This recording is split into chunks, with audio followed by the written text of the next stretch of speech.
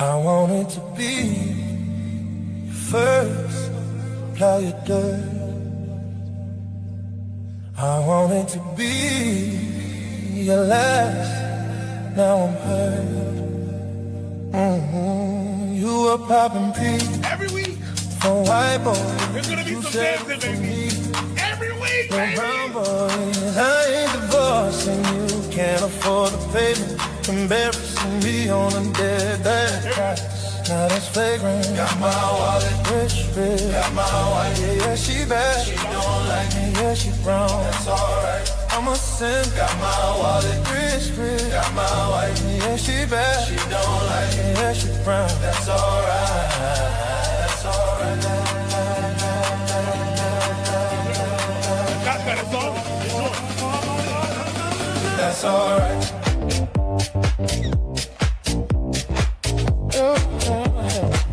Hey, that's alright.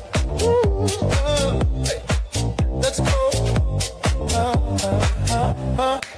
Y'all that social media, doing your wives, doing your husbands, doing your marriages, doing your lives, for life, for free. Y'all that social media, doing your wives, doing your husbands, doing your marriages, doing your lives, for life. I could mix these songs all night long. I'm gonna do a set. I'm gonna just play this in the background. Rich, got my wife. Yeah, she bad. She don't like it. Yeah, she brown. That's alright. Brown, boy. Got my wife. Got my wife. Got my wife. Yeah, she bad. She don't like it. Yeah, she brown. That's alright. That's alright. Little drop right there. Hey. Little drop. That's alright. Let's go. Let's go.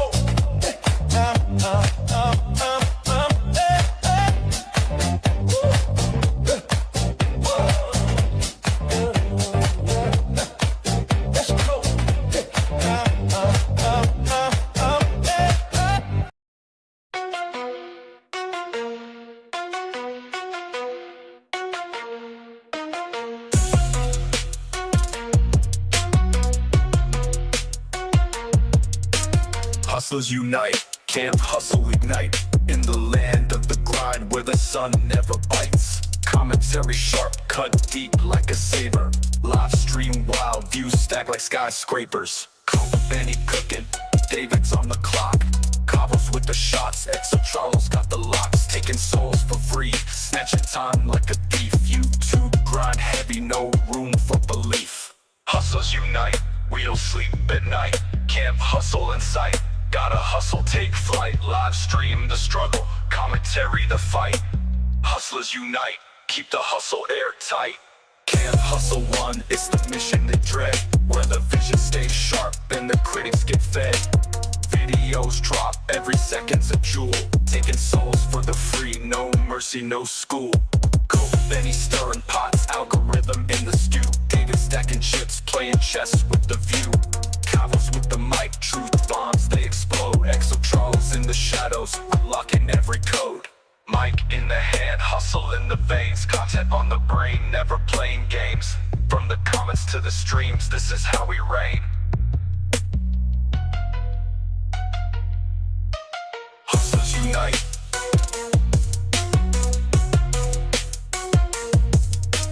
Hustlers unite. Yeah. Content on the brain, never playing games. From the comments to the streams, this is how we reign. Content on the brain, never playing games. From the comments to the streams, this is how we reign. Hustlers unite, we don't sleep at night. Camp hustle in sight, gotta hustle, take flight.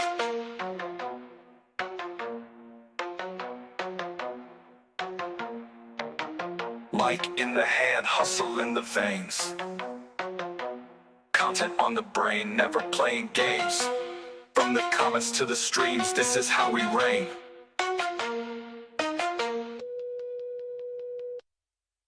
Welcome back, ladies and gentlemen. Camp Hustle One here, back with another live stream. Welcome back, guys. How you guys doing? Let's jump right into it.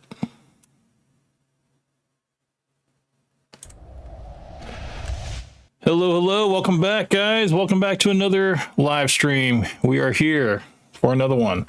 I do believe I have a few videos that are already lined up for you guys tonight, and I think I will be joined by one of the hustlers. He messaged me earlier, so I'm going to go ahead and open up the Discord so we can go ahead and get that going. Let's I think it was Mr. Kavos that messaged me earlier that would like to join me, so we're going to go ahead and get that ready for him. All right, so I'm going to go ahead and join Foxtrot. If you guys aren't part of my headquarters, you guys, there's the link in the description to join the Discord, and we're always posting all of the videos and stuff there for anything that you guys missed, and there's always a bunch of memes and other videos from the people that come on the stream as well, so you guys are more than welcome to check all that stuff out. Let me go ahead and paste this in the chat. 1 second here.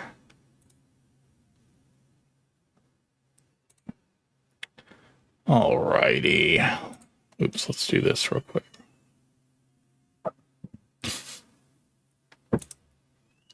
There we go. Go ahead and do that. Copy that. Yeah, man. So this whole week with Akaash, man, has just been blowing up. Everybody's talking about him, man. It's this guy right here, man. He's really making the rounds, man. His wife is really putting him on blast, and dude, everything she's doing is not making it better, man. Not making it better at all. It's like every time I scroll on Reddit, I see another video by her. I mean, by this time, it seems like she's gonna have her own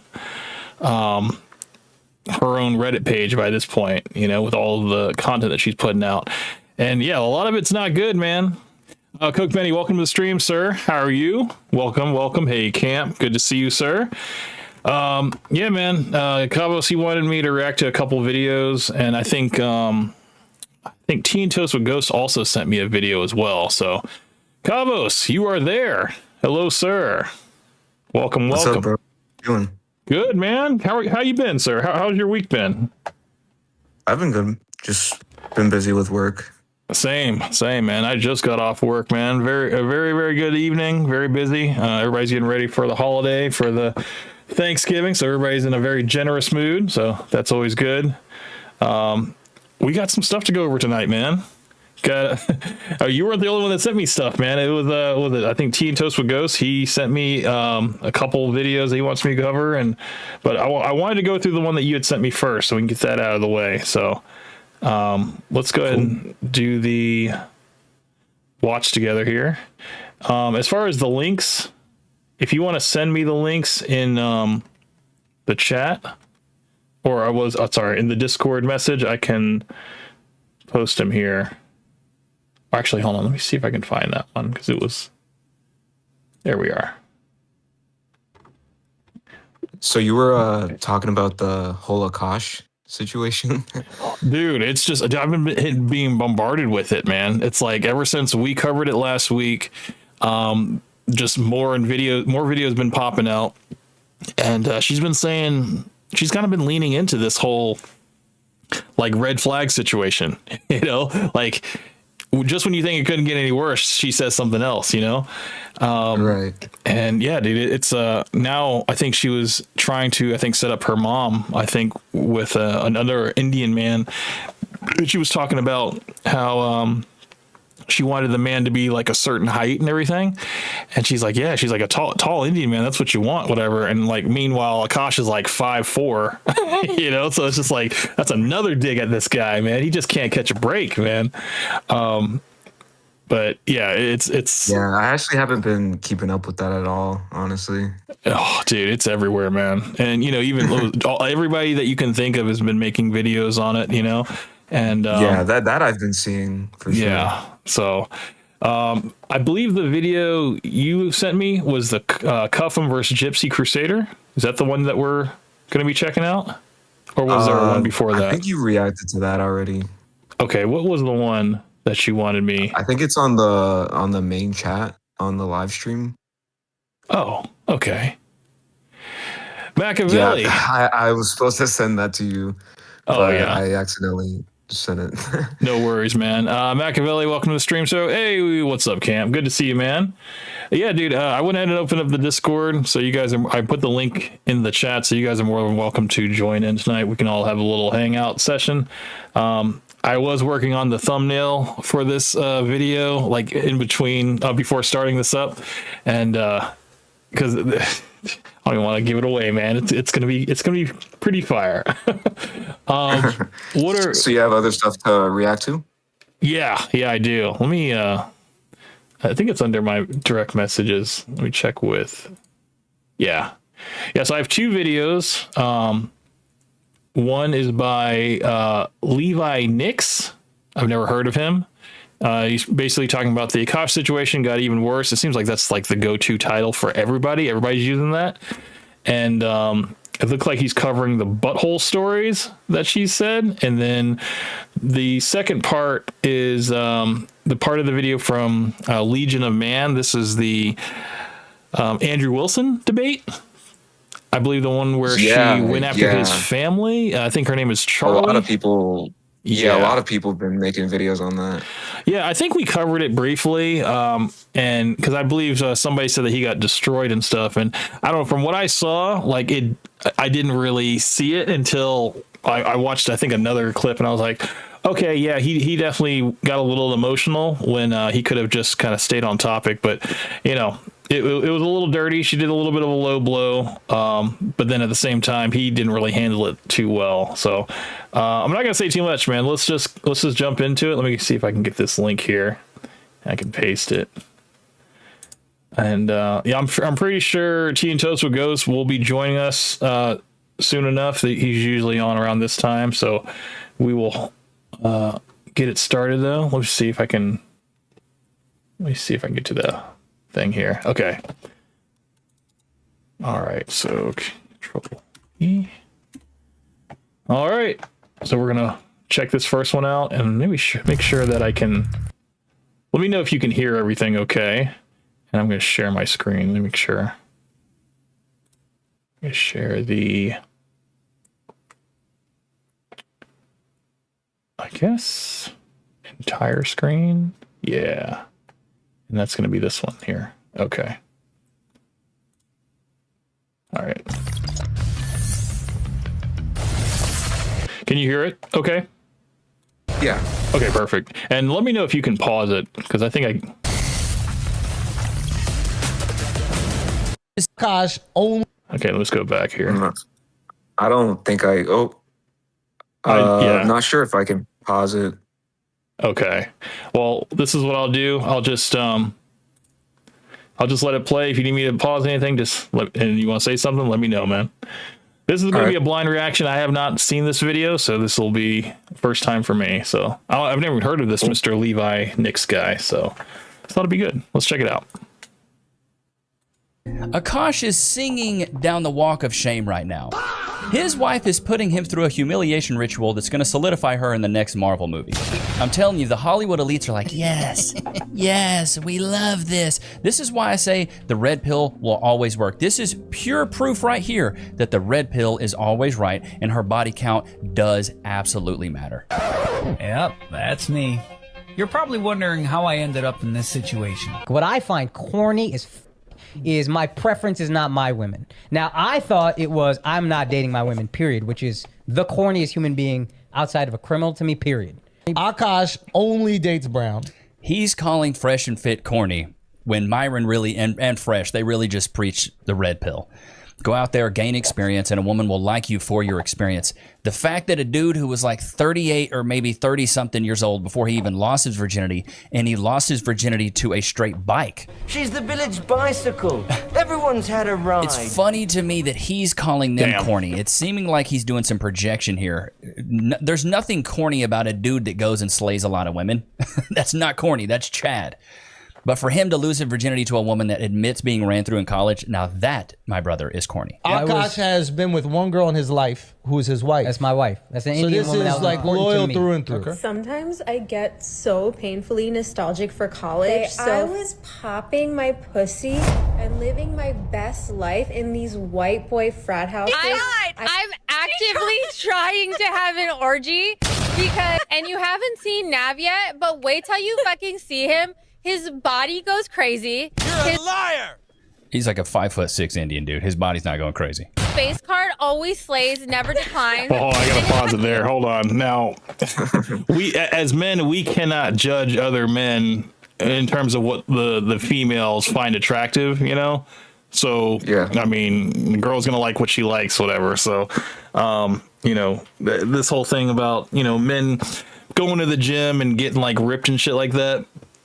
It's actually kind of surprising that some girls kind of really don't go for that. You know, like they go for like the more like feminine looking guys, you know, with like pretty hair, you know, like soft, like facial features and like, you know, they got like the lean swimmer type body, whatever. They're not necessarily ripped or whatever, but it's kind of like how like women kind of get all dolled up for other women, you know, and they do all this stuff that like we don't like the long nails, you know, the crazy eyelashes, you know, the caterpillar eyelashes and all that stuff. They try to like compete with other women, but they think it's like that we find that attractive when it's like, dude, that's just like, it's overkill, man. Like you don't have to have all this makeup on. I don't know what you're doing, you know. It's just like, I don't know, the male gaze and the female gaze is completely like mismatch, you know, in terms of like, I don't know. I can speak for myself that, you know, I like a girl that looks kind of natural, that doesn't have a lot of makeup, you know. There are some girls that I guess you could say are improved with makeup, and for the majority of the time, it really sometimes it's too much, you know. But then when, in terms of like, you know, judging other guys and stuff, it's like, I don't know. I couldn't tell you what a woman finds attractive because it just seems like every woman's different. You know, some girls like The Rock before he lost all that weight, and then there's some girls that like that one guy. What's that one guy that's like really skinny? He was in Dune. He was like one of the stars of Dune. What's his name? You know what I'm talking about, right? I haven't seen that. Okay, what's his name, dude? He's got like he's like pale. He's got like that skinny face. He's got like the like medium to long hair, or whatever. Anyway, it's like. These guys aren't like manly men. They're kind of, you know, feminine, pretty boys and stuff. Like, if any of these guys went to jail, dude, they'd be like freaking taken care of, man. They'd be somebody's girlfriend within that first minute, you know. They would not survive. But yeah, some girls, man, they're just like, yeah, I like a pretty boy and stuff. And so yeah, every girl's different. I mean, and so like Akaash is like pretty short, right? And I mean, if she finds that attractive, I mean, it's not surprising that she would find like another guy that's 5'6" attractive. You know what I mean? Mm-hmm. Yeah, it's just, I don't know. To me, like, at least with like Akaash's wife and stuff, I think that she completely settled for him. You know, like if she could have like one of those chads that she was with in college and stuff like that, she would have totally gone for that. But I think it was just, you know, she was settling for him, you know? Yeah, for sure. But now she's having regrets and buyer's remorse and all this stuff. And she might be in too deep, you know? She might be like, look, I'm just going to ride this out and see how much I can get. And, you know, I did see a video. I don't want to poison the well, but I did see a video before I got online, and I was like, oh shit, that whole thing about her possibly starting an OF, she's already spoke that into existence, you know, because she says in case their relationship doesn't work out, you know, she doesn't have any like work experience and stuff like that, so she might have to start an OF. And I was just like, dude, I fucking knew it. It's like these girls have no other like skills or anything they can do to like go ahead and, you know, get out there and make money, you know, just off of their talents alone. They're just like, no, I'm just going to go and I'm gonna be a virtual hooker, you know. Right. Exo Charles, welcome to the stream, sir. Yo, people, how you doing, sir? Machiavelli came back. He says, I watched this back when I saw this Pajit and his high horse talking down to FNF.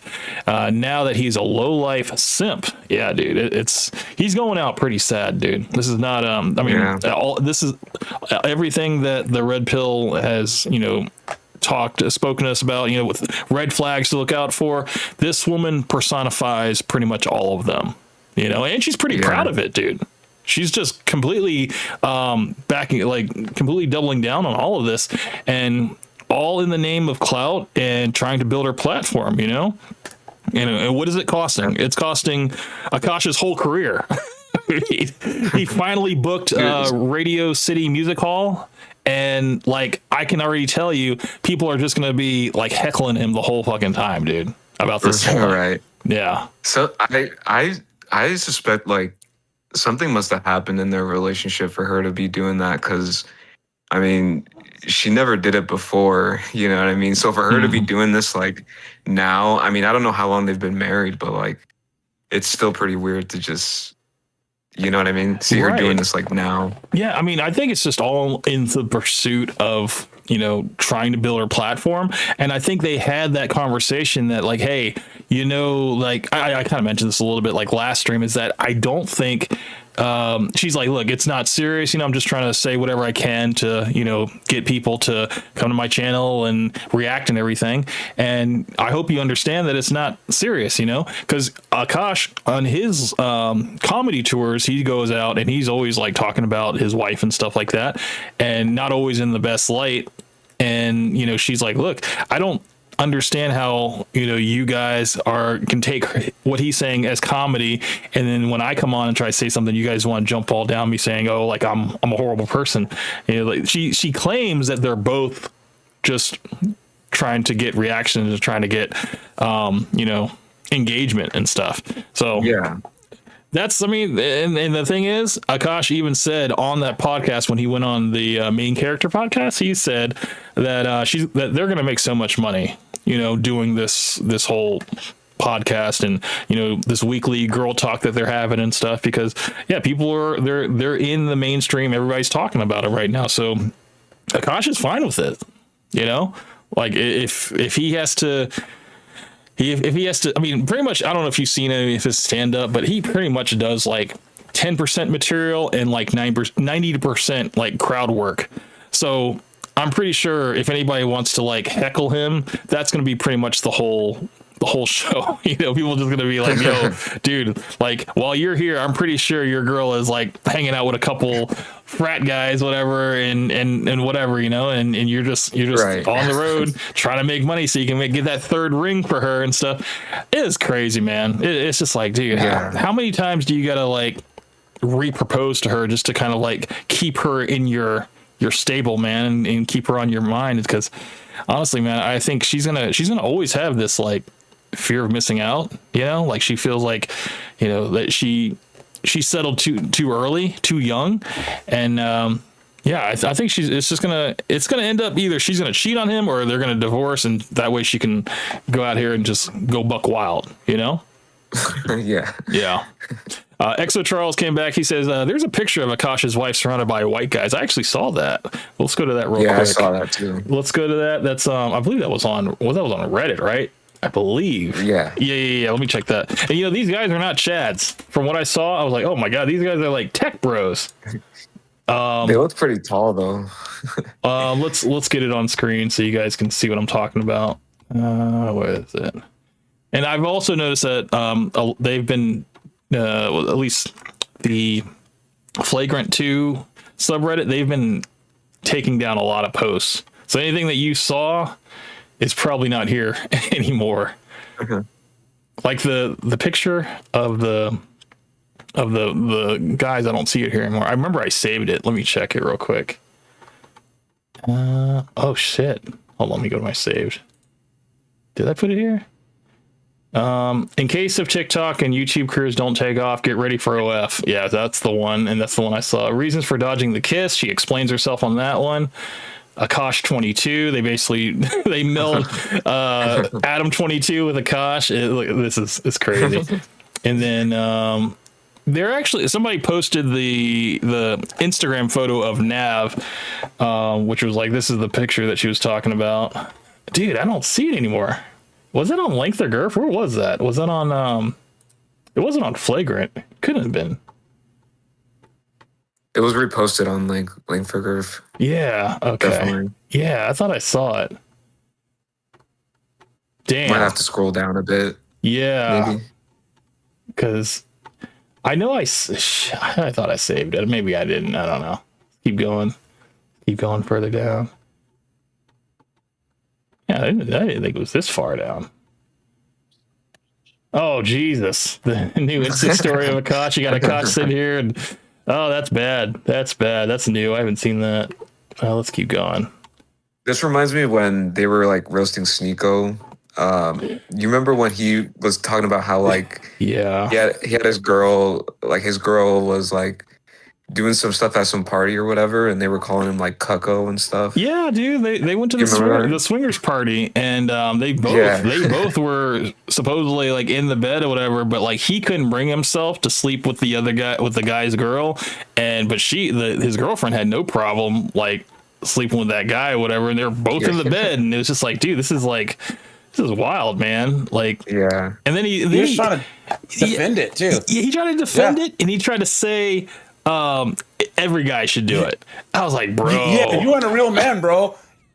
If you can't handle your girl banging another dude, it's like, come on, man. Bro, that's a bit of a stretch. You can't make this. You can't normalize this, dude. You really can't. Hey, man, it's bad.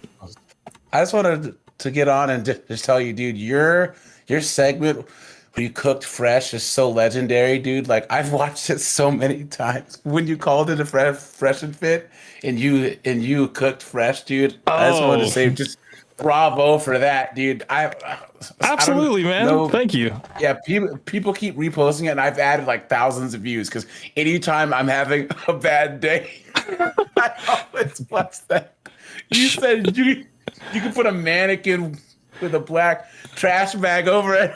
Yes. Hey, you know what? Hey, man, shout out to you, man. I honestly, like, when I said that, I was thinking, I was like, you could, go a little bit, if you wanted to do like the trash bag. I was going like the most economical route. Okay. The cheapest way to replace fresh. 4 buttons, trash bag over a mannequin, and maybe throw some glasses on it just to keep it in character or whatever. But no, man, like it was that's something that, it was lightning in a bottle, man. I'm just glad that they let me go for as long as they did. It was good times.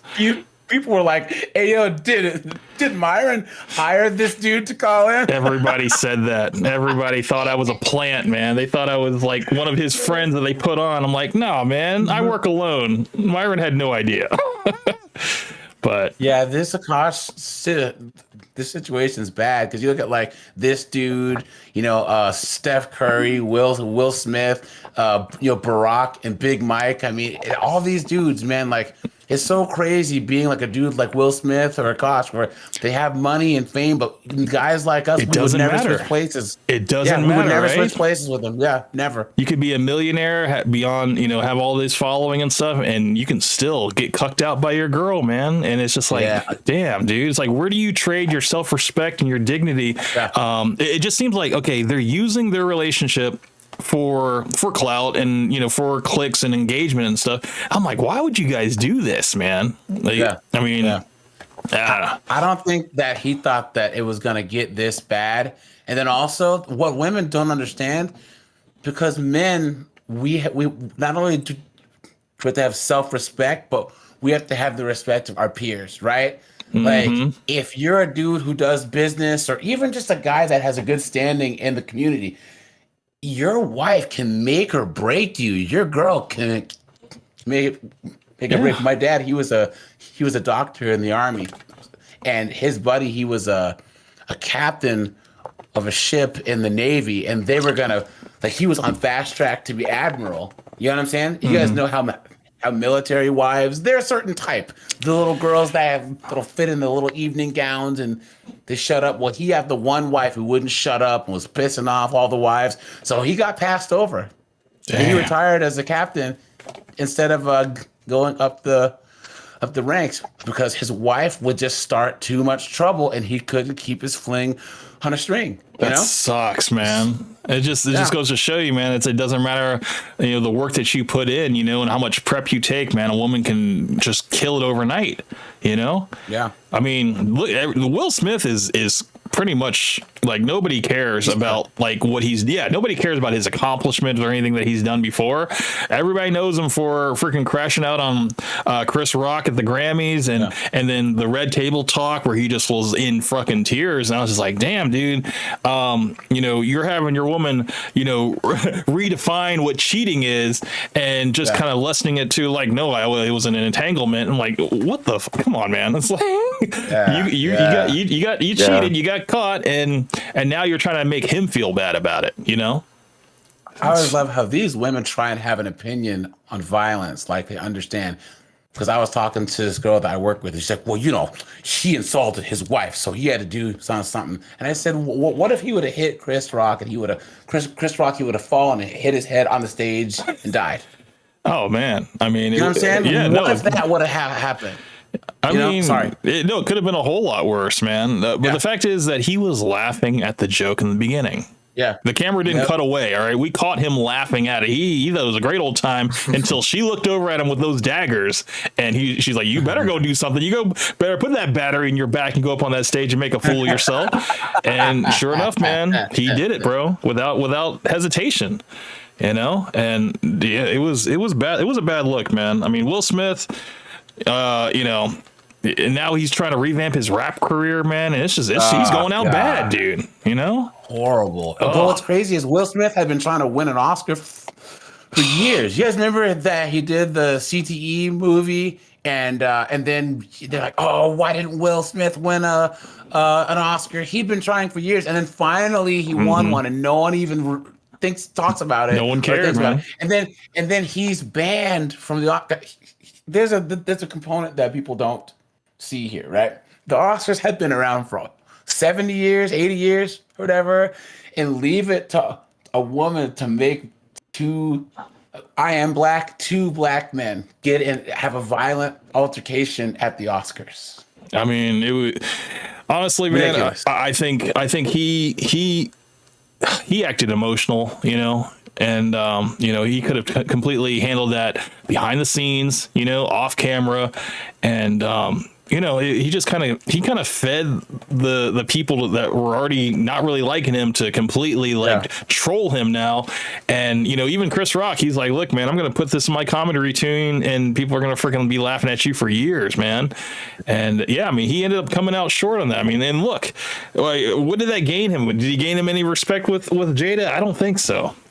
Then she wrote her book and said that they weren't even together at the time. Yeah. So now he really looks like a fool. Yeah, man, that's a grade A simp age right there, man. And what can you do, man? It's like you can't really do anything to repair that whole image, man. It's like you can only hit the restart button so many times in your career.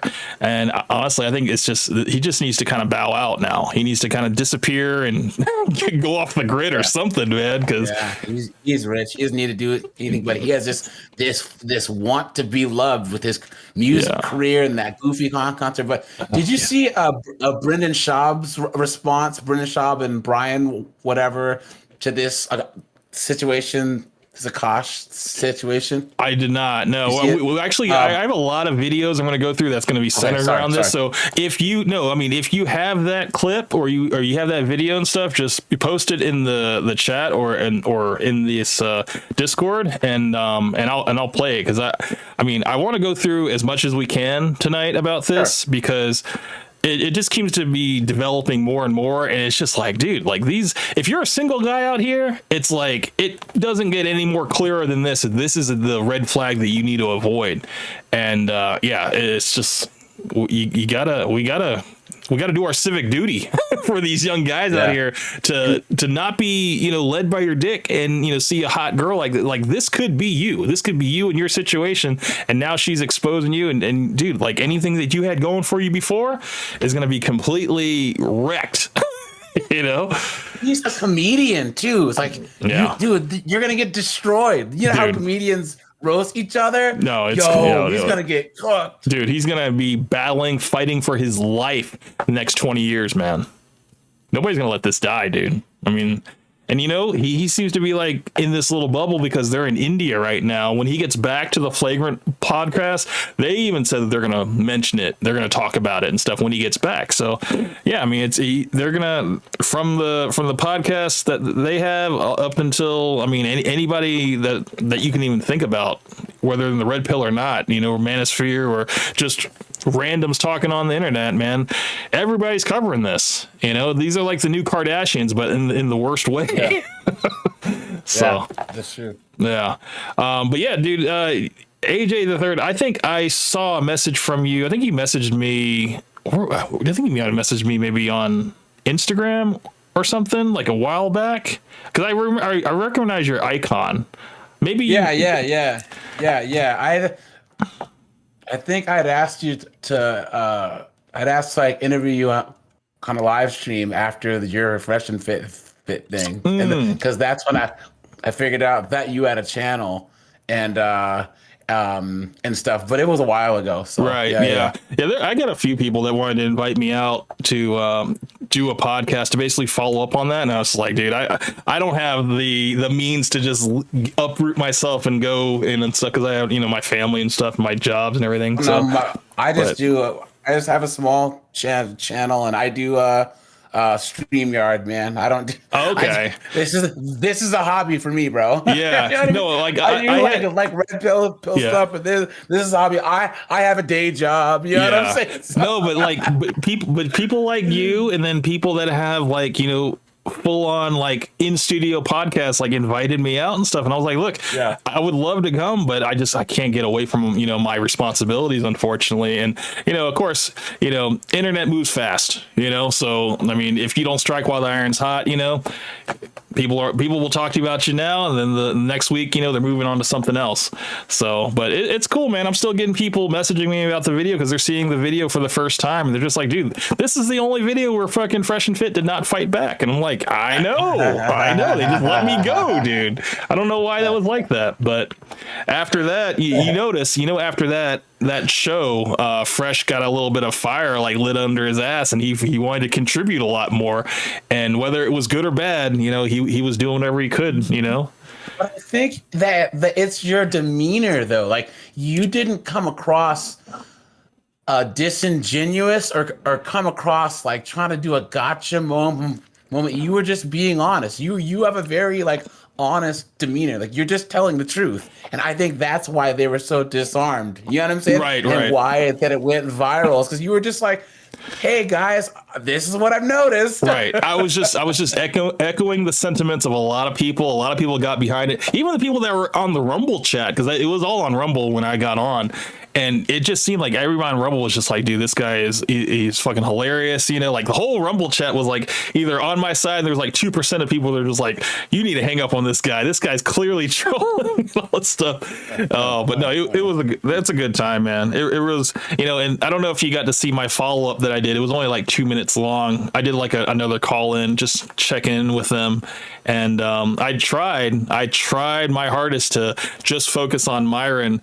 And you know, it didn't really pan out because I ended up going for the low hanging fruit that was sitting across the table from him, and by that point it was all over. But it was still a funny time. I don't think they're going to be doing call-in shows for a while now because of. Well, I just wanted to still say thanks for all the hours of entertainment that you've given me watching that clip over and over again, bro. I appreciate you and everybody else that has been, you know, dude, like my Instagram blew up. I had like no followers, nobody, whatever. And people just started messaging me and like, they're like, dude, like this is awesome. You killed it, whatever. And then, you know, I literally went, I think it was like like the next day was like Valentine's Day or whatever. So I went like did something special for my wife. There's one guy, I had to pin this because he's like, dude, this guy destroyed Fresh and Fit. And then he went and celebrated Valentine's Day like nothing happened. It's like, yeah, man, it's just like, I'm a regular guy at the end of the day, man. Yeah. Like I just, but you weren't doing it for clout. No. It's not like you were like trying to like go gotcha and then go viral. No. I think that's really why it's the authenticity that kind of stuck. Right. You know, so and you know, people that know me, man, they know that I'm willing to give them shit. And if you can you can get your shit back to me, like, you know, you talk your shit back to me, then yeah, we can be friends. But I lost a lot of friends by being the way that I am, you know, just being direct like that and being unapologetic. And, you know, just, I mean, I write notes on everything. If I'm very passionate about something, and just so I don't like stay off a track, I had my notes for when I spoke with Fresh, but I also had notes for Myron, but I just never got around to it. Because it was just like, you know, it just kept going with Fresh. But no, it was a good time, man. Yeah. The thing I can say that irks me the most, and I'll kind of end this Fresh and Fit thing here, is so I have a speech impediment also. So I stutter, right? Mm-hmm. There's 5 types. I do all of them, right? So I've had 12 years of speech classes. It comes out when I get excited or whatever, you know. Mm-hmm. So when I hear Fresh has one of the easiest to treat speech impediments there is, okay? Like, he doesn't stutter, he doesn't have a lisp, right? He is one of the easiest speech impediments, and he does not try to fix it, and he talks for a living. It's like, bro, 7 months of speech therapy, man, can fix your speech impediment. It took me 12 years to not be like, right? You have to be able to actually have a normal conversation like how I'm having now. Mm-hmm. And I just can't listen to him because I just think about what my speech therapist would say. Like, why is this guy not doing the bare minimum to be able to communicate with a bunch of people in the room to where they can understand what he's saying? Right. Yeah, exactly. Yeah, that's always been like my biggest criticism of him, you know. And he'll be like on a Twitter space, he's like, and I was like, wait, what? Fresh, can you repeat yourself? It's like, bro, like, you know what I mean? Like, and once again, I don't want to, you know, be the pot calling the kettle black, but I've done the work to be able to get to where I am now, because with my channel and everything, I talk, so I'm just like a disembodied voice. So I try and make sure that I use all my techniques so that I'm not just some stuttering mess, but Fresh just doesn't care. And it just really, really, really tap dances on my nerves. So, well, I mean, you go in with a plan, you know, you kind of go in, probably maybe even have an outline of what you're going to say. I don't think there's any script for Fresh. I think he literally just comes on the camera and, you know, he just flies off the seat of his pants, you know, and whatever comes out of his mouth, whether it's verbal diarrhea, you know, or if he's just trying to say something, it doesn't necessarily have to make sense. It's just him contributing in some form or fashion. And dude, it's like, I've probably lost count of how many times he was talking and everybody was just kind of looking like, what? Like, what are you saying, dude? What are you saying? Like, like why are you sitting here at this table? You know? Well, he's like, there was a guy at my job and he used to wear like expensive suits, really, but he was like 400 pounds. No, he was probably like 380. I'm like, dog, why? Get a gym membership. Like, what are you doing? First of all, I didn't know that they made suits like that big, right? But I said, go to the gym. You're better off being thin, wearing cheaper suits. And you, it's like putting rims on a Pinto. It doesn't work. Fresh has his gold chains. He has his Lambo. He has his appointment. You get a speech therapist. Dude, what are you doing? He had a speech therapist and he paid her like $3,000. And honestly, I think he gave up going, you know, like he even brought her on the podcast. They did like a little session and he still was making the simple mistakes of just going, you know, and she was like, look, you know, don't give me that. Just figure out what you're going to say and say it, but don't stutter, you know? And then also he had a personal trainer. I believe it was Wes Watson was his personal trainer. And then he had a few others. Yeah. You know how that went. And yeah, so then, you know, he just said, oh, I'm going to go to the gym. And then, of course, you know, you get like the 30-second clip or maybe even like less than that, like a 15-second clip of him curling. And that's about it. Like he doesn't do anything else, you know, no cardio, anything like muscle targeting or anything like that. She's like, I'm just a curl on camera, and then get the little photo op, and that's it. The issue is that they're trying to be leaders of men. That's my problem. And you had said that in your talk with them, because he's like, you don't know what I do, and you're like, dude, no one does. Like, what are you talking about? He's like, why do I have to explain myself? He's like, because you're trying to tell us what to do. You're trying to tell your fan. What that attitude it doesn't make any sense. You were trying to be the person that's giving knowledge to people, but you aren't taking any of your own advice, and you aren't doing anything to earn the respect of those that you were trying to appeal to. Insane. It's so simple, man. It's like, if you claim to have all this value, but you don't want to actually share it with us because you're like, look, I don't have to tell you what I do. Well, you're kind of creating like this weird like situation then, because we're like, well, why do we have to listen to you if you don't want to give us anything? It's like you can be a yes man to Myron, but like, look, there's plenty of those in the chat. So it's like, what are you other than just a glorified audience member? It's like, I mean, I don't know. That's just what I think. I think he's honestly just trying to ride the success of Myron. Oh yeah, I mean, yeah. And the thing is, Myron went full in all this right-wing politics stuff, and you can tell that Fresh doesn't want to have anything to do with it at all. Oh, dude, it's completely out of his wheelhouse, dude. Completely out of his wheelhouse.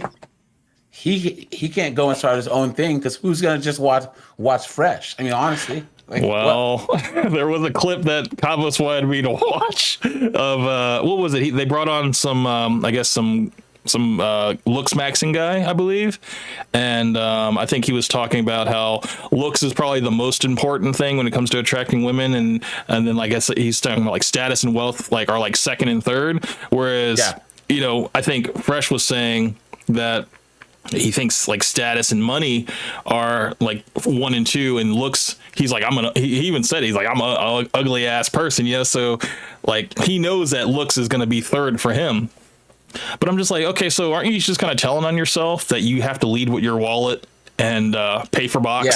And then he tried to say to someone that, like, who was it, 6ix9ine? You guys remember when 6ix9ine bodied Fresh like 3 weeks ago, where he was like, I don't pay for box. Yes, you do. And then 6ix9ine is like, hey, yo, don't be Fresh.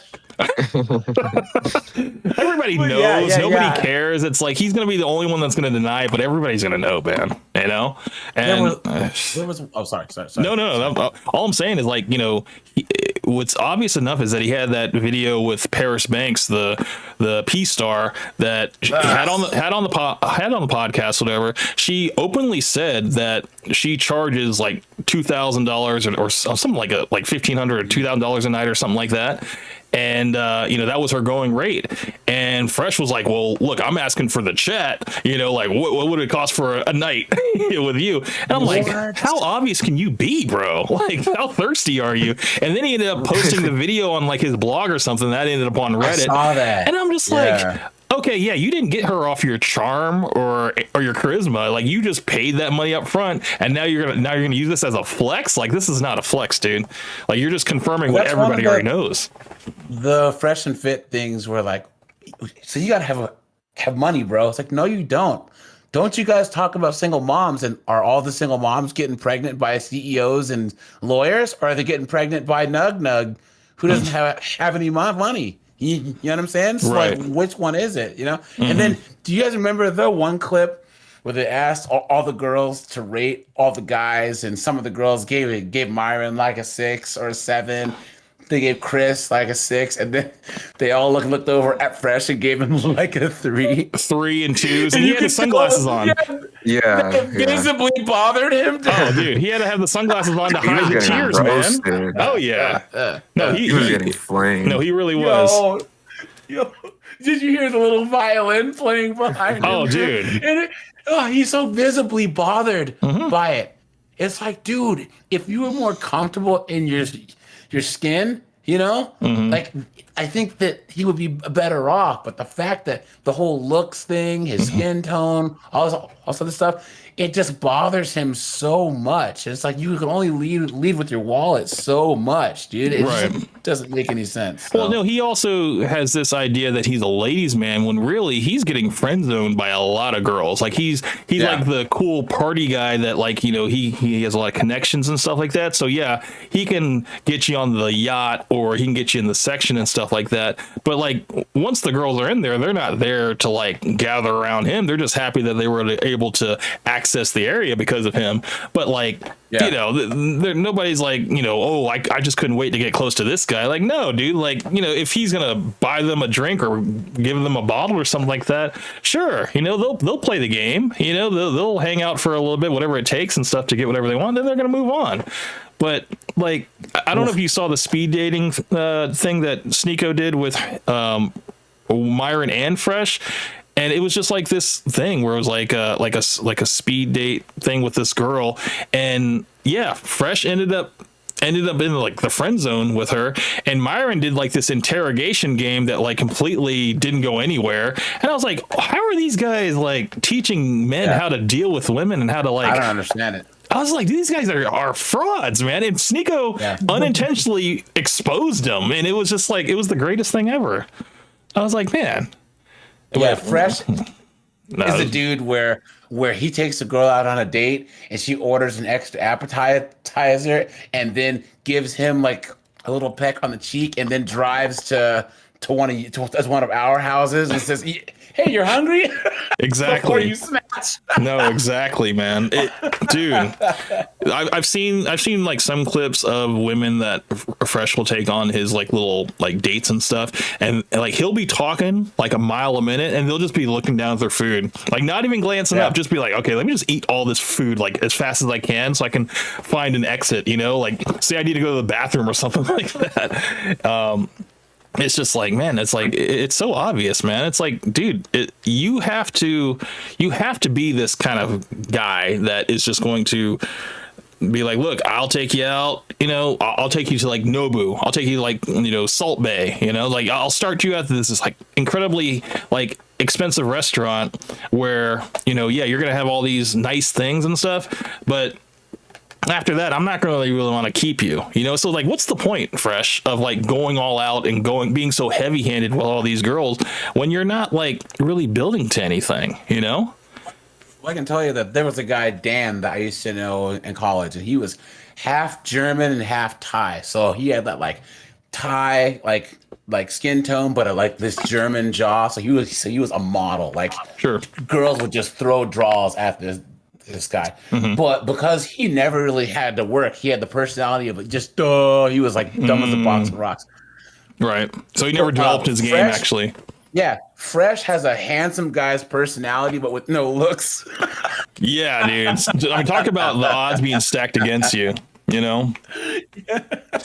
I mean, the fact is that Daisy Chen was an escort, you know, and she noticed that he was just standing there on the wall, like just acting awkward and like just looking at her all crazy and stuff. And because he wasn't going up to her and like spitting game, that's what intrigued her. So I'm like, you know, but then at the end of the day, she was just an escort. So it's like she kind of handed herself to him on a silver platter, and yeah, he just he knocked it up, man. He knocked it up, and then yeah, L after L after L, man. All those dudes take is L's. I've never really been a fan of them. It's just obviously during the cough when their clips were going viral and all that other stuff. You know, but most of their fans are like 15 to like 20, you know, these younger guys, you know, but I don't see like, you know, I'm 44. I don't listen to anyone that just, you know, contradicts themselves.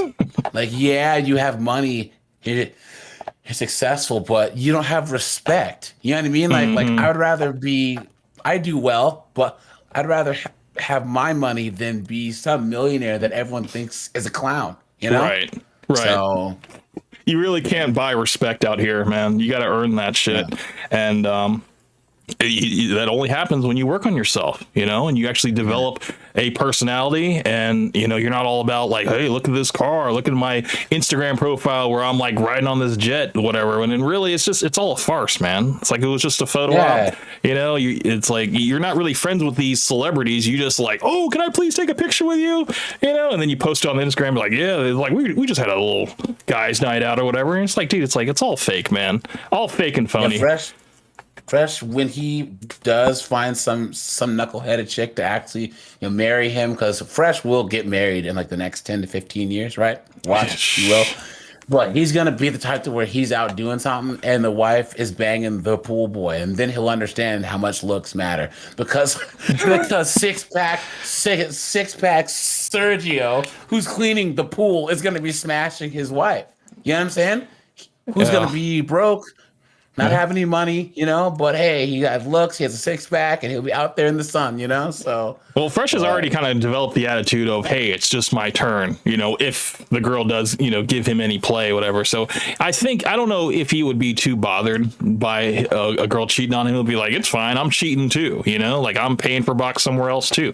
So it's like, there's always some girl that's willing to, take $1,000 from Fresh, for an evening, So damn.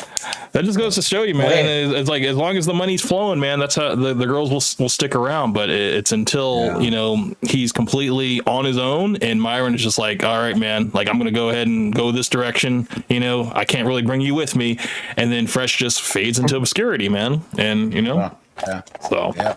But hey, man, I dropped Brian Callen and Brendan Schaub. That link is in the chat. But thanks for having me, man. I appreciate you coming on, man. Appreciate it, man. Once again, thanks for the endless hours of entertainment that you've given me, because I watched pleasure, that clip multiple times. But thanks, pal. All right, take care, guys. Sir. See you. Easy. Peace. Exo Charles, he says the speech impediment is not the problem. It's the lack of articulation and knowledge. The only thing he knows is the prices of girls he brings home. He adds nothing to the conversation. I mean, dude, you kind of hit the nail on the head, man. Fresh is not a hard person to figure out, just from the countless clips that we've seen of him and just the exposés of even his like fights and stuff with other creators and people reviewing him and stuff. It's like, yeah, man, it's like he is literally just lucky. He's just a lucky guy that was at the right place at the right time, and he just happened to pair up with someone that has a little bit more articulate arguments to go through. And if he didn't get paired up with like Gary the numbers guy, or the other guy that's on his podcast, I can't remember his name. Dom Luker. Yeah, it's like if those guys didn't join there, dude, it would be, I don't think anybody would tune in, Yeah. So, but yeah, let's keep going. Let's keep going with this one. Tea and Toast with Ghost, I see you're showing the video I sent you. Nice, man. Welcome to the stream, sir. You're more than welcome to jump in here as well, man. So we can go through this. I want to see what this guy is going to shed some light on. Looks like he's going through the clip that was done by one of Myron's little clippers and stuff. But yeah, let's see what his take on it is. That face card is not. I've seen him. No, he looks like Nav. Kind of weird because I'm talking about your husband. I just know that Nav's dick. You know who Nav is, right? Nav is the co-host's husband, from what I understand. Is he? Yes. Okay, I thought he was referring to the Canadian rapper. I don't know if you know who he is. No. I've not heard. He was in like Drake's group or whatever. Oh, OVO? Yeah, he's like Indian too. So you know what? It might be the same person. Maybe. I don't know. I only know about him through the clips I've seen of him being on, because he was on the podcast with them when they were talking with Akaash there. And yeah, he just looked like a normal Indian dude, like nothing spectacular, whatever. But apparently he's like a personal trainer, from what I understand. So that's why he's got like the abs and all that stuff. So, it might not be different. Yeah, I think it might be a different guy, but for sure, yeah. At least 10 inches. Okay, I have two butthole stories. So one time I met this guy on Tinder and I made the dumb mistake of letting him sleep over, like not really wanting to fucking hook up. And I like woke up in the morning and like my asshole was a little sore. Oh my god! And I remember that he like kind of porn. Okay, hold on. Question: is the girl considered a virgin if she does not do vaginal and she only does anal? Do you still consider that a virgin? I mean, I wouldn't. No, I wouldn't either. Yeah. To me, sex is sex. Okay, so this whole like technicality of like I'm a vaginal virgin, you know, it's like I don't care. You know, I think it's worse. It's worse. That's such a weird thing. Yeah, that's such a weird thing to say on a podcast too. Like, I don't think I've ever seen. Maybe there are like podcasts of guys talking about this kind of stuff, but I've never seen even like guys getting into like this kind of. You know what I mean? Like detailed. It's wild. You know what I'm man. saying? Well, I think that's kind of what. Okay, so the reason why I think like female comedians aren't funny is because they have to go towards like the crass, like sexual stuff, and they can never actually talk about like situations that are actually funny. You know, or actually do like jokes with like setup and payoff and stuff. It's always just some gross out humor. It's never anything like funny. But so like relating that to a female podcast like this one, in order to go viral, they have to talk about the sexual crass stuff, you know, rather than, you know, talking about stuff that actually would be helpful to young girls and, you know, maybe guys that watch this stuff. I just don't see the value in it. You know, if anything, it's just trash. It's trash stuff for, you know, people to have ammunition for her husband. That's it. You know, so it's not working out for him either. What do you watch when you use a vibrator? Okay, not gonna lie, I don't watch porn while using a vibrator. What? Bro, she woke up with her booty sore. That sounds like the first day in the pen right there. Bro, that's crazy. The fact that she is comfortable enough to talk about her butt getting straight busted in, that's crazy work. And she only told one of the stories. She's like, I have two, but she only told one of them. So maybe that was the lesser of the two, hopefully. My imagination is vibration enough. Wow. I'm just thinking of like my own husband while I'm like doing it. Wait. That's a good answer. That's a good PC answer for a woman who's married to say, is that, you know, like if I'm going to, you know, think about something, I'm going to think about my husband, you know, like that's something every husband would want to hear, you know, but I think this is also truthful because, you know, women are a lot more, you know, like visual, not as visual as men, you know, like they can use their imaginations and stuff. And, you know, like women get off to like reading books and shit, you know, rather than actual watching video and stuff. But then, you know, there are girls that are like Akaash's wife who are kind of like a dude in a way, and like they need to kind of watch other people you know, have sex and stuff in order for her to like get off, you know. So yeah, this is a red flag, man, like all the way around. It's not good. That's kind of baller, but I could never do that. Yeah. And so I was using you and your husband split finances, and I'm gonna be really fucking honest. I don't. We don't. First of all, that's a fucking red flag. I'm not like, no joke. I love you girls. If you want to work, all for that, whatever. But like any man that doesn't want to have a joint bank account or isn't being transparent with his accounts or has separate accounts, that's a fucking red flag. This is not a two-way street. This is a one-way street. Gold digger, His bro. money is our money, and my money is my money. And look. Wow, that's a modern woman quote right there. Have I only made $600 from content creating? Wow, I went up $100 from last week. But that's my money.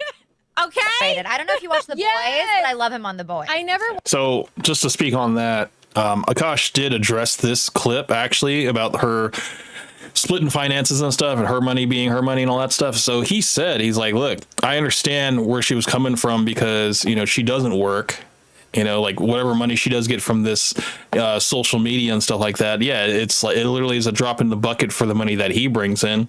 So it's not really like a big deal. But he also said that he could never imagine his wife going into a bank and opening up her own separate bank account. You know, he just can't imagine her doing that. So it's like he didn't have a problem with her saying this because he knew the truth, you know? So I kind of understood his response, and I was like, okay, that kind of makes sense. And I can see how like he wouldn't be bothered by her saying that, because the situation is she is taken care of by him, you know, and he probably wants it that way. So he doesn't have an issue with her saying that, you know, his money is their money and her money, whatever little money she brings in, you know, is hers. And, you know, because it doesn't affect Akaash. He's not hurting for money, you know, so. Yeah, and when he explains it like that, then I mean, it makes way more sense, you know. Yeah, so I mean, it doesn't seem as bad. Correct. But you know, to anybody else that, you know, doesn't really know the situation, they're just like, you know, holy shit, you know, like this woman is a complete gold digger. But I'm just like, you know, I think you got to kind of know all the details of the relationship and all the dynamics and stuff to realize that, yeah, if she is a stay-at-home wife that, you know, doesn't cook or clean, like, yeah, that's bad, but she doesn't work, you know, so she is fully kind of dependent on him. So, and, you know, I think that's a position that a lot of guys would like to be in, ideally, because then, you know, they could get a woman that will take care of the house while he goes out and works and stuff, you know. That's kind of like traditional. But then, you know, she does have a lot of modern woman tendencies, and you know, she kind of wants to, you know, strike out and kind of make a name for herself, and I think that's where all these problems are kind of coming from, man. So watch that show, but like, he's on my hall pass list. Oh yeah. Chase Wow, your wife getting online and saying there's dudes on her hall pass is crazy work. Crawford, Jacob Elordi, Austin Butler, and who else? Wait. Jacob Elordi, Austin Butler. These are like tall white dudes. Yeah, that's her. That's her type. Married a short Indian guy. She settled for a short Indian guy, but she still is nostalgic for the tall white dudes. Come on now. Yeah. Come on now. That's crazy. I mean, this is also very common just in like the Asian community. I still kind of lump Indians in with Asians, whatever, because they technically are. But like whiteness is like the top tier. Okay. They got soaps over there to bleach their skin. They got the colored eye contacts and stuff. Everybody's trying to get like blue and green contacts, whatever, because everybody's trying to be white over in Asia. Like even the actresses and musicians and stuff, the ones that are of like fairer skin, those are the ones that get the TV and movie roles in the music careers and stuff. And those are the ones that are like the pop idols and stuff. Like everybody wants to be white. You know, you see all the K-pop bands and stuff, they're all like bleached white, dude. And you don't see any like tan Asians, you know, that are like big like that. Everybody's trying to be white. And yeah, if you can get a white man, American or British, whatever, it's like, dude, like you're doing well for yourself. You know, like that's the ultimate flex in that community, which is, you know, it's kind of wild. Yeah. What do you got? Sorry. Yeah. No, what do you got, man? You about to say something? No, I was just gonna say like, because you were talking to that guy earlier about how like Will Smith's career was pretty much like done after the whole like his wife basically like ruining his career and stuff. Like this is just kind of reminding me of that and how like your wife can really just destroy your career, man. All your hard work, man. Basically, I mean, Akaash has been doing his comedian thing for close to 20 years, man. Like I remember looking at like his earlier stuff. He was a young guy, you know, out in New York trying to like make it and stuff. And yeah, he's been at it, you know, just and for it to just kind of overnight, nobody's really acknowledging the work that he's done anymore. It's just like all of this drama is just kind of overshadowing the whole thing. And I don't know if he'll be remembered for anything now. It's like he's gonna go back on the podcast, the Andrew Schultz Flagrant podcast, whatever, and they're just gonna be bombarded with comments. They already are being bombarded with comments, but like once he gets back, it's like that's all people are gonna talk about. And you know it's not going to be able to avoid it, man. It's like they either address it head on, you know, and deal with it and be like, look, I don't give a shit about any of this. Like none of this really bothers me or whatever. Or they just, I guess, talk around it and act like it's not going on, which I don't know how long you can keep that facade up, you know?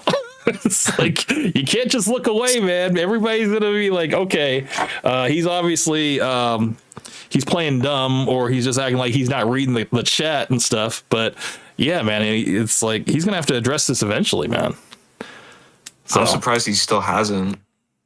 I mean, he's just trying to focus on his radio music hall thing, whatever, his whole performance thing like that. Because honestly, man, it's like when you're in your career and you're, you know, in the middle of your rise and stuff like that, it's like you can't let things like this like stop you. You know, you have to, because I mean, right now he's still getting gigs, you know, so it's like you gotta really just lean into it, man, and just kind of act like, you know, whatever the drama that's going on, just try to like block it out, you know, because you feed into that, man, you're just going to accelerate the downfall.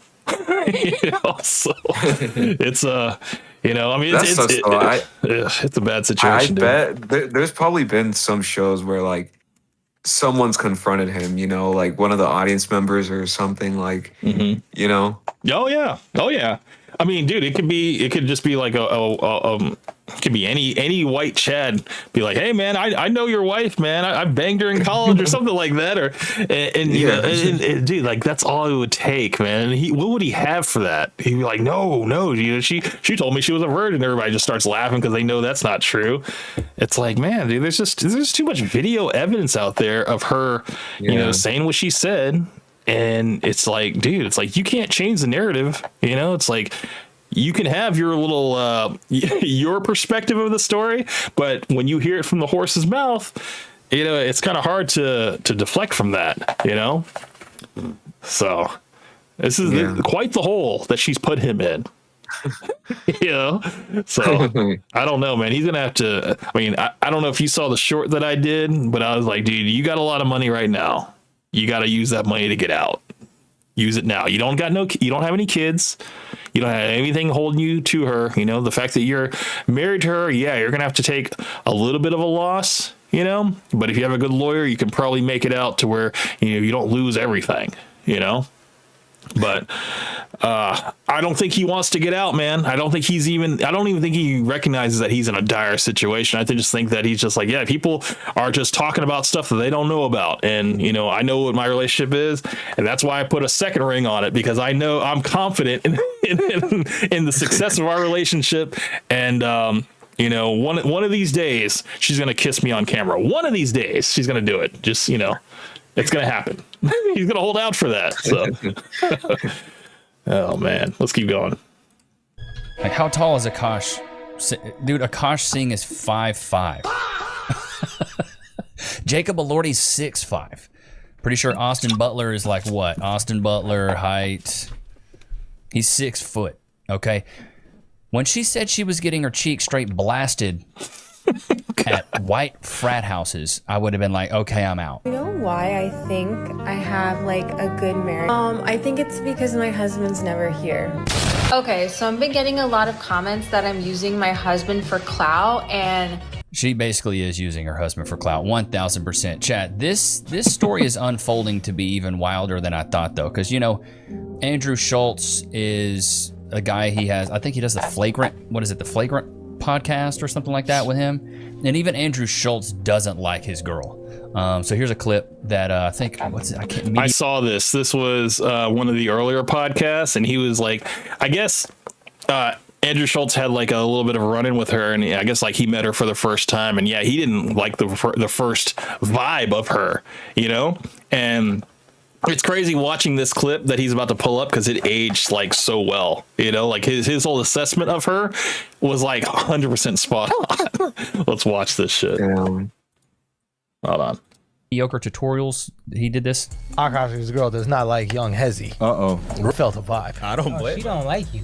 Oh my god! And I even gave Akaash like a little fake ass compliment. Like, remember when they were doing a podcast, and I was like, man, he waited for you. Like, I've been trying to whatever, you know. But wait, was that rude when I just said we'll wait for Akaash's girl? I said we'll wait as long as she needed. We'll wait. You didn't say it like that. That's what makes you ain't shit. Yeah, that's wild, bro. I ain't gonna front. I'll be telling you. Like, if that was my girl, like, we'd have to have words. Like, okay. First off, as a friend, right, your mans is always supposed to big you up in front of your girl. In fact, If he doesn't or brings you down, that's one of the key indicators of the red flags. You hang out with him? Yeah, nobody like me. Which is Look, fine. You get Nobody's friend, nobody's girlfriend likes me. This is the pressure that he put him under. Oh, you got control text. Look at the pressure. By the way, texting in the middle of a podcast is like, that's bad form right there. We're cutting it down. I'm uncomfortable about this. I care about the assholes, y'all. Y'all can entertain yourself. I felt a little relief because I was like, oh, okay, I'm not. I'll get you out of this situation right now, too. You want me to get on the stand? Oh, motherfucking ads. Hold on. Let's get through this. Okay. Do you watch Mediocre Tutorial? Damn. I've seen some of his earlier stuff. I haven't seen anything lately that he did. I didn't even see the thing that he did on this. This clip I saw on somebody else's podcast. But I do remember him. We brought him up when we were talking about Kevin Samuels and how he didn't extend the ladder back for Myron and other creators and stuff. And once Kevin Samuels' career like blew up and stuff, he just kind of like left everybody else behind. But yeah, I did touch on mediocre tutorial and reviews on his take on the whole Myron Kevin Samuels situation. So I did speak about him a while back, but I haven't actually had like a show centered around him. So yeah, but yeah, I mean, I've seen some of his stuff. He did a lot of reviews on Pop the Balloon, because I guess whenever that show was like popular, he would always kind of I guess shed some light on some of the girls there, and also some of the guys too. I remember that one guy that was called the Ninja Turtle, the plumber, Aaron the plumber. Remember when he was making rounds? Yeah. He did a couple videos on him, and I remember I was kind of like watching a lot of his content then. But yeah, damn, so many characters that came and gone, man. Whatever happened to Aaron the plumber? I've seen a bunch of videos of him just getting into fights. Yes. I think he was on some reality TV shows, like a couple of them. Yes, I did see him get into a fight with a trans woman, I believe. I saw that one. Yeah, yep. And it was he was like, I ain't afraid to hit no man, dude. It was pretty funny. He was actually he was on Fresh and Fit actually with really? Charleston White. Yeah. Whoa. I don't know. It was Myron wasn't on the show. It was Fresh and Dom Fresh and Dom. They were like hosting the show, and then Aaron the plumber just I don't know. It wasn't worth a watch. You know what I mean? Okay. I didn't even know about that. I don't think there was anything clippable came out because I would have seen it on Reddit. No. So yeah, interesting. Okay. Let's continue. Andrew Schultz is even clowning him it seemed like he had his back at one point in time, but the thing is, chat, this stuff gets even worse. It really does get even worse. So here's a clip of Akaash, the simp Akaash. He proposed to his wife again, and she was only focused on the ring size and even dodged his kiss. Bro, if your girl's doing this, get out of the relationship, brother. Like, what other signs did this man need to leave? First of all, I want to say to Amma, happy birthday. All of this is possible because you told me I could do anything that I wanted. And the best decision I ever made in my entire life was to marry this woman right here. Oh, God.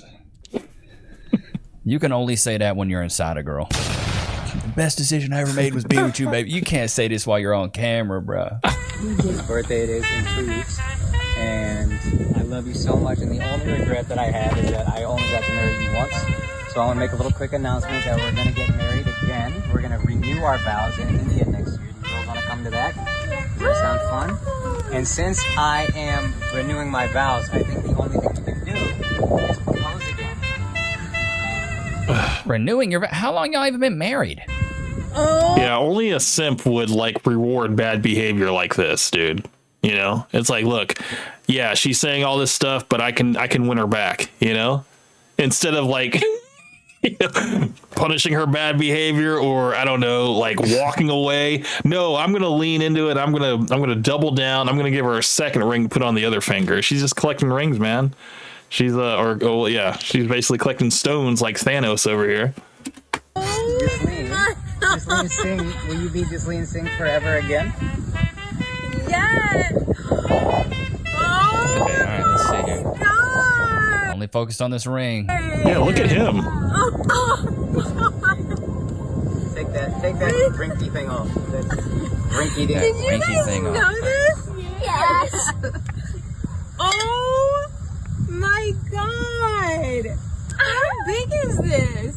That's all she cares about. Shut up every time I tell you. Thank you so much. Oh god, I Oh, die, bro. dude. I die inside, man. Every time I see her do that, it's just like, damn. Can the guy get a little smooch, man? It's like, dude, the carat on that ring was, I believe it was around like 4 carats, which, you know, if you were to average that out, it can be anywhere in the price range of like $50,000 to $100,000 for a 4 carat diamond ring, which, you know, could have possibly been more than that.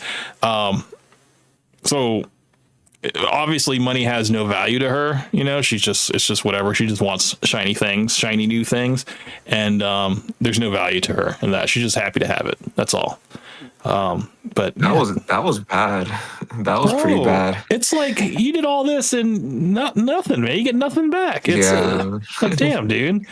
I mean, yeah, that was like like the way she turned. That was like, I don't know, just like resentment. Well,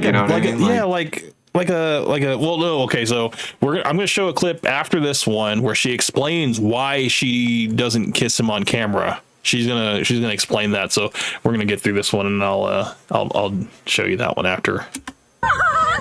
This is so cool. God, it looks so beautiful. Dodged his kiss, brother. Oh man, bro, he's cooked. Akaash, bro, you gotta leave her, bro.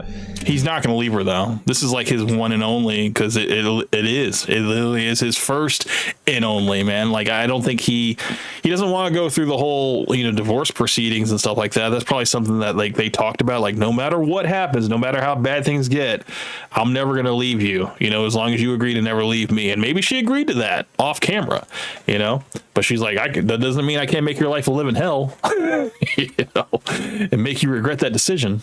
So yeah, I just feel bad for him because I don't know. I kind of respect the fact that he has those principles of, like, you know, saving himself for, you know, a girl, but just not her, you know, like I kind of feel bad for him. Yeah, no, he totally like saved it for the wrong person, man. Like there could totally be, if he wanted to stay with, you know, like within his, you know, race and stuff of people, he can totally find like a nice traditional Indian girl that probably doesn't have any social media, that is just like a family oriented person, you know, probably heavily religious, and, you know, just is a good girl, you know, and just wants to get married, you know. I'm sure he can find that, but, you know, it's like he's already in too deep already, bro.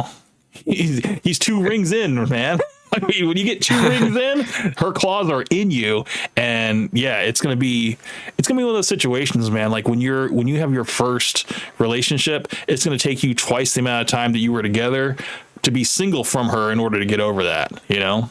So he still has to go through that. He hasn't even begun that process yet.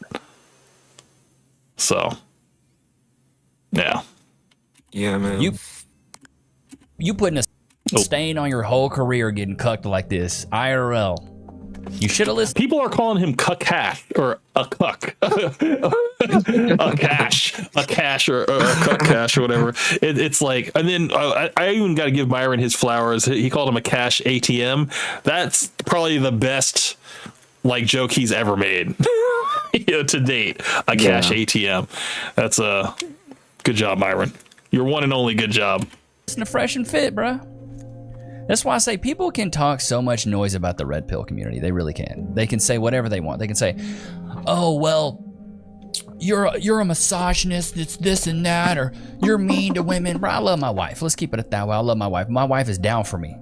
My wife is down for me. The reason I know it is because she loved me when I had nothing. I had no money, no clout, no nothing. She was down for me. She loved me for me. And the reason I know that is because she was making more than me. She was paying all the bills at one point. That's why I know. With this guy right here, Akaash, bro, you're cooked. Your whole career's cooked. You're really kicking yourself in the foot here. But this is why I say you can't put these women on a pedestal, and the red pill will always be right. Here's what you got to do as a man.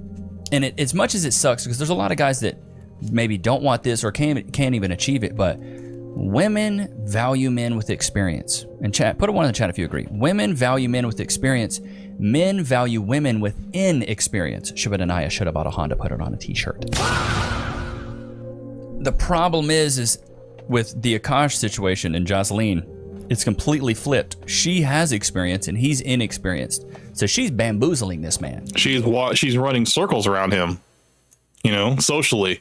Yeah. If she were to divorce tomorrow, dude, she could be in a relationship the very next day, you know, whereas he's going to have to take that time to be alone and probably go to therapy, you know, maybe like, I don't know, reaffirm himself with like his religion and stuff to really like focus and get himself back on track, where, you know, she can take him or leave him. I think at this point, it really doesn't matter to her, you know, because I'm sure there's a line of simps that are willing to take her on, you know, and they probably see themselves like, dude, I'm taller than Akaash. I'm better looking than Akaash. I could totally like handle her and stuff. And they have no idea what they're getting themselves into. I mean, she said that if you make $70,000 a year and you drive a BMW 3 Series, whatever, she's like, I don't want to talk to you. You know, she's like, you're nothing to me. So it's like she's already set this bar that's like taking out more than half the country. You know, so it's like you know, she's obviously way too high on this scale, at least that she has made for herself, this platform that she's made for herself. And yeah, it's just going to be a bigger simp that has to come along. That's the only thing that's in the cards right now is a bigger simp. And that's the only thing she'll be aiming for. Unfortunately, she kind of put herself in that position. Yeah, she can look at all these pretty boys and stuff like that, but these guys probably don't want to deal with her. You know, I mean, she's already I think she's 31 now. And yeah, I mean, in relationship years, she's already kind of like past her prime already, you know? So to have this like high value about herself and stuff, I don't even think she even wants to have kids. She was talking about if she was to have Akaash's kids, you know, they would probably hire a surrogate, so she wouldn't actually have to have sex with him and stuff. She said that? Yeah, no, dude, we're gonna go through it all. I'm not gonna leave any stone unturned on this stream. We kind of touched on it in the last stream, but this one we're gonna go through everything that I've seen. And yeah, so I mean, I'm not just talking on my ass. Everything I say, I have videos for, so don't worry. We're going to go through it all. She's pulling the wool over on his eyes. She's straight up pulling a Houdini on his little tuchus. He has no idea what he's getting in because the women that are runners like this, they know how to play. I talked about this in a previous episode. You ever been to a strip club and these strippers can exude a certain level of femininity and sexuality that you're like, wow, this is... Y'all are succubus when it comes to this sexuality stuff. That's what these runners can do. They realize they see blood in the water and they're like a shark. He's green behind the ears. I don't know, how long have they been married? Let's see how long they've been married.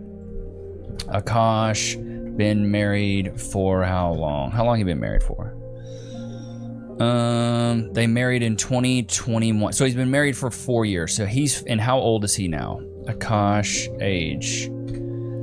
He's 41, so 41 minus 4 is what, 37, chat? Am I slow? Yeah? This man lost his virginity at 37 years old. Brother.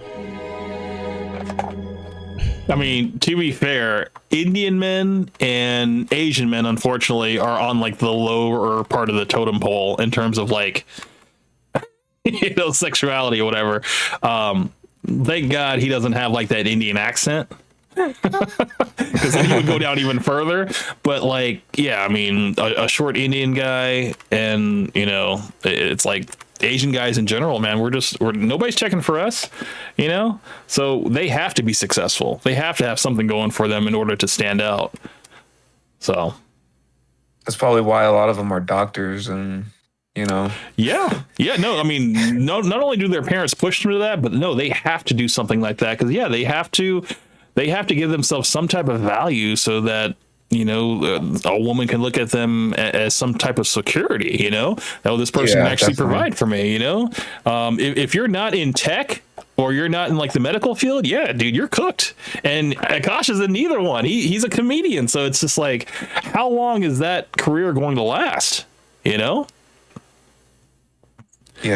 Tea and Toast with Ghost says, hey, Camp, haven't you said how you pick a woman out? Wait, hold on. Haven't you said how you pick women out like Akaash's wife? What? I don't understand that question. Haven't you said how you pick women out like Akaash's wife? Like how you like can X them out? Like see the red flags? Is that what you're talking about? Tea and Toast, you're gonna have to get back in here, man. Get in this chat because I don't know. I'm trying to. I read your question, but I don't. Am I missing something, Kavos, with that? Haven't you said? I'm understanding it like how you are. Okay. How you just said it right now. Haven't you said how you pick women out like Akaash's wife? I mean, I know how to avoid women like Akaash's wife. I mean, I can like if I were to see Akaash's wife like Jasleen like out in the wild, I would automatically know that okay, she's obviously high maintenance. You can see, because any woman that has this type of personality, it's going to exude itself, and she's going to be possibly self-absorbed, and you can see all the red flags. Basically, okay, so that's literally what I just said. Tea and Toast says, yes, you can see the red flags. Yes, I can, man. I can. And okay, so not only is it just through the looks and personality, but, just the people around them too, like I believe that she would probably have a lot of guy friends, and she would also have her little girls night out and stuff like that. But I mean, she is a walking red flag in terms of like she wants to have nice new things, like nobody needs a whole closet full of purses, but she has it, and they have to have like all these trips and do all this stuff, and yeah, she doesn't cook and clean. So like, what value does she bring to him? It's like, does she give him peace? There's a video that we're going to watch where she said the one day of the year that she hates the most is Akaash's birthday because she has to be nice to him. Did you see that one? I'm not making it up, bro. We're going to catch it. We're going to watch it all. But yeah, she said it. She said the one day of the year that she has to pretend to be nice is on Akaash's birthday, and she has to get him a gift. And she's like, I don't really like it. She just out and said it. She's like, I hate having to go through it and stuff because she's used to being the princess. She's used to people spoiling her. So the one day it's like the focus is off of her, she don't like it. She don't like it for one moment. Just another red flag, man. Just put another tally mark against it, man. And you weigh out the pros and the cons of this relationship, and you're just like, dude, what the fuck am I doing, man? It's like, yeah, I mean, the thing is, like, yeah, she's relatively attractive, but she's not like everything else brings her down. Everything else is just like, I don't know, man. And, I'm sure after like a week of being with her, that whole novelty of like what she looks like wears off, and you're just focused on like who she is as a person. And you're like, yeah, I don't see a future with this at all, dude. Like, this is just she's going to basically run me to the ground until I have nothing. And then she's going to freaking leave me, and then she's going to be on to the next simp, and the cycle will continue. That's just what it is, man. So do you think it's rage bait? Like maybe she's just saying all this just to get people to watch her podcast? I do think that there is a little bit of truth to that, yes. Because I think she's kind of modeling herself after her husband, because her husband is a comedian. He's going to say a lot of like wild stuff to get people to laugh and get people to like, go out to his shows and stuff like that. I think she's looking at it like, okay, I can kind of do the same thing, but just in my own way, and, just kind of speak my mind on things that, if people say certain things that I'm just here for his money and his clout and stuff, I'm going to lean into it, say, absolutely, you're absolutely right, and then just cut the video and just see what people say, because honestly, dude, it's like, if they've already had this agreement that, look, you know that I'm trying to build my platform, so I'm going to say whatever it takes. I'm going to say whatever it takes, and you just understand that this is just online. We're just talking online. There's nothing else. It's nothing serious. And it's like, we're going to get rich. We're going to get rich by any means necessary, and it's going to be good. So. Yeah, but like even her ignoring him, like when he tried to like kiss her and stuff, like, like I don't know, that makes me believe maybe it's not all rage bait. You know what I mean? Yeah, no. I'm right there with you, man. I honestly think that this is all benefiting her in the end.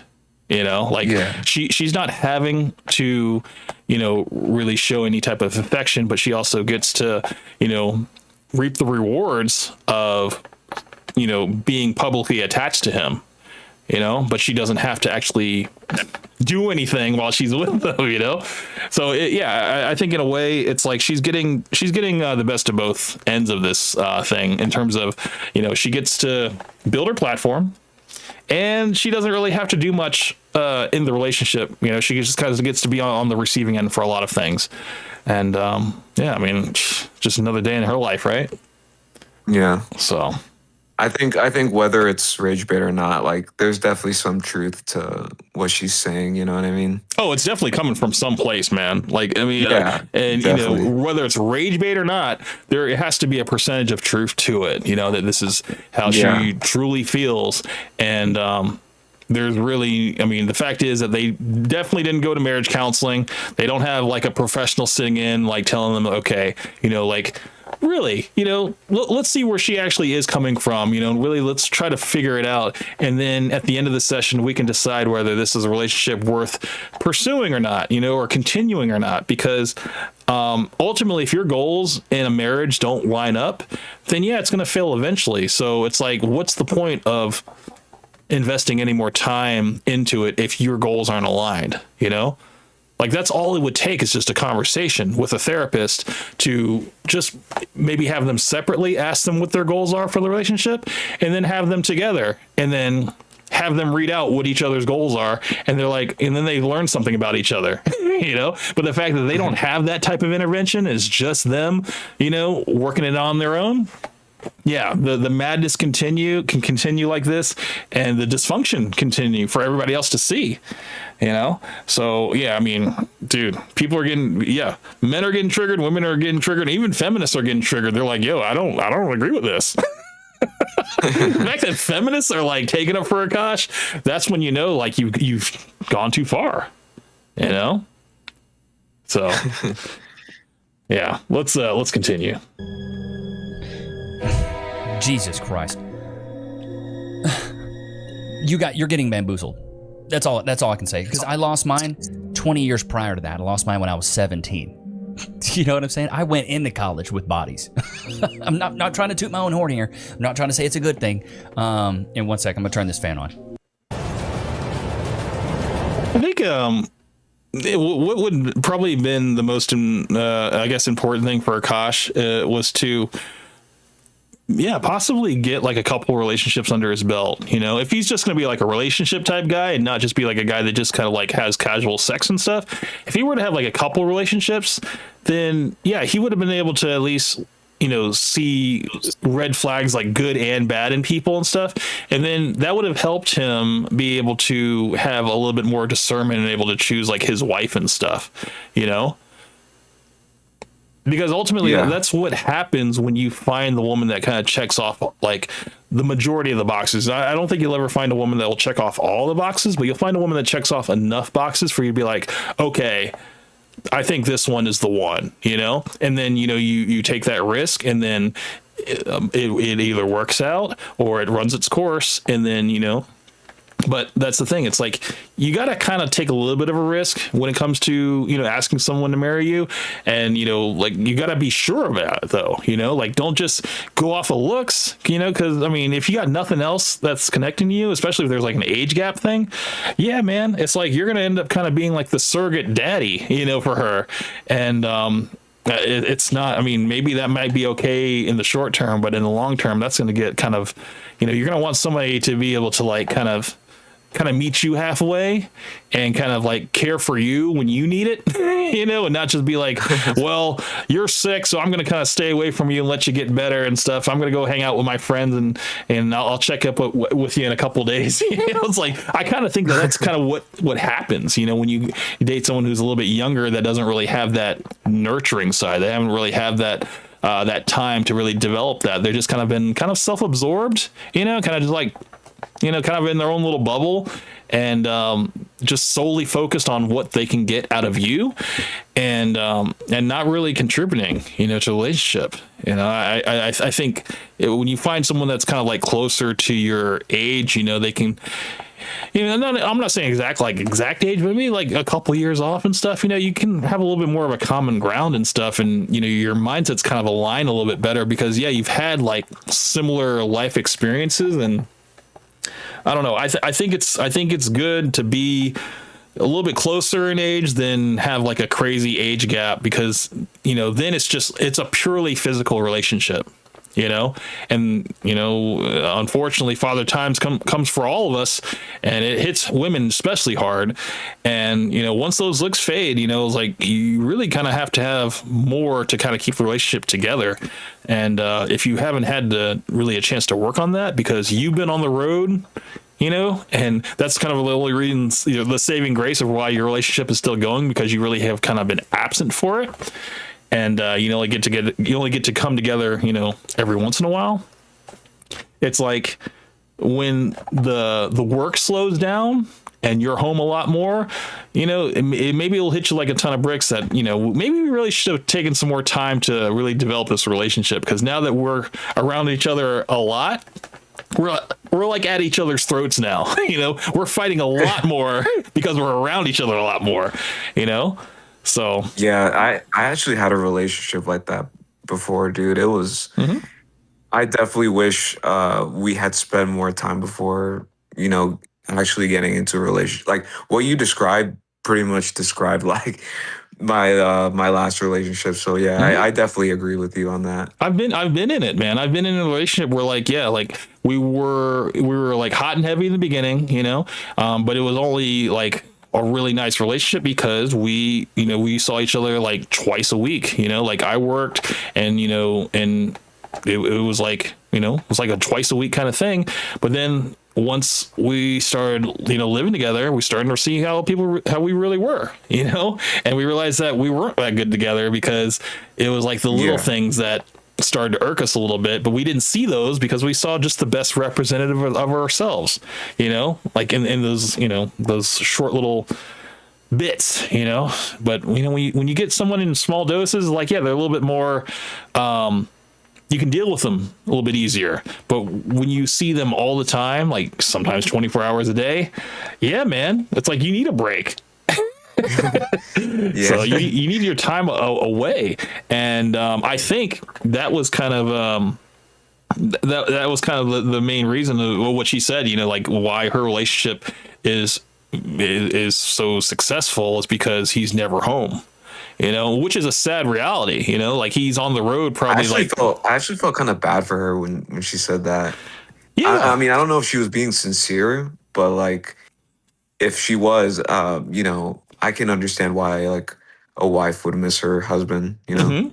No, I mean, yeah, I mean, that I do believe that came from a genuine place, that's the reason why, you know, their relationship is going for as long as it has, is because he's never there, but she does still get to kind of like, you know, receive the rewards of being in a relationship with him and stuff. So, you know, if it isn't like, I mean, she basically gets to live rent free, you know? So, I mean, I think anybody would love that situation, and whether they like the person or not, it's like, yeah, it's just a small price to pay to live rent free. You know, I think some people will be like, you know what? It's not so bad, actually. You know, I can fake it for a little bit. I don't have to kiss this guy on the lips. You know, I can turn my head every once in a while. And yeah, but I mean, he's going to take me shopping. He's going to take me nice places. And yeah, it's you know, it's a small price to pay, you know? But hey, I don't have to cook or clean. I can just kind of chill, you know? Go do Pilates and go get my hair and nails done. I mean, shit, what kind of life is that, dude? I mean, as men, we kind of want a little bit more. We want to produce. We want to be able to, have something that we say is ours and we kind of have something that we feel proud about. But I think it's different for women, man. I think women just like to just kind of like nest, you know. Maybe women have hobbies and stuff like that, but I honestly think that it's just all about acquiring things. For some people, it's just like, I just want to have new things, you know. I just love shopping. I just love watching Netflix, you know, and all this stuff. And no, I just think, you know, some women at their core, I don't want to say all women, but some women at their core are just like, they're just straight consumers, man. And it's just all about having the newest thing. And it's just all about, you know, buying shit. And I don't know, man. It's one of those paradoxes, man, that like, you know, you'll never fill up that bucket of happiness, man, with stuff. You know, you'll always want more and more, you know. So that's why you can't be in that type of relationship where you're just giving, because, you know, she'll never be satisfied. You know, it will never be enough. And, you know, the stuff that he's giving her, she's like, man, I want this house in the Hamptons. I want to go here and here. And, you know, like, yeah, the ring you got me was nice, but, you know, it could have been bigger, you know, or whatever.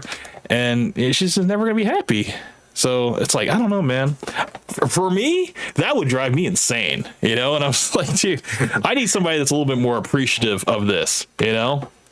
But I don't know, man. I mean, I can kind of understand the first relationship, because I remember my first relationship, you know, it was tough to get over, you know? And I'm sure as a 40-year-old man having to go through this for the first time, it's like he kind of still has that teenager mindset, you know, that he doesn't want to lose her. No matter what, he doesn't want to lose her, you know, because he can't imagine his life without her.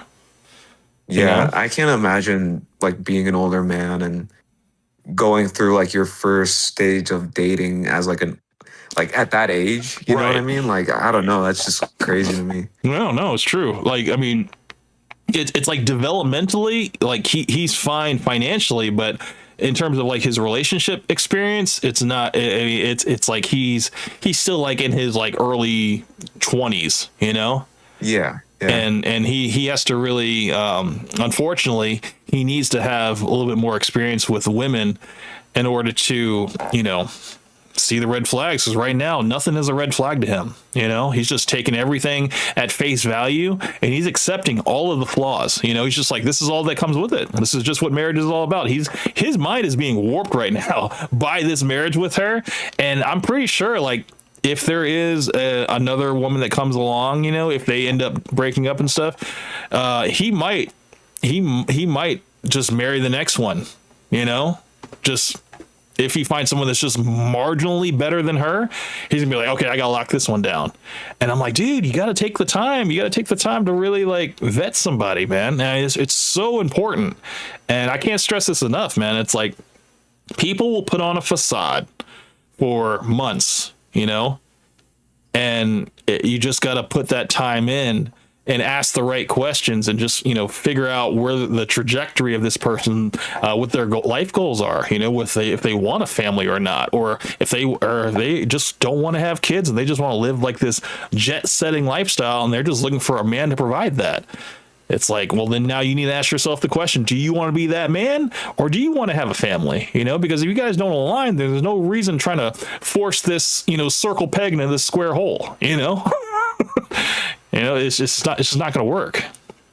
So, let's get through this ad here. Got like 3 seconds. All right.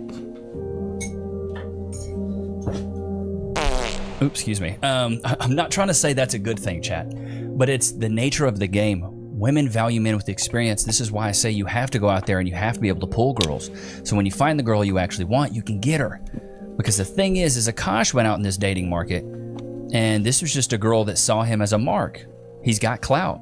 He's doing well online. He's on Andrew Schultz's podcast. He's kind of funny. He's a comedian.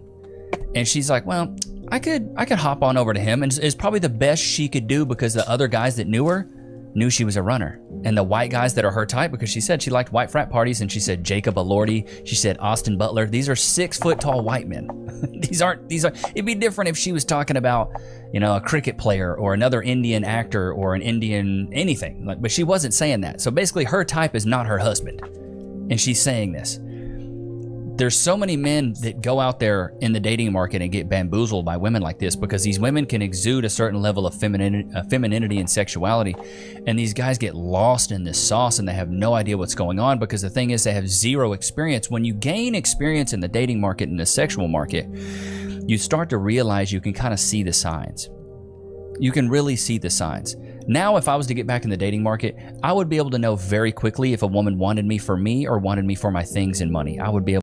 See, he has the exact same mindset that I have, you know, but, you know, people, okay, I'm not to call out Sonic, whatever, but Sonic is the type of person to be like, but you haven't dated anybody in like a decade, you know? So like you have no idea how the landscape has changed and stuff. So you have no idea if a woman, you know, is being genuine or not. And I'm like, actually, I probably could, you know, because I would know the conversations to have with people. You can still have conversations with people, whether they're like part of this TikTok generation, short attention span, whatever. You can still talk to women the same way that you did 10 years ago. And, you know, you're going to weed out the ones that are serious and the ones that aren't serious. You know, it's like I still have conversations, you know, with women when it comes to like the conversation of bringing flowers on the first date. It seems like more than half of the women that I talk to will say, "Oh, I would love it if a guy brought flowers to me on dates." And I'm like, and I always ask them, like, "Are you sure about that? You know, like, has a guy actually brought you flowers on the first date?" And most time they're like, "No, men don't do that anymore." You know, but I would love it if they did. And then, you know, it's like the. Well, I've heard girls say the opposite though. You know. No, that's what I was going to get at and say that, yeah, there are the girls too that would be like, absolutely not. If a guy brought me flowers, I would think he was a serial killer and then he was trying too hard, you know? So it's like, these are the type of questions you got to ask, you know, to kind of see who you're dealing with. You know, are you dealing with a girl that would appreciate a gesture like that? Or would you be wasting your time, you know? Because you would be digging yourself a deeper hole, maybe even a simpy hole, you know, and they would just see you as like a mark, like, oh, I can completely take advantage of this guy because, yeah, he's going to put me on a pedestal. So, do you think it's a red flag if the girl finds it a red flag? I think so, yeah. I wouldn't want to deal with a girl that wouldn't appreciate that type of gesture. So yes, I would. Yeah, I think so too. Yeah, absolutely. But see, the thing is, like, if say like there were other things that maybe she just doesn't like flowers. It could be that situation. That was something that I would have to kind of like want to ask her a follow-up question. You know, be like, do you just not like flowers, or do you have like an allergy to flowers or something like that? You know, are you just morally against flowers? You just think that, you know, it's just a dumb practice altogether, you know, because that kind of thing you kind of want to know, because, you know, we've been hypnotized by, you know, romantic movies and stuff of like these gestures, you know, because people have seen this stuff, you know, through the years and everything, that this is how you would court a woman and, you know, this is how you want to behave and stuff. But, you know, a lot of this stuff is 10, 20, 30 years old, and it doesn't really translate to today's time, because people are just trying to hook up and they're trying to see whether you're worth being in a relationship or not. You know, right. If the sex is good, then maybe we can pursue something. But, you know, I'm not really trying to meet your family and all this other stuff. I just want to kind of see I want to see you know, if the sex is good or not, which it's a weird priority to have, but it seems to be like that's what people are kind of, you know, getting on the dating apps for. You know, it's like, we just kind of want to see if we're compatible like that, you know, and nothing else really matters. Abba and Preach, they recently reacted to this video. I don't know if you see it, but they were reacting to this girl. I guess she brought like a bunch of things on a first date for this guy. It was like Mexican food, like tacos. I don't know if you know what horchata is. Yes, I saw it. She was in her car and she was talking about how much stuff that she had brought and everything. And I think he ghosted her, right? Yeah. What is your thoughts on that? Like, do you think it's a red flag if like, or not, maybe not like a red flag, but do you think it's weird if like a girl does that on a first date? I would not see that as a red flag. A woman exerting effort like that, I wouldn't see that as a red flag. No. That could be really nice, actually. because women normally don't exert like a lot of effort up front. It's usually us that has to do that. So that's kind of how my wife kind of bucked the trend when I, was first getting together with her, like after we were officially like boyfriend and girlfriend, we still did like the long distance thing for a year, while she was in the Philippines and I was out here. But when I was in the Philippines for those 2 weeks, it was in the month of September. My birthday is in October. So she set up like a whole birthday surprise in my hotel room while I was there for that 2 weeks, and completely caught me off guard. And I don't know if I told the story, but yeah, she did like you told me. I did tell you that. Yeah, so the amount of effort that she put forward was kind of like the amount of effort that woman put forward on her date, so if someone does that, that's like somebody pretty special, whether you guys are still getting to know each other and stuff like that. There could be other red flags to look out for, but someone that cooks for you, there's that famous saying, the quickest man to a man's heart is through his stomach. She might enjoy cooking, which is that's a favorable trait, in terms of, a woman that you would want to marry, because a woman that can cook is someone who could raise a family, could take care of a family and feed a family, so I don't know. There's a lot of good stuff that comes along with a woman who enjoys taking care of her man, and going the extra mile and trying to do stuff to stand out. Yeah, that kind of effort is kind of rare. So yeah, I think everything.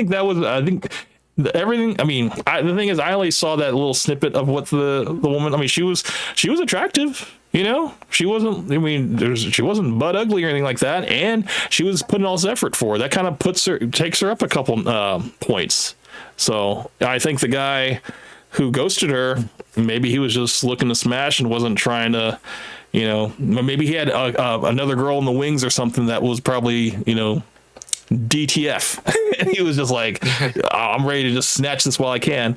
And maybe the girl that did all the effort was more, into kind of a relationship kind of thing. And maybe just like, I'm not really looking for a relationship, So I just think they might have just been on two different times. That's all that was. Yeah. And that's why it worked. But you know what? I think it's all for the best, Like she probably, her putting herself out there, it's not a good look for her, but I'm pretty sure there might be someone that will appreciate that and maybe say the right things to her, and maybe she's already in a relationship with a guy that probably appreciates that. So I bet her DMs got flooded after. Yeah, because dude, when I saw that, I was just like, that just reminded me of the kind of woman that my wife was. It's just someone who puts a lot of effort forward, and it was kind of refreshing to see, because growing up in America, it's like, as a guy, you gotta kind of be the guy that kind of leads first and does the nice gestures and stuff. But when you see someone that comes along and kind of like does a lot of effort for you and kind of exceeds your expectations, it's just like, you kind of don't really want to let that slip through, man, because you don't know if you'll ever find anything better like that again. Yeah. So I urge anybody that if you come in contact with a woman that is, going the extra mile for you, or is kind of just like your cheerleader, maybe give her a second look, man, and maybe give her a chance, because I think it only comes around once, maybe twice in every man's life, and we have to make that conscious decision whether we want to lock it down or just enjoy it for the time being, or just completely dodge the bullet altogether, So I think it all depends on, what we want for ourselves, because, like Myron says, it's like men are kind of the key to relationships, whereas women are the kind of like the keys to sex and stuff. They get to decide who they want to have sex with. We have to have that discernment and pick the right ones, choose the right ones. But the only way we can do that is by having experience with our women, know what we don't want and know what we do want, So that has to come with experience, unfortunately. And if you only have one woman, you're going to be putting all these eggs in one basket, and she's going to fall short. And when she does, man, it's like you're going to have to deal with that because you've already put 2 rings on it. So it's like, I don't know. It keeps coming back to this Akaash situation that, man, he just needs to cut free while he can, and just maybe just be alone for a while, you know? Yeah. Get his confidence back and just learn to be by himself, because I would say every first relationship is going to be kind of a codependent relationship and stuff, where you feel like you can't live without that person and stuff. But after it breaks up, you realize that, I don't know why I ever thought that. Like, I actually am pretty resilient and I could go on without this person. I don't know why I built them up in my head like this, but it's just that one-itis. It's that one-itis of being with that one person and trying to put like your whole world and your whole expectation into that one person. And when the reality hits and you realize that they weren't that person that you had built them up in your mind to be, it's a tough pill to swallow. So, it's a hard lesson, but I think every man's got to go through it, in order to find the right one, and the right one is not always the first one, man. It most of the time isn't the first one, that's just kind of the practice around. You should definitely be practicing before you step into the big game of marriage. It's you don't have to take the first thing that comes along. It kind of seems like too that has to do with culture too, don't you think? I mean, like in Akaash's case. Yeah, I mean, I would definitely say that this whole like waiting for marriage and stuff like that is a cultural thing, in terms of being a virgin for your wife and your wife being a virgin and stuff like that is something that is like heavily pushed in that culture, and that's why arranged marriages are like so big over there, but I don't know, man, she's way too Americanized in my opinion, man, to even consider that a possibility. I mean, she unfortunately is running circles around him. She's got way too much experience, and she just needs to be with somebody that's a little bit more experienced than Akaash, somebody who's willing to leave her. I think that would be something that she needs. She needs to be with somebody like that rather than somebody that's like, no matter what, I'm going to stick around. Then she's just like, well, I don't respect that. I can say whatever I want. You're not going anywhere. So yeah, it's just, I don't know, man. A woman can't respect you if you just are willing to be her doormat, It's like she has to feel protected by you, but she also has to have know that you have your goals, and you're not willing to just sacrifice your goal for her, And I think right now, like, he's kind of teetering like, look, I'm willing to throw away my whole career as long as like I can have you in my life, And I think she's starting to realize that, like, look, if I leave you, I think you'll be like completely crumble. You're going to crumble, and like you're not going to be able to recover from it. And I don't think that's attractive to any woman. A woman would like to be with a man that has a lot of things going for themselves and is not going to like have them as their sole focus. I think they want to be in the man's world, but they don't want to be like the sole focus of that man. So Tea Toast with Ghost says, I remember that video. It was sad, but I think she was trying hard in the beginning. Yeah. I mean, dude. Yeah, I was just going to say too, like, I think when it comes to something like that, and I don't know what you think about this, but I also think about it with like the flowers too. I don't know. I just kind of think when it comes to gestures like that, I think it should come maybe like after the first couple dates, you know what I mean? Or maybe like a little while after you've been seeing each other. Like, I don't know. Maybe that's... No, I mean, dude, I would totally say, like, after you guys have been together for, like, a year or something like that, and then, like, February comes around, and Valentine's Day, you bring flowers then, like, or her birthday. Like, I can see, like, reserving it for, like, special dates like that. And not just like every day, because dude, you don't ever want to set the bar like that, because then you're setting an expectation that's completely unrealistic. Yeah, that's what Abba said about that. Yeah, because I mean, dude, the more things that you do for someone, the less they appreciate it, and the more they expect it. So it's like, I think you would much rather do things sparingly so it becomes special, you know, and they appreciate it. Where if you're doing it for them all the time, it's just like, yeah, you did it for me. It's not special to them, you know? It's like you kind of have to give some time in like kind of space that stuff out, you know, because it can get exhausting, you know. And I mean, I just don't think a woman will respect a man who solely focuses on her and like doesn't really like have like any other things going for himself, you know. You just, I don't know. You kind of have to like. I mean, I'm not saying like disregard your girl or anything like that. Like, you know, let her know that, you know, you're here for her and all that stuff like that. And that, you know, you're a solid guy. You have to worry about, you know, any of this stuff. Like, yeah. But I mean, just make sure that you're not missing work for her.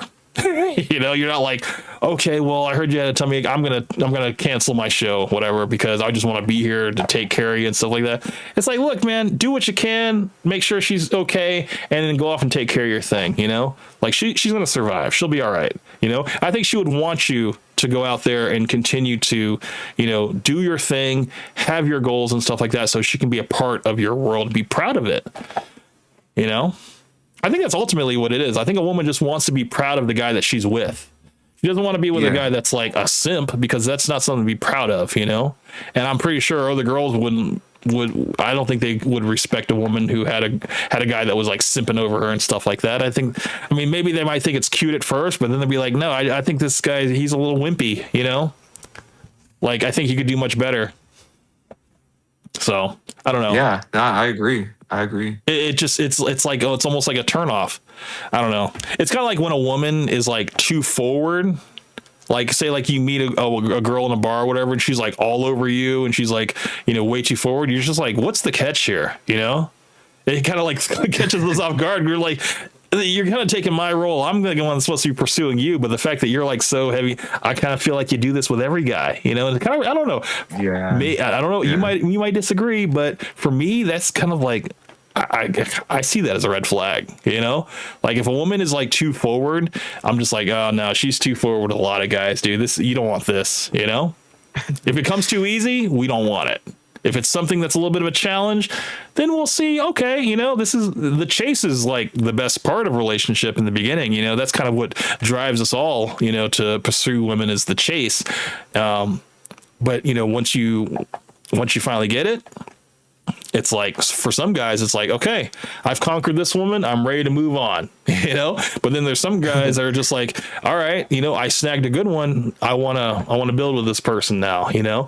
But the thing is, both people have to be aligned with their goals, man. And if the woman is still like, I kind of want to ride the carousel a little bit longer, then yeah, you know, it's like you kind of have to see that for what it is, and, you know, just bide your time, and then when your time is out, you know, bow out respectively, you know. So let's keep going.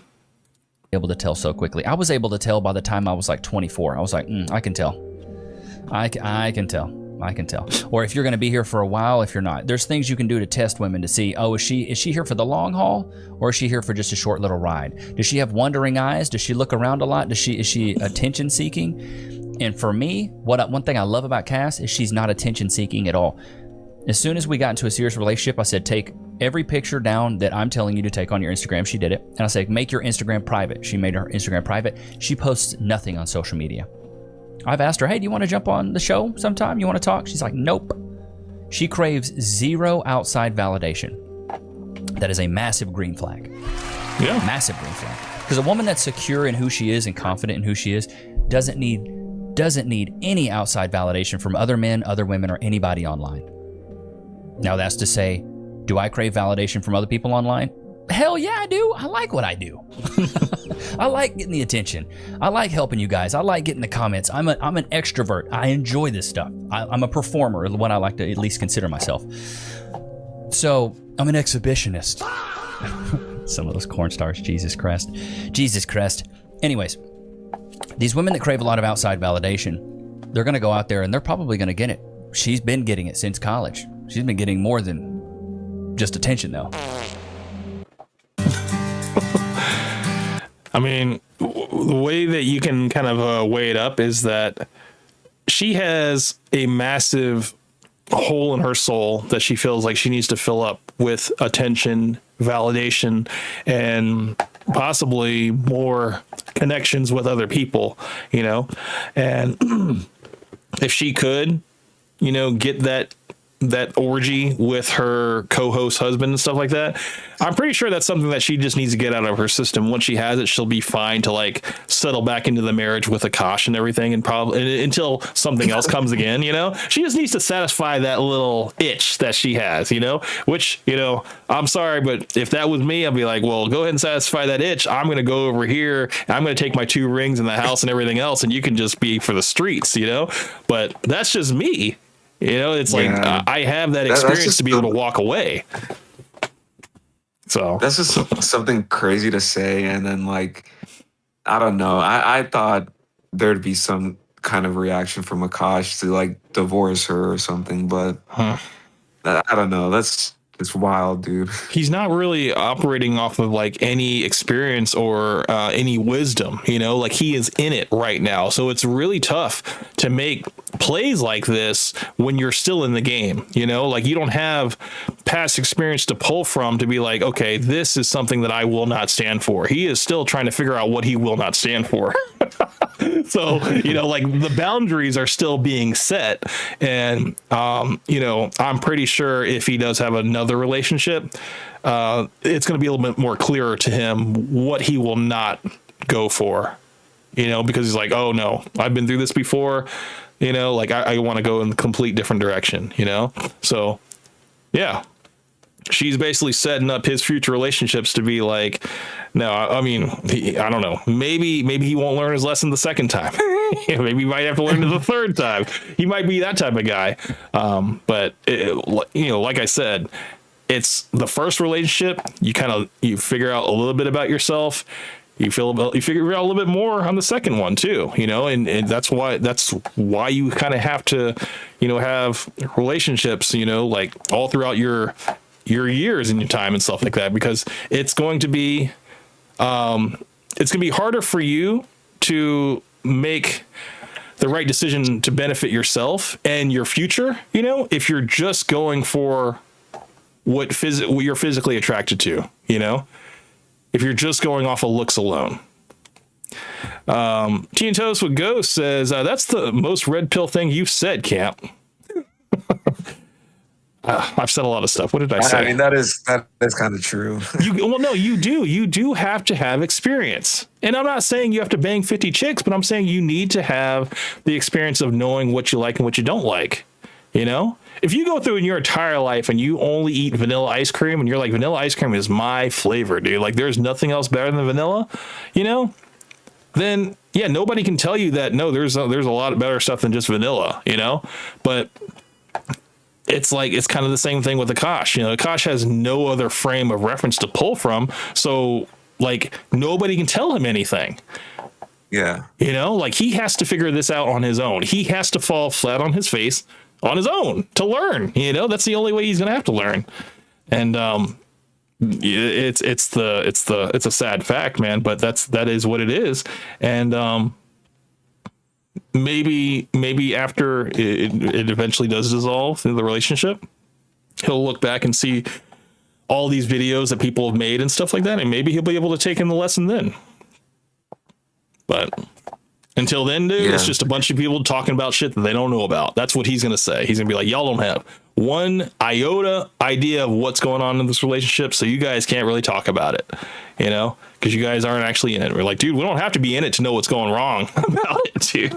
You know, have some self-respect at the end of the day, man, because, I mean, you're a public figure, and this is your reputation that's on the line right now.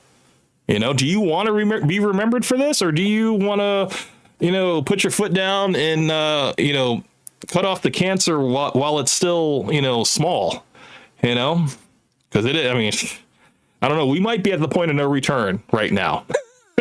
It might not be able to be salvaged after this. This might be like the nail in the coffin for him. And he might never recover from this, you know, that old meme. I think it's just going to be the internet's going to have to move on. You know, he's going to have to end the relationship, and then he might have to just get off the internet for a while, and then the internet will have to forget, and then he'll have to come back and be like this whole different person. You know? Yeah, I do think the internet tends to forget. I mean, like, the internet is forever, but they'll move on from it eventually. I mean, look at 6ix9ine, dude. Everybody was calling him a snitch, a rat, and all this stuff like that. And now he's like coming back into the public and stuff, and people are like, they're not saying it anymore. But I'm just like, dude, I remember. I know other people remember. It's like when he was on Fresh and Fit, people were still making comments about it. You know. Yeah. I mean, I think there's always going to be those people that are, you know, never going to let things like that, you know, never let people forget, because I think it's important. You know, I think I understand giving somebody a second chance, you know, but there's just some people you just can't trust.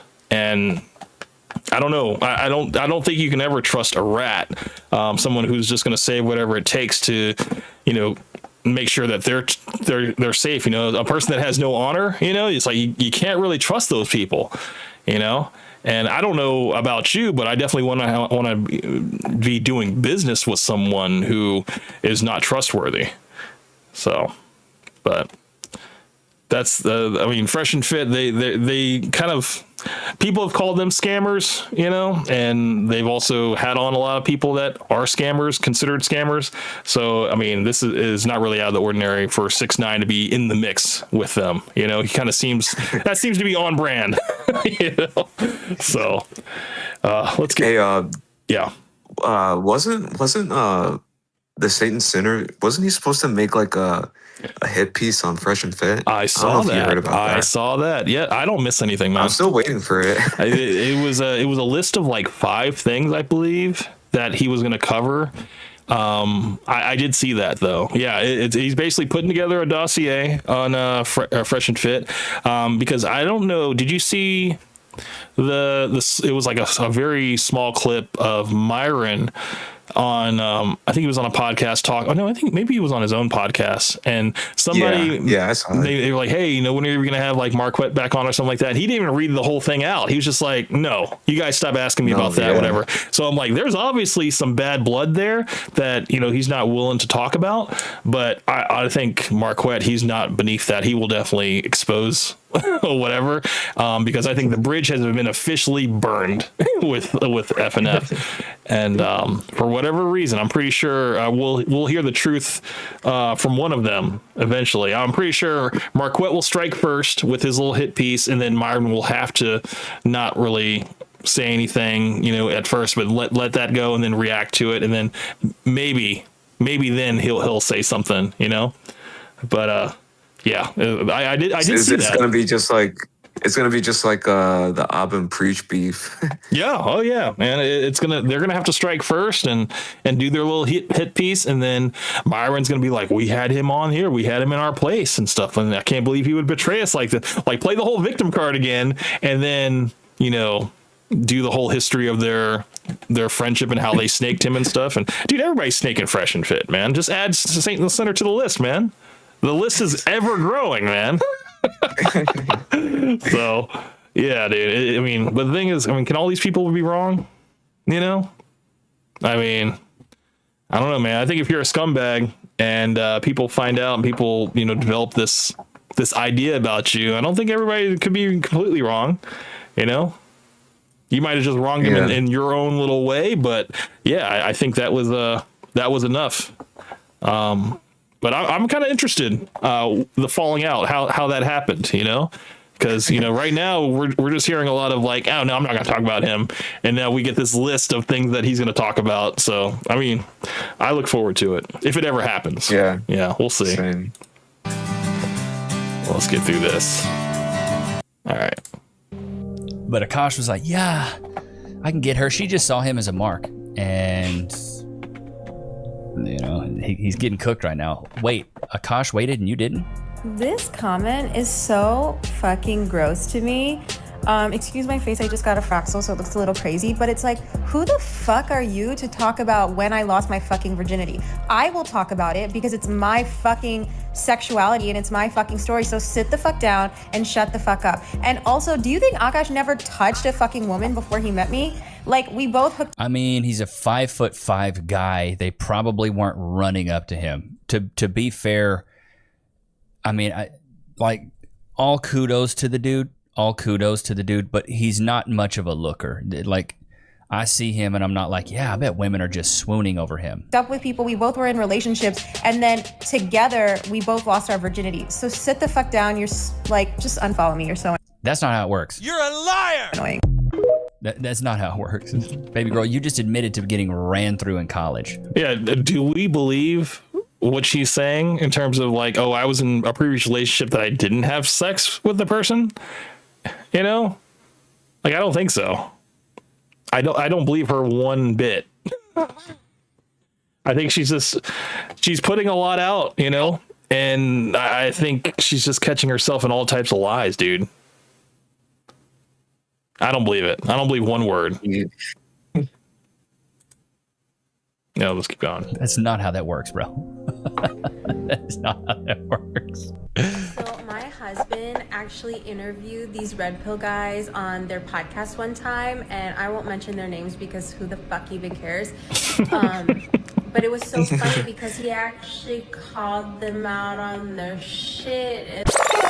Hi, my name is Jasleen. I'm a stay-at-home wife, but I don't cook or clean because I don't feel like it. And my husband is a full-time stand-up comedian, and he buys me lots of nice things. I'm mad at my husband because he's too busy working and being a provider, and I'm over here having all these cute outfits, cute shoes, cute bags, like want to do my makeup, want to go out, and he's nowhere to be found. Okay, you guys, I have really good news. So for the longest time, I told my husband he couldn't look at me until he got to 1 million followers because, like, who the fuck are you if you don't even have 1 million followers on Instagram?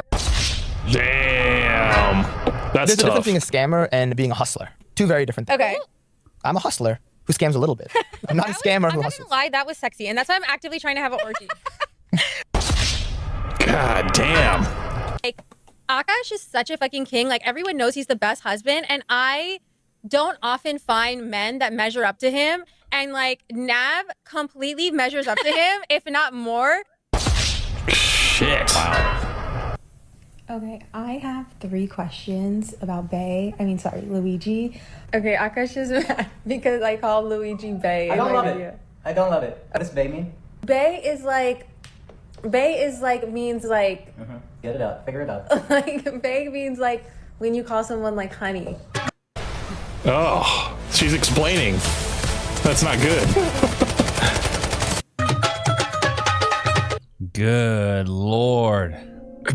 Akaash, brother. Akaash is not so naive that he doesn't know what bae means. Come on now. He's heard that before. He obviously knows that that's like, it's a term of endearment of like, you know, if we could be in a relationship, the person would choose that person, you know, and just kind of like, or like they can't be with that person because they're already in a relationship, but they're still in their mind, you know, if they could be, they would be, you know, that's what the whole bae thing is all about, you know. You're cooked. Hang up the cleats. You should have listened to Fresh and Fit when you had him on the pod, dude. One person in the relationship, whoever cares less has the leverage, and we want the guy to always care less.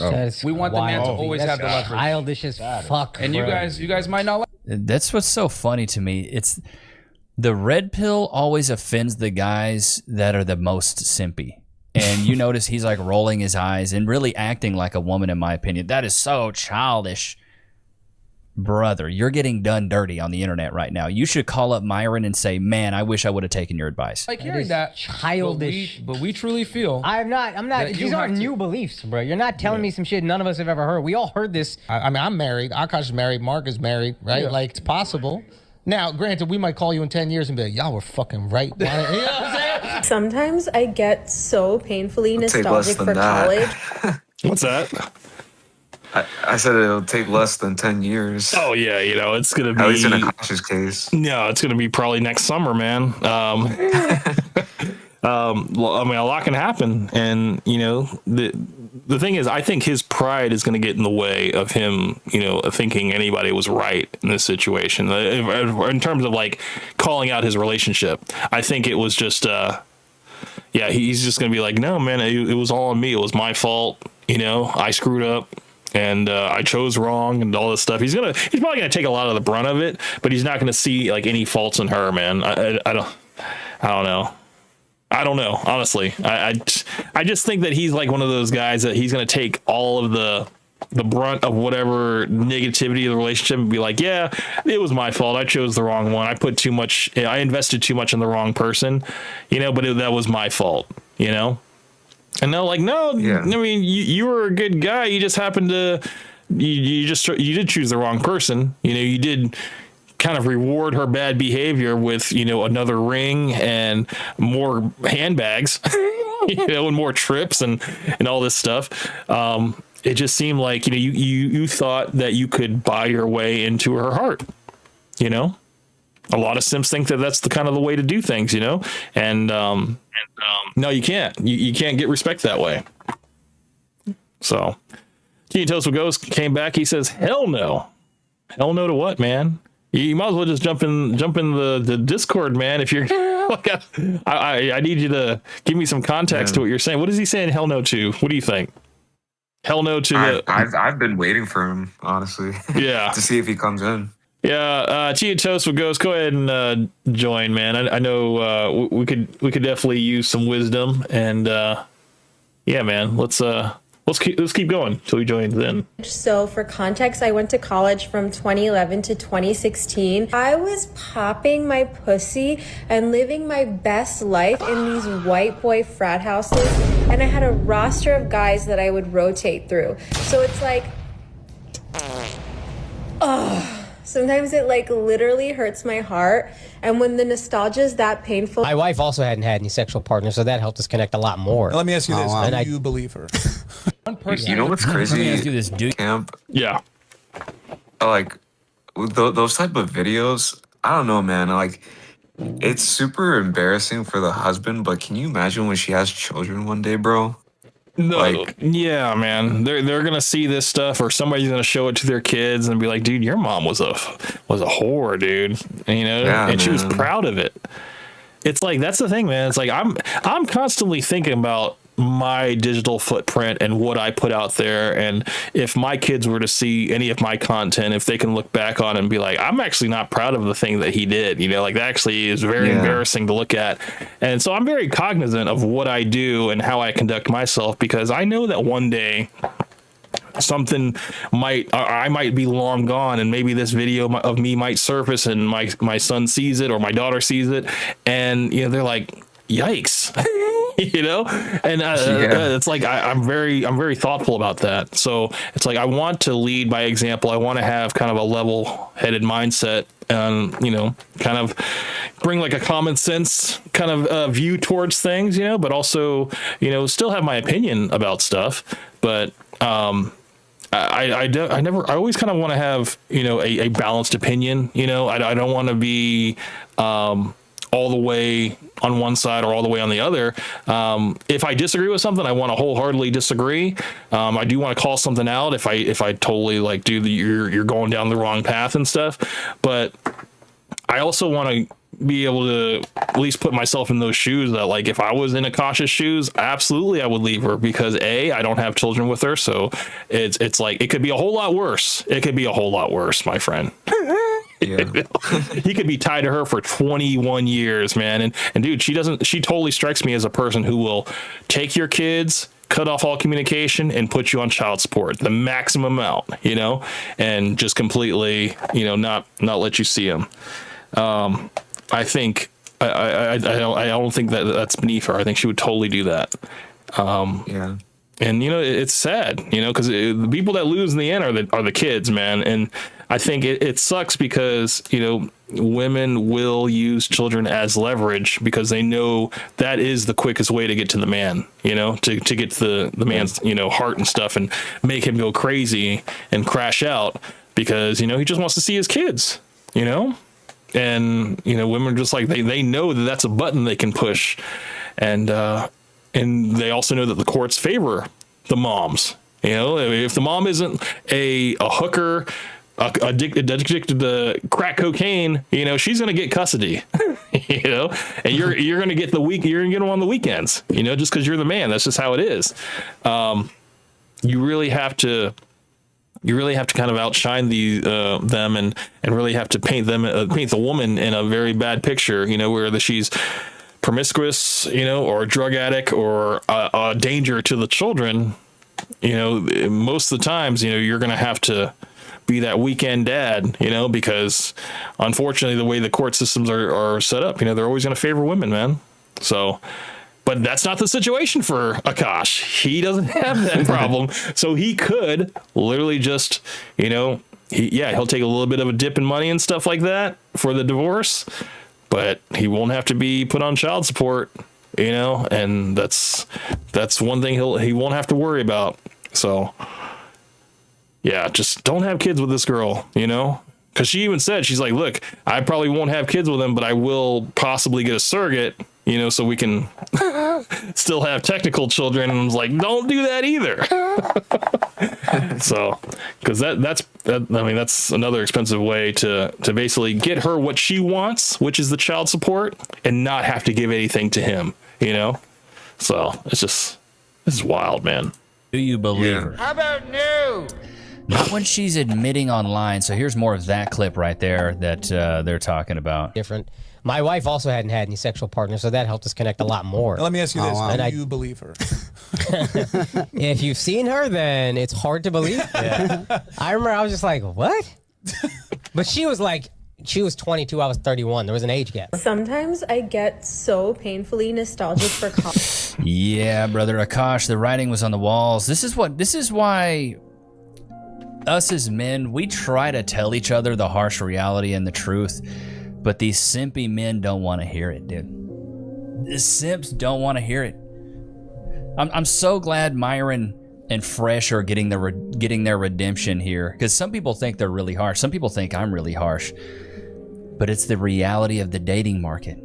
It's the reality of the dating scene. This is what women are like. Women will see, he's in the same realm, in my opinion. He's in the same realm as like a stepdad. A woman wouldn't get with a stepdad unless she was a single mom, first of all. Single mom. She's a single mom. She knows her value's lower. She would never give this guy a chance who's the stepdad. But the thing is, she knows her value's lower, so she's like, you know what, I'll give him a chance. But she doesn't really respect him. Same thing's happening with Akaash right now. She doesn't really respect this guy. He has to work all the time. He has to make all the money. All she does is go out and spend it, and then she makes TikToks all day shaming him. Doesn't sound like a very good deal to me. She's way out of his league, and also a runner, and runners know how to manipulate inexperienced men. This is why I say, dude, you can say everything you want about the red pill stuff. You can say it's too harsh, it's misogynistic, but the thing is, this stuff works, and it's true. This is why I tell guys, go out there and get some bodies, bro. Unless you're like Mormon or hyper-religious or Catholic, and you can meet another girl that's just like that, and you want to live it super religiously, cool, go do that. Best of luck to you, brother. The really hard part is, though, in this modern world, most people don't move that way. They really don't move that way. So as a man, you got to have experience. I've talked to Cass about this. I've asked her, hey, does my body count matter? She goes, no. How about no? I don't care about your body count. And most women will say, I don't care about a guy's body count. A guy's body count just says, oh, he can go out there and slay. And that's one of the things that women want in a man. 6 foot, 6 pack, 6 figures, 6 inches, and other women want him. Shubba should have bought a Honda, put it on a t-shirt. That's what women are looking for. Like I said earlier, women value experience. Men value inexperience. I would much rather have a woman that I can be like Aladdin and show her a whole new world, like Jasmine. A whole new world. I would much rather have that than a woman that's been ran through like a set of stairs, that's got more steps in her than a Boston Marathon. Like, I want a woman that doesn't have a lot of experience. And then also, he's Indian. I don't know. I thought they were like super conservative. I don't know. Maybe they're not. But then she posts this. Maybe, I don't know if this is going to get taken down. This may get before it actually goes live. But it's basically her butthole getting waxed, and she, or something about her butthole, and she's like filming it the whole time. Get this little film. It's a ring light. Dr. Trevor, what are we doing? So just need to sustain a bruise through some physical activity at home. And And we treat a lot of virgins here, virgins for many different reasons. And so we amassed a laser called the BB and the NAP. Also, I heard you're single. Is that true? Alright, we're gonna go back to treating. Typically, we get these type of bruises on the neck. Wait, we why? follow something else on the neck, and then surprisingly, we get an Good Lord, that's what she's out there doing, filming that. I would be hot if Cass was out filming stuff like this. This is from apparently a podcast. I'm just gonna really just start it off here. Before you got in here, I was asking Akaash about his first time, with you, not as much, but how did it go with other women? Talking about never having a blowjob. What the fuck? So, he's 34. How old are you? 25. Okay, so you meet him. Yeah. He's never had sex, and he's older than you. Were you ew? Yeah. It's funny because the guy that I was kind of with right before him was also a virgin. And stole her from a black dude. What's up? I stole her from a black dude. The black man was a virgin? I know, yeah. Jesus. It's kind of a crazy question to put out there. I don't believe that. I don't believe that. I mean, I think that they had sex. I think she's bullshitting. She's capping here. Yeah. We can't be I don't know, naive. I don't know. We can't be naive like Akaash here, okay? We can't take anything that she says at face. We gotta just look at what she says at face value and take it with a grain of salt. I don't believe one iota. Wait, so he was with them when she asked that, or? Because I could hear his voice. Yeah. This is the audio version of the podcast, and he was here for that podcast, and I guess they were talking about the relationship they had before they got together. And yeah, she was just, I guess she let Akaash know about this black guy that she was with, and he was a virgin, but they didn't have sex, according to her. Put her under a freaking polygraph test. Come on. We can do that, right? If she's lying, if she's telling the truth, right? She's got nothing to hide. That would be something that I would want to see. Yeah. Put her on the polygraph and see how that needle jumps when you ask that question. You know? Just see it, man. Just do it for content. Akaash. That's not a badge of honor for you, brother. You shouldn't be proud of that, man. You stole her from another man. It's sounding like she's the virgin slayer. She knows how to attract these virgin men and get them to do exactly what she wants them to do. He was really on some principled shit, and I don't know. I don't know why. Yeah, I don't know why he didn't want to lose his virginity. But when I met Akaash, I was at the point where I was ready, because I don't know if you told her, because I was. Oh no, I didn't know you were a virgin too. So I was a virgin too when I met him. That's why she don't know the dick is trash. You're a liar. That's why. She don't know no better. I do have no idea. You gotta get him ignorant. You know what I mean? No, so I felt like Bro, that's what she did to you. She got you ignorant, dummy. Stupid. I was at a place where I was ready, and then I found out he was a virgin, and then I was like, great. Do I have to wait again? But I think we just connected very well that it went without saying that we wanted to. How did you guys meet? Show. She had a fat ass and I chased her down. Wait, you met at one of his shows? No, we were at the Hoboken Comedy Festival. And Andrew. You met at a show, so basically a groupie is what you met, and then you got sucked into that, bro. That's why I'm saying if I was going to meet a girl now, I'd rather her know nothing about me. I'd rather her know nothing about me, not know what I do at all. That would probably tell me she's way more genuine than a woman that's meeting you at a show. Is my preference is not my women. Now, I thought it was I'm not dating my women, period, which is the corniest human being outside of a criminal to me, period. Those are your roots. Those women are reflected in your roots. So if you're saying, hey, I don't generally date them, but I have more space for it, even though I still think it's a little corny. Akaash only dates brown. Akaash has been with one girl in his life who is his wife. That's my wife. That's an Indian woman. So this is loyal through and through. Okay. And I understand it's not as important for y'all, but as an Indian, there's not a lot of us who are famous. So whether you like it or not, people are looking at you as a role model. You guys have established yourselves as role models. From simps to pimps. which is another motto I find kind of corny, but I looked into what you guys are about. And a lot of the shit is just childish, which is fine if you want to be funny. We just talk about how doctors ain't shit for 45 minutes. We are not in any way life coaching. We are not in any way trying to help men outside of, hey, come have a laugh for a couple hours. If you're going to paint yourself as life coaches and then say shit like, my preference is, which is honestly bullshit. It is. No, you can have a preference, Akaash. Just like you like runners. She's a runner, she's a track star. We can like women that aren't. I don't want to date black girls. Another That's ad. the way every black dude that fucks white girls. Hey, how you doing, Tea and Toast? Good to see you, sir. Tea and Toast with Ghost has joined the stream. Good to see you, sir.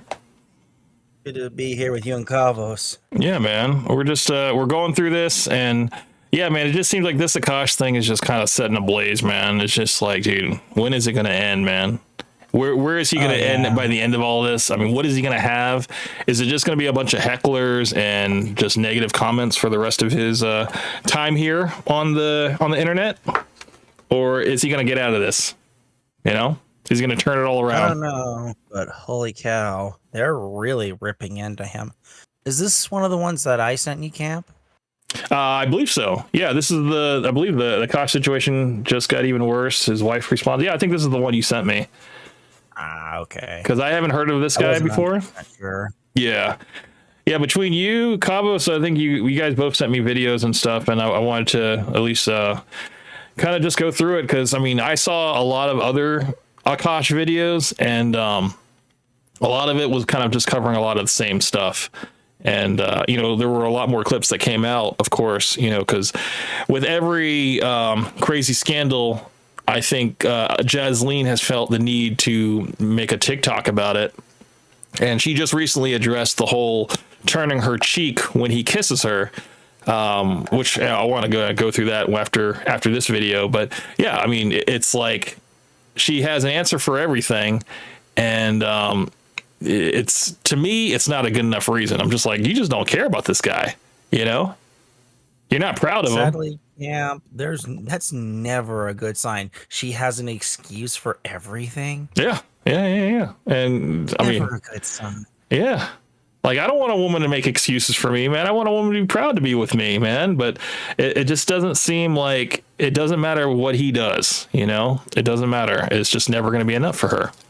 And she's always going to have this wandering eye and this nostalgia for the past. And it's I was telling Kavos, man, it's like, sometimes you got to kind of take your losses with the first woman that you've been with and just kind of learn to be by yourself. You got to really take that time to just kind of grow on your own and really, develop a tough skin, and be able to care about yourself, because I mean, you really can't truly be in a loving relationship if you can't learn how to be by yourself first, because I mean, right now this is just screaming codependency. I don't want you to leave me because I can't imagine my life without you, so I'm just going to put a second ring on it to just kind of seal the deal, when it's not, the situation hasn't gotten any better. He's just rewarded bad behavior, and she hasn't changed. If anything, it's just like it's gotten worse. So I don't know, man. It's like, where do we go from here, man? Is it just gonna continue to spiral out of control, or is she gonna be like, it was just for the memes, man? Like, we were just trying to get people to come to our page, man. That's all we were trying to do. This is just internet. It's not real. But Camp, with the way she acts, to be perfectly honest, with the way she acts, and she sits there and says, "Oh, we do this for the clicks and stuff."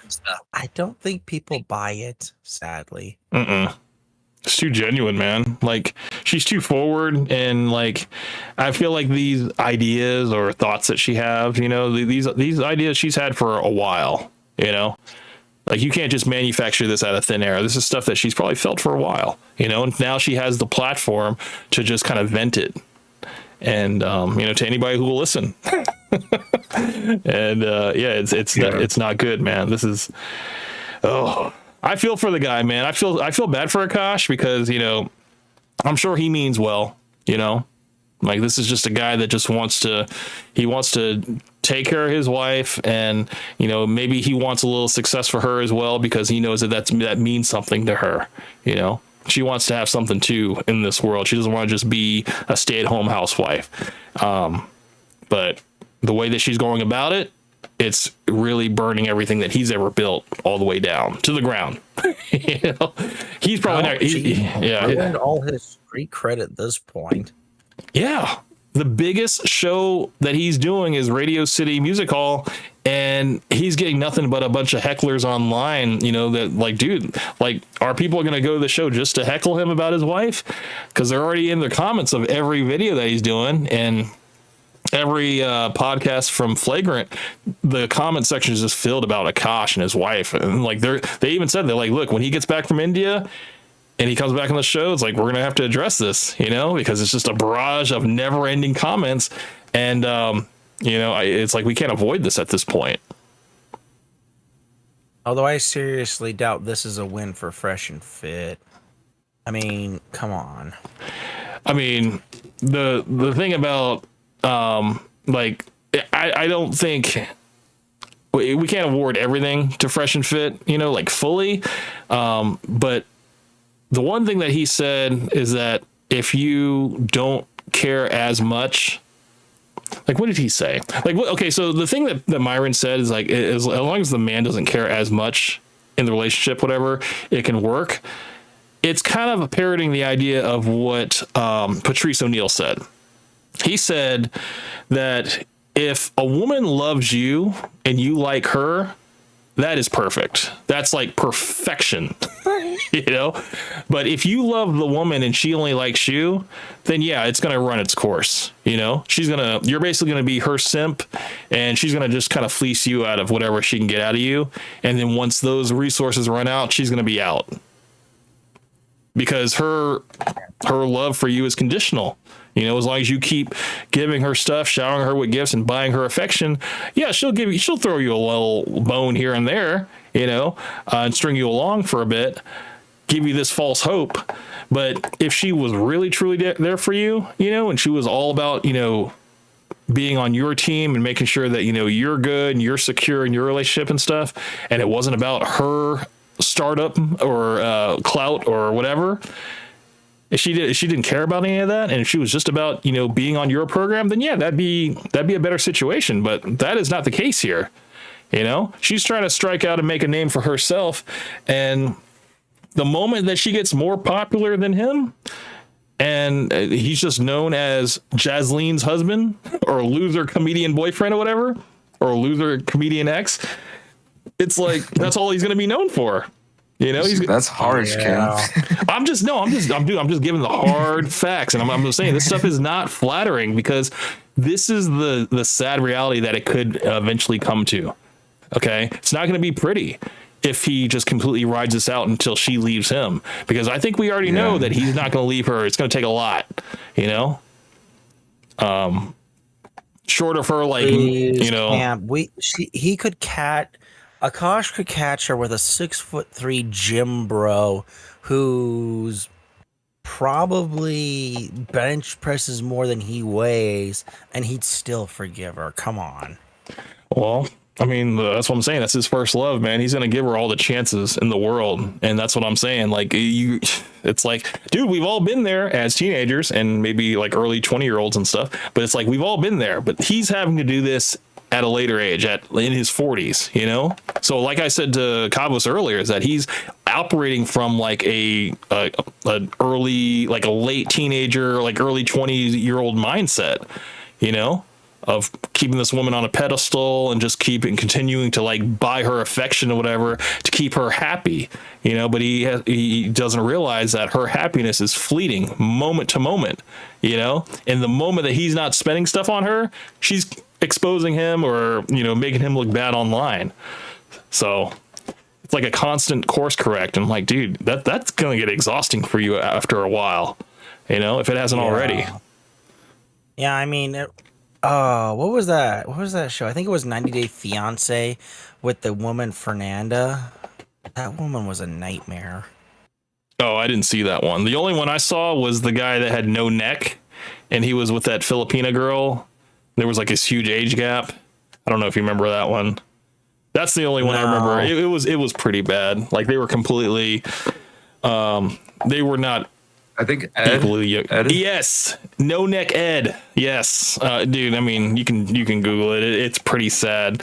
I'm surprised we never covered him on the show, but yeah, that was another secondhand embarrassment episode. I mean, I'm sure if you just type in Ed 90 Day Fiance, I mean, it was a pretty notable show.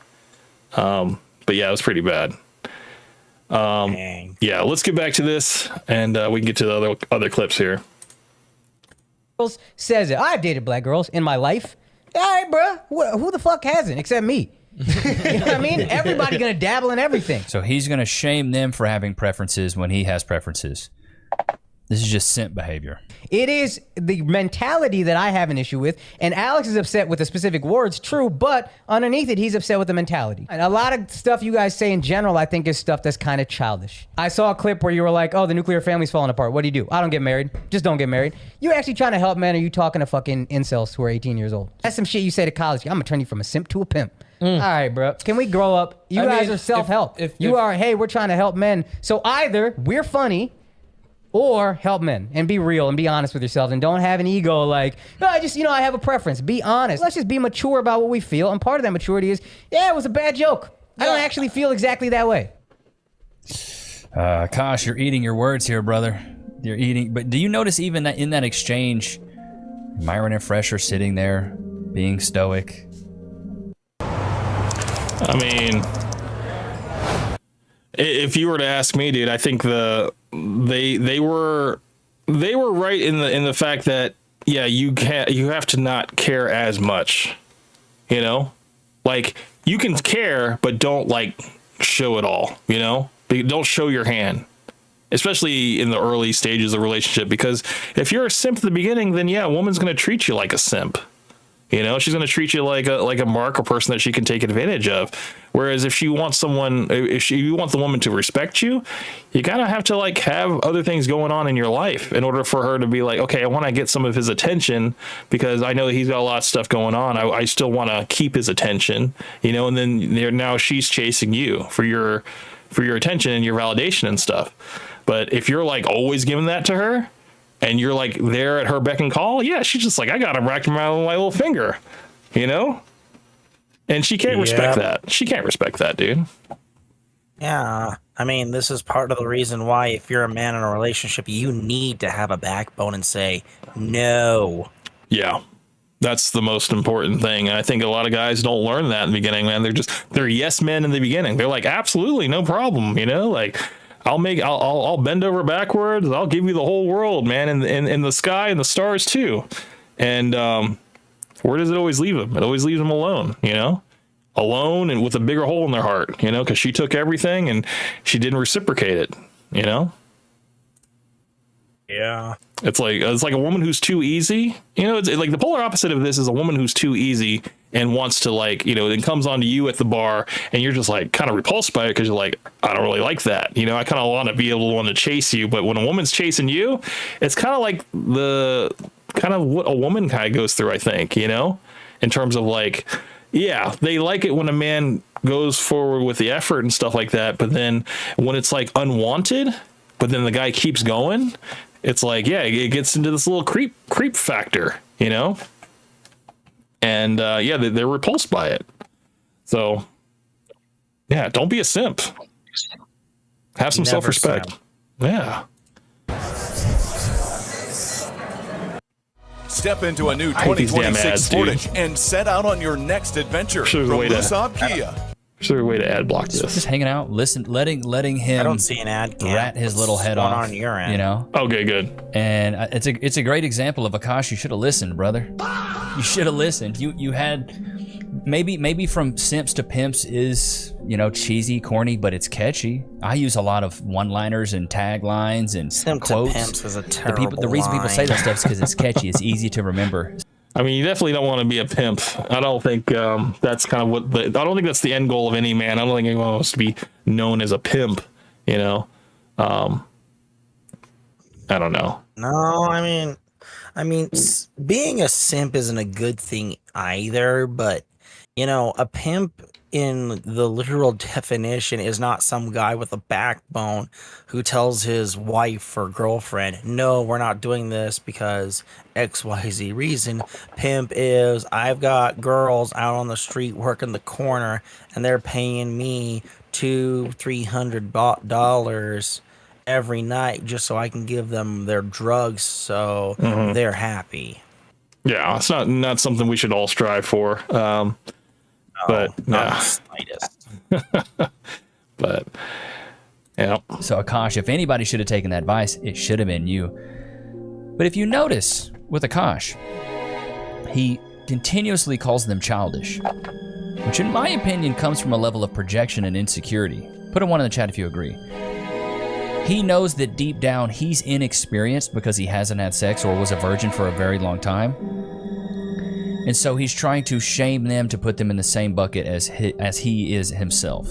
Sadly, I don't think Akaash fought saying that like be more mature. So is be more ahead? No, I don't think so either. I think he was kind of in defensive mode because he was just kind of going on the offensive for women, or the defensive for women, and he didn't think that their way of treating relationships was conducive to anything successful in his marriage, because at the time he was married and everybody else was married, and he said it. He's like, look, I'm 40, married and happy. Why would I watch your podcast? It just seemed like, he didn't really take in any of the lessons of it. He probably just watched clips, saw the most extreme stuff, and he's like, I don't agree with the extreme stuff, but then there was some nuance to, because there are some truisms that Myron says in terms of like, men need to have experience before they, try to go out and like wife a chick up, they need to at least know what's out there and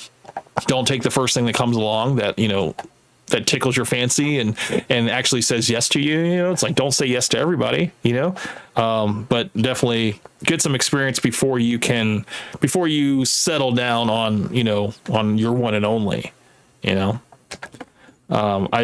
that. Yeah. Well, there's that camp, but we also have to remember, you also have to learn to read people and be like, would this woman make a good wife? Yeah. Would this woman make a good wife? I mean, if you meet her at your show and she's obviously a groupie on the groupie train, and she's, just looking, it's like, that's a woman you either ignore or she's a pump and dump. Which pump and dump is not in his language. So it would No. yeah, I mean that's kind of where he was operating at. She was probably like the most attractive groupie out of all of the groupies that came to his show, and it just took like an ounce of attention that she gave him for to be like, okay, yeah, I'm ready to give her the whole farm. Give her the whole business.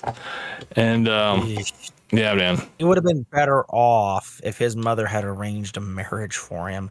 At least that way, sure, there would be a little bit of a buffer. Yeah, because what does the mom and dad have? They have the experience behind their choices and decisions and stuff that they make. Whereas Akaash is kind of going in with like a little wet behind the ears. He doesn't know what's right and what's wrong. And what's a red flag and what's a green flag. So yeah, but he's not wet behind the ears. He's still in the bathtub with half of his hair covered in soap, for Pete's sake. Well, I know. It's like, and the thing is, I think she said that he's never had a blowjob, and she's like, I don't do blowjobs. It's just handies. Like she'll give him a handy like on his birthday, and that's about it. So it's just like, damn, dude. It's like, man, this guy is so sheltered in his own marriage, man, and I feel for him, like it's like, just get out, man. You got to get That's out. not even a marriage, dude. No, this is no. I mean, I would bet $5,000 that she's had a train run on her at least once. At least, yeah. I mean, I'm sure she knows what a hot girl summer and a girl's trip is. She's got to, and with all the time that Akaash has been away from her, I'm sure she's has slipped up and done a couple things, without him knowing. So, but anyway, let's continue. Let's finish this one out. more mature, wait until you're 37 years old to lose your virginity? To me, that's not. You're 3 years old from being a 40-year-old virgin. I'm gonna head out. Hey man, I appreciate you coming through. Thank you, man. Yeah, man. Thanks Good for talk. having me. Yes, sir. And yeah, I'll see you. I'll see you next week, man. Yeah, man. Definitely. All right, You guys brother. take care. Take it easy, brother. All right. Peace. Take care, Kavos. Yep. Later.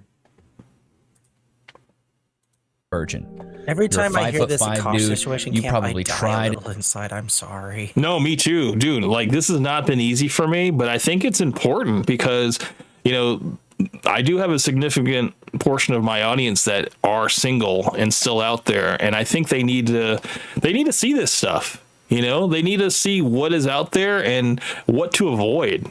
You know, because I think any man could get caught up in something like this if they're not careful. You know, I mean, a hot girl comes in so many different forms, and it's just like, I mean, there are guys that are completely, you know, led by their dicks, and they're like, look, man, like, she was hot, and I couldn't think of anything else, man. I couldn't think straight, and I'm like, yeah, well, you know, now, but you can't simp, you know, like, that's the most important lesson out of this whole thing is do not simp. You know, because the moment you do, you know, it's like you've created a dynamic in the relationship that you're going to completely dig yourself a hole, you know, and it's like it's a tough hole to get out of, you know, if you ever will get out of it. You know, you are setting the expectation. And this is the reason why Junior enlisted, if they get married, they actually make you go to a class. And this is also why the NBA has classes for all the new players too, for Pete's sake. Yeah. Although from what I understand, the NBA, they focus more on sperm jacking than actually the whole marriage trap. Oh, yeah. See, I don't know about that, but I do know that you know, it's important to definitely go to marriage counseling before you know, decide to finally get married, you know, or even if you do get married, you know, still go to marriage counseling to make sure that you're on the right page. You know, you have to, your goals are aligned, and, you know, what you want is compatible with each other. Cause otherwise, man, you're just spinning your wheels until the eventual end, you know? So, yeah, you know, to me, I think it's always good to go in well informed and prepared, you know, for anything to happen. And I think there's a lot of people that are just kind of, they're going with their emotions. They're thinking emotionally and not rationally. And, you know, sometimes that, like I said, you know, people can only put on a face for so long until that mask slips, man. And once it slips, it's like you're going to have to deal with who's underneath all that, you know? Yeah. And it can get very ugly, you know? Oh yeah. Sometimes a little too late, you know, you got a couple kids there and now it's really messy. So it's like, you know, it's like that's why this Akaash situation is kind of like catching fire the way it is, because he's still kind of in this stage where he can still save himself. But right now he has not called for any type of life preserver at all. You know, he thinks he's okay right now. He thinks he can still function the way that this is functioning, and he's actually got a handle on it when this is gonna probably blow up in his face, man.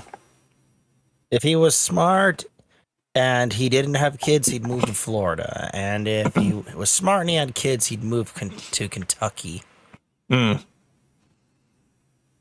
mean, yeah, just to get her away from all the temptation, you think?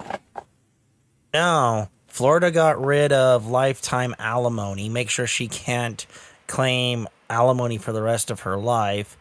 And as for Kentucky, if they ever have kids, which I hope he never does have kids. Me too. But no, if you move to Kentucky state law is it's mandatory 50-50 custody. Oh, that's great. Every state should be like that. Right, in Utah, it's 60-40 right now.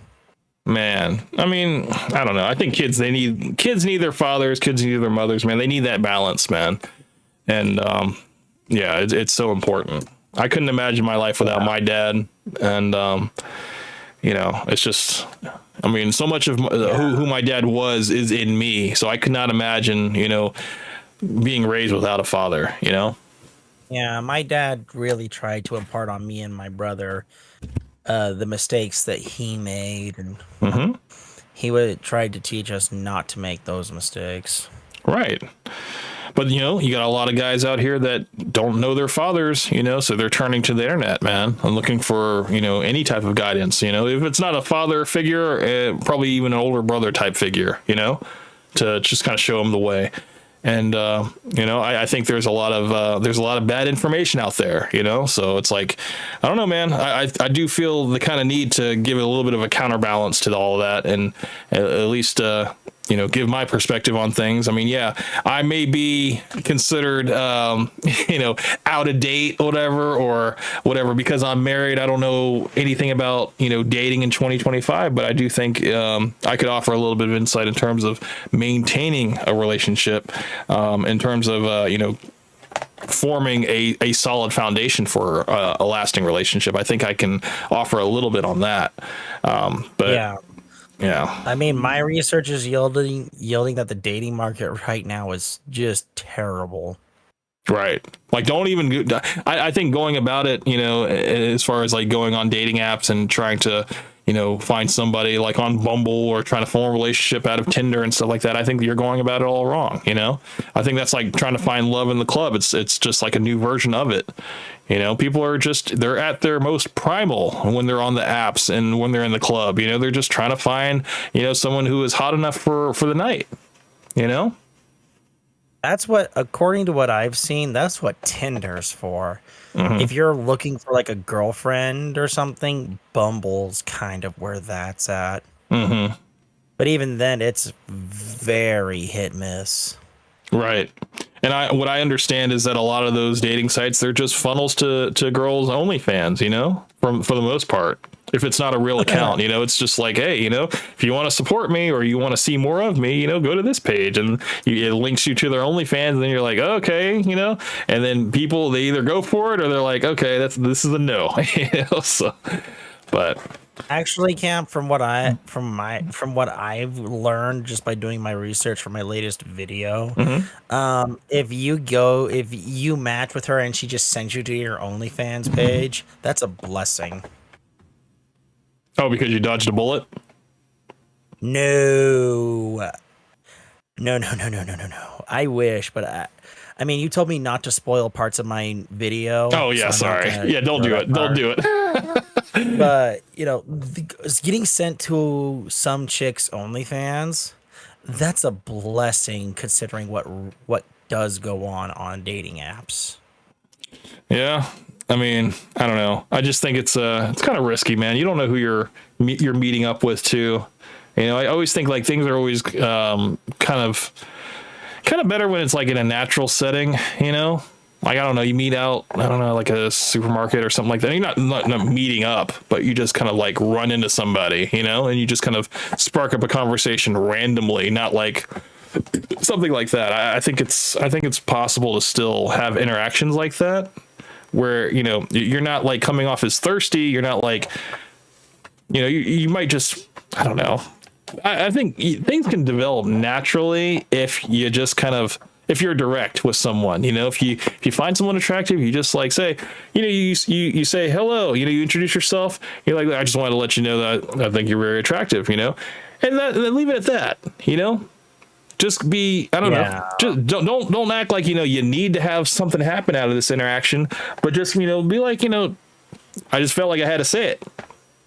I think it's easy. Or maybe you can even want to know, like, hey, where are you from? Or something like that. Like, you don't look like you're from around here. You look like you're probably from some other country and stuff. And then you can spark up conversation that way. I don't know. I just think that you definitely need to.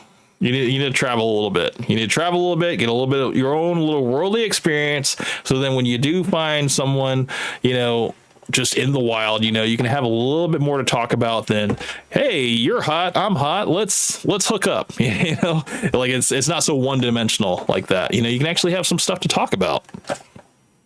Yeah, I mean, when I was looking for dating, I have zero hope of dating at this stage for me. But, one of the things that I wanted besides sexual compatibility was, can I actually talk to this person and have a half decent conversation? Mm-hmm. No, I mean, I'm a very big advocate for communication, man. I think that's probably one of the most vital foundations of any solid relationship, man. Is like you gotta have that before anything else. You know, I mean, yes, sexual attraction is very important, but also just the want and need to want to know more with this person, and want to just know more and want to explore more and have good conversations, and be able to mesh well and stuff like that. I think a lot goes into like the nonverbal communication as well, in terms of, just wanting to see each other and all this stuff. But I mean, there's also, a limit to that. I don't think you need to see each other all the time. I think there needs to be some time apart, to grow a little more fond of each other, and then, you can come back and see each other again. Yeah, that was something my ex never understood. Let's take some time for each other, so that way when we actually come back together, we actually want to be around each other, instead of her just coming home from work and it's like, I'm tired, I want just to go to bed, and it's like, but I haven't seen you all day. Right. Yeah. And it just wasn't healthy. And no matter how many times I tried to tell this to her, she did not listen. Yeah. And that's the thing, man. When all you get is just the tired version of someone, and you don't get the happy-go-lucky, bubbly, like, can't wait to see you type of person, it's like, yeah, it changes the whole dynamic, man. Yeah. But, I mean, that's the thing, man. That's the thing about, relationships when they first start out, man. Like, things really have to kind of all be in a line, with each other in order, kind of like a perfect storm. Even, for like the timing is right. Sometimes the timing isn't right, maybe the timing's right for her, but it's not right for you, or maybe the other way around, and sometimes the timing is perfect. So, but yeah, that's true. So, no, I mean, that's at least how I view things. I think that, at least from, my own experience, I've been in plenty of relationships where I was ready, but the person I was with wasn't ready, for something long term. So, you kind of got to ask the right questions or have the right conversations, in order to figure these things out. And then, you realize that, okay, maybe we're not as aligned as I thought we were. And, maybe it's best to end it before we get in too deep, Yeah. And it's tough, but that's the rite of passage I think of every man needs to go through in order to, really know what he wants out of this life, and, sometimes you get with a girl that's like, she hits all the marks, whatever. The only one thing that's the hang up is that she doesn't want any kids. And you're just like, well, sorry, but that's the deal breaker for me. I kind of wanted kids, but, that's, there's some things that you can, I guess make concessions for, and there's some things that, I think you should absolutely not concede on. So, but again, it's different for everybody, whatever goals you have, for your life, they might be different from me, but I think, in terms of, long-term happiness, I think, you'd like to see a little version of yourself walking around, and maybe a little version of the woman that you with, walking around as well. And you feel like you need a little accomplished in life. You feel like, we created life. We were able to, pass on our genes to the next generation. And this was something that was born out of our love, to be able to say that and not have any regrets about it. I think that's a beautiful thing. But, not everybody has that story. Sometimes they're like, yeah, man, I love my kids, but I hate the woman I had her with. And I think there's a lot of people that are like that, and yeah, but and in a lot of those cases, she just goes through every little trick she can to alienate the kids from them. That's a way too common story. Yep. Yeah. I have two coworkers who were like, oh yeah, I've got kids. They don't talk to me. They don't see me. They don't like me. They hate me. Damn. That sucks, I'm like, what the hell happened? Oh, I got one supervised visit. I got one day out of the month to see them, and it's just like, yeah, that's not healthy. It's not enough time, man, for them to form like a meaningful attachment, man. This is the other side of parenthood that, that's not really shed light on, like people, they don't really, I would say a lot of people aren't really proud to talk about this kind of stuff, but there are a lot of people going through it, man. And it sucks because, I know deep down, there are some fathers that just want to be in their kids' lives, but because the wife is such a jerk, she just cut them out completely and filled their heads with like bad man stories about their father. So then the kids just like, they resent their father, when really the father wanted to be there the whole time, but they were only getting one side of the coin, and it sucks because kids, man, they're so easily molded by their surroundings, and if you have, like nothing but boys and they're being raised by, their mom and stuff, and maybe the mom is living with her mother, and, your son is basically growing up with a bunch of women and stuff. Yeah, they're going to take on a lot of the personality traits of the mom, and have that emotional side to them where, it's kind of irrational. Maybe, they didn't really have the strong male figure in their life to really model themselves after. So yeah, they end up, getting emotional outbursts. They probably they take on that abusive side, and, it translates into crime and abuse in their own relationships, because they didn't have that strong father figure in their life to really show them, the way of being a man, and being able to deal with women. Yeah, the thing that actually sucks for me is that my mom and aunt were identical twin sisters. My aunt we think she passed away of a stroke, but there was an often time where we were living together with my mom, my aunt, and her daughter, and I still have memories from when I was 13, 14, still living with them, and the way my cousin ran around around the house we were living at, and there's not to mention the fact that both me and my brother were not allowed to actually stand up for ourselves too, which was another nightmare in and of itself. But it also didn't really matter what we did. If we so much as lashed out, we got in trouble for that. Yeah. Well, that's what young boys are always told to do. If we get angry, we're supposed to push it down. We're not supposed to release any of our tension or, show any emotion and stuff. We're supposed to just bottle it all up inside, That's kind of Camp. If that were the case in this situation, that might be a little fair, but that's not what this situation was. My cousin, she would go out of her way to annoy me and my brother. Mm-hmm.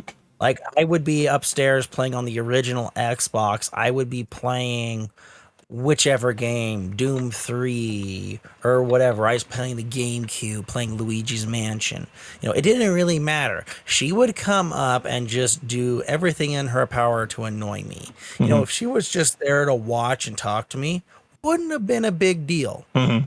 But she would literally reach over, try and take the controller from me, try and hit random buttons on the controller, and at some point she'd yell in my ear, turn off the television.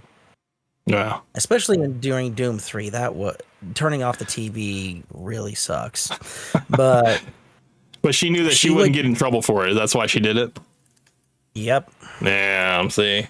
And it got so bad that my brother, who had a half decent computer and everything, he finally got sick of it. He got enough money together. He went out and bought a door lock, put it on a doorknob that could lock, put it on his door, locked it.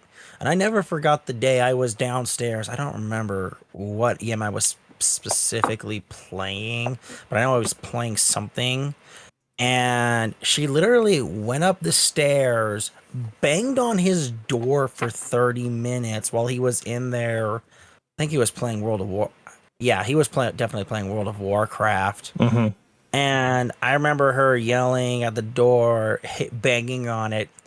And just to drown her out, he cranked up his music to max. I never forgot that one, Camp. I mean, it seems like she was just she had free reign, man, to just do whatever she wanted, and there was no consequences. Yeah, that was kind of how I lived. Jeez. But of course, if me and my brother ever stood up for ourselves or complained, did anything get done or taken care of? Heck no. We were left to our own. And if we dared so much as raise our hand to her, we got yelled at, we got grounded, and you know, it was just, why wasn't she being grounded for instigating? Well, you have to control yourselves. I see. Was she older or was she younger? She's like, what? She's like maybe 7 or 8 months younger than I am. Oh, okay. But yeah, not much. I was thinking like if she was like younger sister or something like that, then they're like, yeah, you know, you got to protect your younger sister. Don't like be a little bit more patient with her. They probably take that angle. But if she was like the older sister and they just kind of like favorited her over you guys, I was thinking that could have been also a possibility. But I don't know. It just seems like you know, the younger sibling usually always kind of gets away with a lot more. Well, it's not that she was that much younger than me, Camp. It's just that my mother,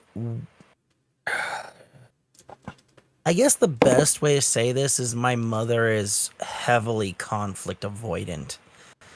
And her sister was much more aggressive in that regard. And she didn't want to pick fights with her sister. Although there was the one day that I think it finally dawned on her that my cousin broke my original DS and she was angry.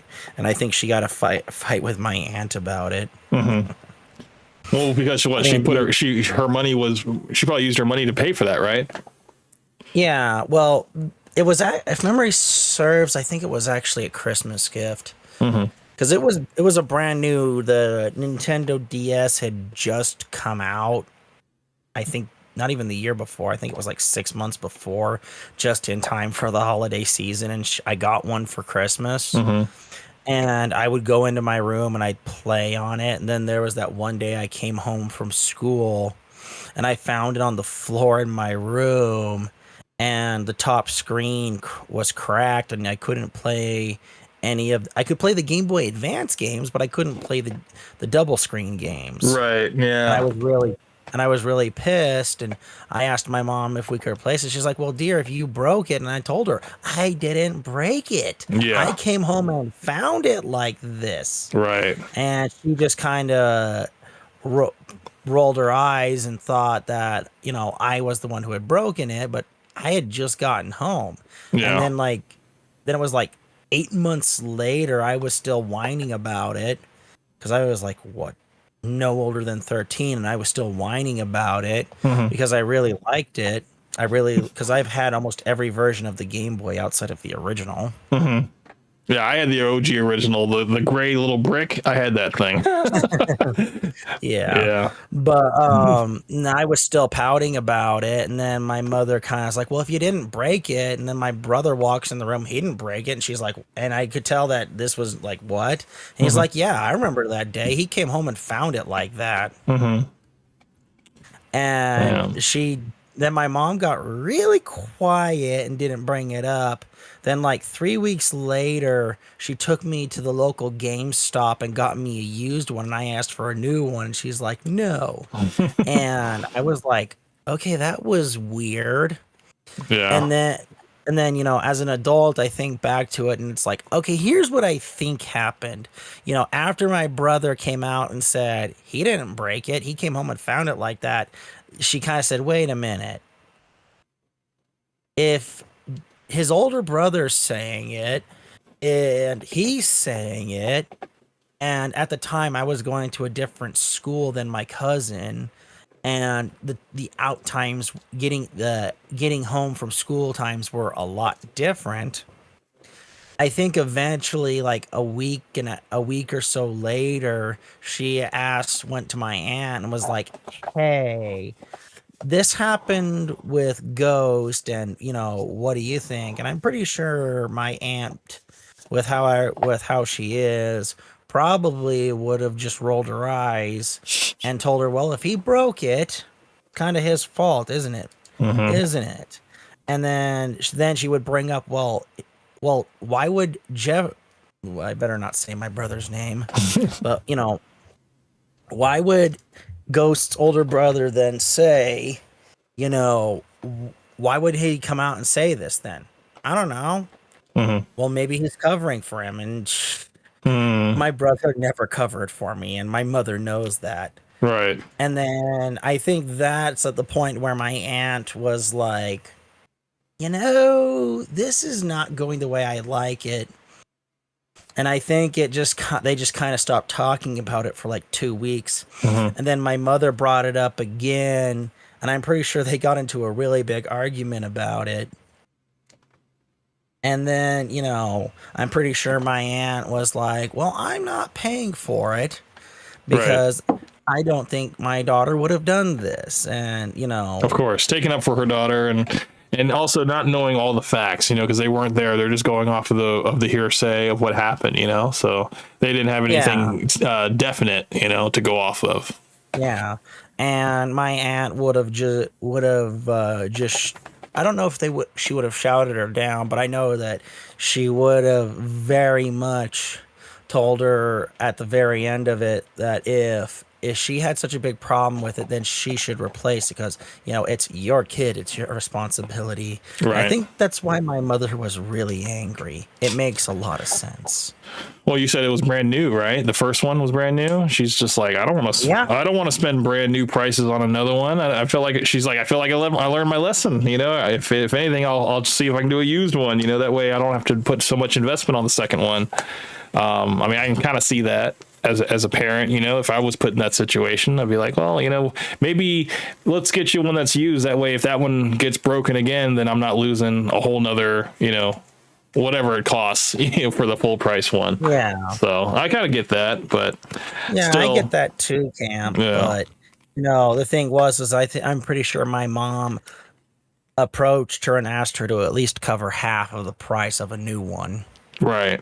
It's funny you have this story about a Nintendo DS. I actually have the story about the gray original Game Boy that, me and my brother, we were fighting, and he got so angry with me, he threw it in the garbage, and it ended up getting thrown away. Like we threw it out without knowing that it was in the garbage, but then we found out later because I was looking for it, and I told my mom about it, and my mom asked my little brother, and my brother finally caved and said that, I threw it in the garbage because, I was mad at him or something. And he got in a lot of trouble for it. I never got it replaced, but it was just one of those things that, that now that me and my brother are older, I'll see, I don't know if you've seen that Lego version of the original Game Boy they have out now. I sent that to my brother and be like, hey, can you get this for me for Christmas? Because it's one of those things now, we can look back on and laugh at it, because, my brother threw away my gray Game Boy when I was little, but we also put him in the dryer and turned it on for 30 seconds, So it's we're kind of even in that aspect, if he ever does step out of line, he has a girlfriend, I guess he has a wife, they're not married, but they've been together forever. He can still say stuff out of pocket to me or my older sister, and we'll both say to him hey, don't make us put you back in the dryer, okay? We can still say that lovingly as older siblings and stuff, but we can look back on our past and just kind of remember when you threw away the Game Boy because we had a little fight? I don't even know what the fight was about, but remember when you threw away a Game Boy? We can just look back on that stuff, and we were all rivals back then, but now we can all kind of get along now as adults, Yeah. But I kind of want to get through this, man. Let's get through it, and then I can show you that other one. Then tried to get with the chick and sleep with her, and then you drop the knee. The whole, was it the ring thing? I want to hear her justification on that. The what ring? What ring thing? The second ring he gave her. Oh yeah. We'll definitely cover that. I want to hear that one. Oh yeah. I got you. Twice, and she doesn't even want to kiss you. That's simp behavior. But the red pill always pisses off simps the most. They can't stand it because simps realize they can't actually achieve what the red pill's trying to teach. The red pill, a lot of the people who claim to be red pillers, not only they really look down on simps, but the guys who they really look down on are the guys who start out as red pill, then they get like a girlfriend or a wife, and then X many years later, after the relationship ends, and they start coming back, and it's like, dude, you're lower than the simps to us. That's not true. Yeah, they completely change, once they get into a relationship. Yep. Yeah. That's why I keep it funny, but I also do teach. I don't consider myself a life coach by any means, but I'm trying to tell you guys the stuff that set me up for success and allowed me to find a good woman. I think any guy that is looking to find a good woman, you have to have experience. Does it suck? Yeah. It's like being war ready. Let me put it into perspective here. There's two different leaders, right? Two different guys. You get to pick which one you want to follow. Number one, no experience in the battlefield, never been through any hardships, never gone through any trials and tribulations. He's completely green, but he's a super nice guy. He's really easy to get along with, but he's been through nothing. Has no hardships, no trials. No obstacles has he overcome. He's had a very easy life. Everything's been very easy for him. That's the first leader. The second leader, tons of trials, tons of tribulations, very hard lifestyle, has lost multiple times, has been on the battlefield a lot, has tried and tried and tried and lost and tried and tried and tried and lost and overcome hardships and overcome obstacles. And he's not really easy to get along with. He's harsh. He shoots it to you straight. Sometimes he can be a little hard-headed. Sometimes he can be a little brash. Which guy are you going to really follow if it was like your life's duty to follow this man to the ends of the earth? Who are you going to follow? You're going to follow the guy that's been through something because he has experience. The sad part is he's 100% correct. You ask any Lance Corporal with enough salt on their camis, it's like, are you going to follow the new second lieutenant over there? Are you going to follow the gunny who has salt stains so deep in his boot that he literally walks over, brushes his shoulder, and it's like, oh, my food was plain and nasty. Oh, thanks for the salt, gunny. I mean, honestly, no, I can't relate. I can't relate to somebody who hasn't been experienced. I don't feel like I can learn anything from somebody who hasn't had the experience. It's like, I think we're all kind of at different levels here, and say like you have a little bit of experience, but you encounter somebody that has less experience than you. I don't think there's much value you can get from a person like that. You can only get value from someone who's been around a little bit longer than you, and has gone through like similar experiences, and maybe you're just now going through those experiences, and they're like, well, I can let you know how I dealt with it, rather than the theory of what someone who is like, well, this is what you should do if this happens, and they go like completely like, just extreme, like, well, you should have never shacked up with your wife in the first place. It's like, you should have bought a separate house for her and all this other shit. You're like, okay, I can't listen to that. I can't subscribe to that because that's completely unrealistic, So I don't know. I mean, it's like, I always use the extreme of what Myron's advice is, as like, you can't take advice from this guy because he doesn't really have the lived-in experience to really talk about this kind of stuff in terms of like a long-term relationship, like leading to marriage. I don't think you can really look to Myron for that type of advice, or Fresh for that matter. No, you can't. So I mean, you couldn't even ask VillaTube that.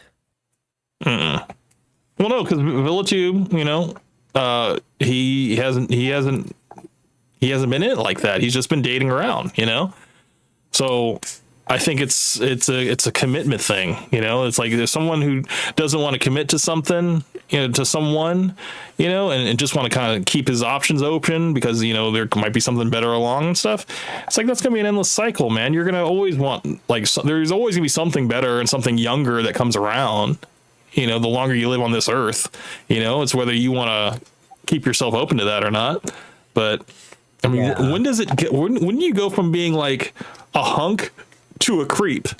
Because I mean, it happens to a lot of guys. It's like a guy can stand in a corner brooding, and girls think it's sexy, whatever. And then that same guy that thinks just standing around brooding around, it's actually kind of creepy now. It's like it gets to a point where you kind of have to get off that wall, and do something with your life.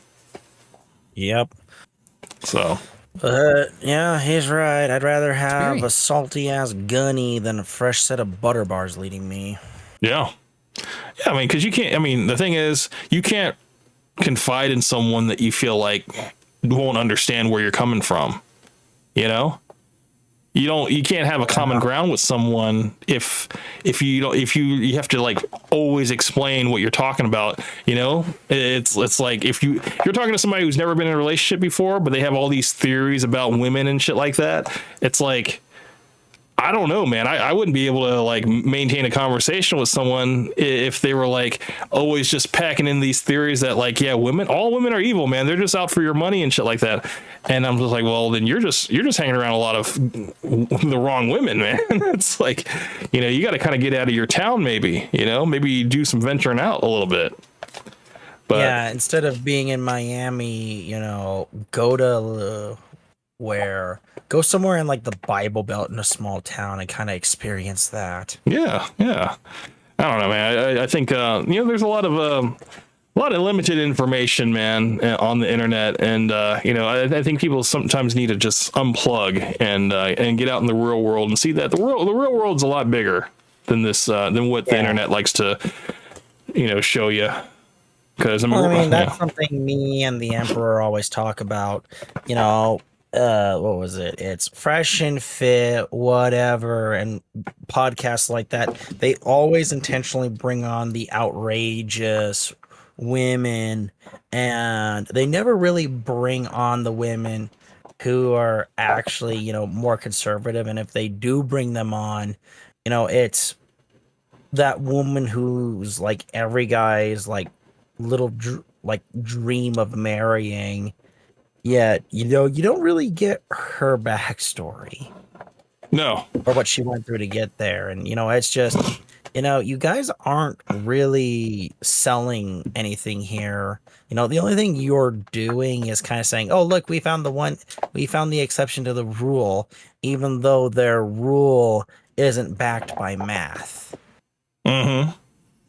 I mean, they find the exception to the rule all the time, man, and they always shoot them down and be like, well, that's your anecdotal experience. You got to speak from a general sense, not just from your own anecdotal experience, because, you know, you could be the exception to the rule, but that means that, you know, it's like you're still operating from limited information. You know, it's like, we got to speak to the masses here. We have to give rules we got to speak in generality so that we can speak to a massive audience, you know, and kind of give like broad strokes of certain ideas in terms of like male and female dynamics, you know, like general patterns to look for, not like these diamonds in the rough that everybody says that they are, you know? Yeah. So, I mean, the big problem, I think I've already said this before, but the big problem with using the, you know, this is the general thing you will find. The biggest problem with that, with them saying that, is that this is the general rule. You know, it doesn't work out, especially when you actually apply it to the scientific method and the statistics too. Mm-hmm. And, you know, that should be the bar instead of, you know, the women around Miami. Right. Yeah, because I mean, if you're just in Miami and you're like you're going to develop this mindset that every woman is like this. Every woman is a gold digger. Every woman has a OnlyFans. Every woman has a Finsta page. Everybody, you know, every woman has a roster of guys. You know that, you know, it's just like, it's going to warp your brain, man. It's going to poison your brain, and you're going to think, you know, you're going to, I just need to stay single, you know, because these women ain't shit. When it's like, no, you just need to kind of look beyond your doorstep, you know? Yeah, it's either I need to stay single or I need to become the greatest player alive. One or the other is where it tends to land. Exactly, you know? But, yeah, man, let's keep going. Yep. Zero, zilch, nada. You have no experience, but yet you're telling men that they should be doing what you're doing? How would you know? You were a virgin till you were 37. Shots fired! You wouldn't know anything, bruh. You wouldn't know anything. You know nothing about the dating market. How do you know what's childish? You have no experience. You're a stand-up comedian, which, respect to those guys. It's hard enough to be a comedian, right? But you get on stage and tell jokes. Myron used to work like, what do you work for? Like the FBI or something like that? And Myron's in great shape? He is not Started in a great podcast from the shape. ground up. I don't know if Akaash is for money or... I mean, I know that Myron likes to kind of brag that he has abs all year round, and he has all he does is eat at Chipotle, and he works out like 3 times a day and all this stuff and all that. But I mean, it's just like it's whatever, man. Yeah. If he's saying that, then he should look more like the Dwayne "The Rock" Johnson in muscle mass. I mean, that's the thing, man. I mean, he's in his studio 12 hours a day. If he's not on X, man, he's live streaming on Rumble and Kick and all these other streaming stuff like that. It's like he does it. He has nobody really to stop him and be like, "Hey, man, maybe we should go outside," you know. And when he does go outside, he's doing the change my mind type IRL debates and stuff like that. So all he does is work, man. I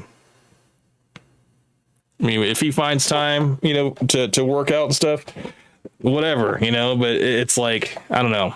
I'm not like a person to say that he is out of shape, whatever. It's not really something I really care about. I don't. I don't. Oh, Camp. I know a guy at my work who is going for like the old-fashioned strongman look, and he's got it. Mm-hmm. And he's in the gym almost every day, and when he's doing squats or lifting, it's all over 300. I mean, I know that there was a bodybuilder, I believe, that watched one of Myron's like workout videos or something like that, and he just said he had poor form, you know.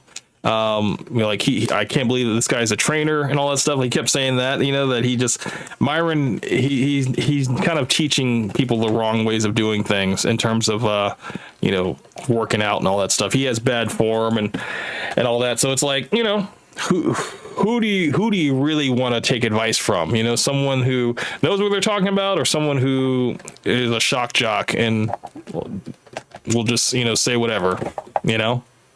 It's like, I already don't take advice from Myron already. So like, I kind of throw it all away. You know?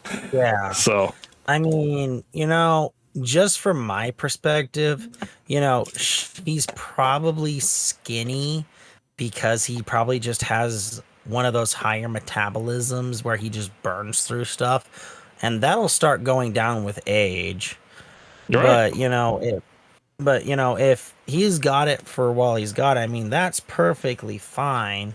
But the other thing that they don't tell you is that to actually have abs, you actually have to develop your abdominal muscles. Mm-hmm. You have to. You can't just, you know, just lift. You can't just curl and have abs. Mm-hmm. To actually get good definition, you have to actually do a fairly good ab routine. And if he's got if he's like bragging, "Oh, I have these high definition abs," it's like, bro, no, no, I don't buy that for a dang second. Well, I mean, Myron, like I said, I don't care. It's like, I mean, gay people have abs all through, you know, because honestly, I do think Myron is a little fruitastic, you know. So he definitely works out. I think he does it for the male gaze rather than the female gaze. I don't think he really cares about what women think. He said this before. So and honestly, I think, you know, you're going to get a lot more comments from other guys when it comes to your physique over women for the most part. Women, you know, there were some women that care about muscles, and there's a lot of women that don't care about your muscles, you know. Some girls are actually kind of repulsed by like a really muscular dude, you know. They'd rather just be with kind of like a dude with a dad bod, or maybe a dude that's like somewhat in shape, you know. But this whole ripped like vein out your forehead and all that stuff like that, like, no, man, that's for the male gaze, not for the female gaze. At least, and it's also very unhealthy. Oh yeah. I mean, he's probably gonna give himself an ulcer or some type of heart attack with all this raging he's doing online, you know, whether it's real or not. I mean, if he's raging and it's actually relieving his stress, that's probably helping him. But that's a big if. Yeah. But let's keep going. Yep. Or anything like that. Or I know Andrew Schultz probably. I don't know if he's has money in his family or whatever. But I would much rather follow a guy that is getting the results I want to see. Like in a world full of Akaash's, be a Myron. Because with the Akaash problem, I'll be a Myron. No, dude, not even that. No. I mean, Levi here is actually some guy who you could who is somebody that, you know, in the general sense you could get behind because he's done the player lifestyle.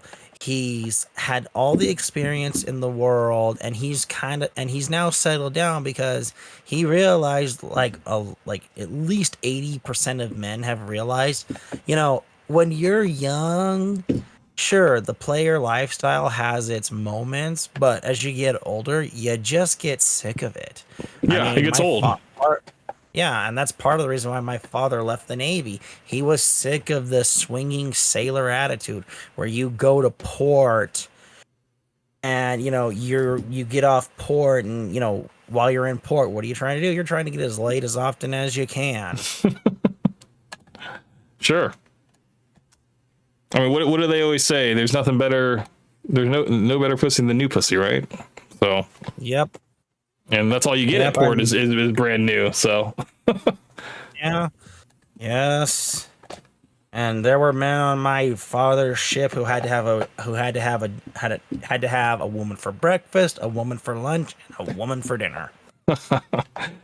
Wow. I'm sure those women on the bases, man, they were happy to oblige. I bet the ones that were close to the bases, the army bases. No, my father was in the U.S. Navy. I was in the Marine Corps, and my step-grandfather, he was in the Army, and my dad's father, he was in the Marine Corps as well. All right, so you got the whole family knows about the deal then, right? Well, those of us who actually were in and actually care to talk about it. Yeah. Wow. I mean, but yeah, my dad got tired of the swinging sailor life when he came back from active duty. He was sick of it. Yeah. And he probably just wanted to just settle down, right? Yes. Yeah. I mean, I think that's the thing. I think it comes to every man at some point in his life. You know, I don't think men end up being like Hugh Hefner, you know, with just like, I don't think that's something that is something like we all want. It might look nice, you know, when we're like in our 20s, we're like, dude, I'd love to be Hugh Hefner and stuff. But then like, you know, you start to, you know, realize that, yeah, I just really want just one person to just relax with, you know, and someone that kind of takes that cares about me genuinely, you know, and is happy to see me when I get home and stuff like that. It's just, the thing is, man, I've said this before, man, the list of things that we want as men is very short, you know. Peace is a big part of that, you know, but also, you know, someone that genuinely cares about us and wants what's good for us, you know, and basically wants to be there to kind of fill in, you know, in the gaps in our life that we need, you know. And yeah, so that's true. But very true, Camp. Very true, sir. Let's keep going. It fuels the fire of the simpidemic. Men paying for corn, paying for lonely fans, paying women that they will never meet, never have an intimate relationship with, and never even shake their hand or meet them in proximity to in person ever at all, or talk to them on the phone ever at all, or have an actual intimate relationship with them ever. Damn. I'll never understand the whole paying for OnlyFans, paying for, you know, pee and all that stuff. I'll never understand that, you know. It just, when there's alternatives out there, you know, and also, you know, developing your own self and wanting to have the real thing rather than just, you know, the thing through the screen, you know. It just seems like, you know, it gets to a point where even that, I would think, you would grow tired of that and you'd want to have something else or something more, you know?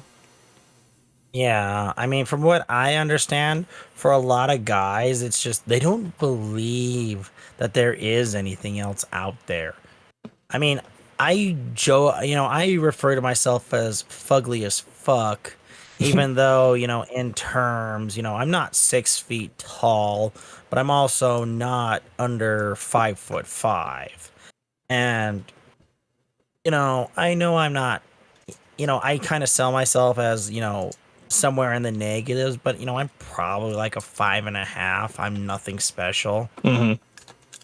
But, it's just, at what point do we sit there and, it just seems like from my perspective, a lot of guys are just like, well, this is the best I'm going to get. And it's like that.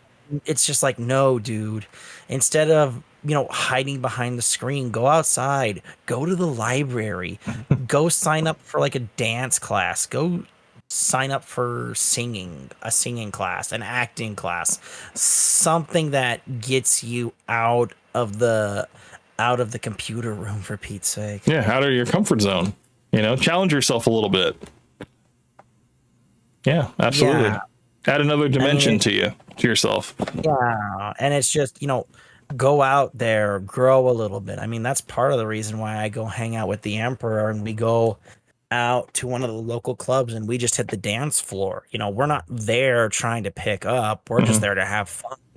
And the responses that we've gotten to that are nominally favorable, because it's like, oh, they're not here hitting on everything that moves or trying.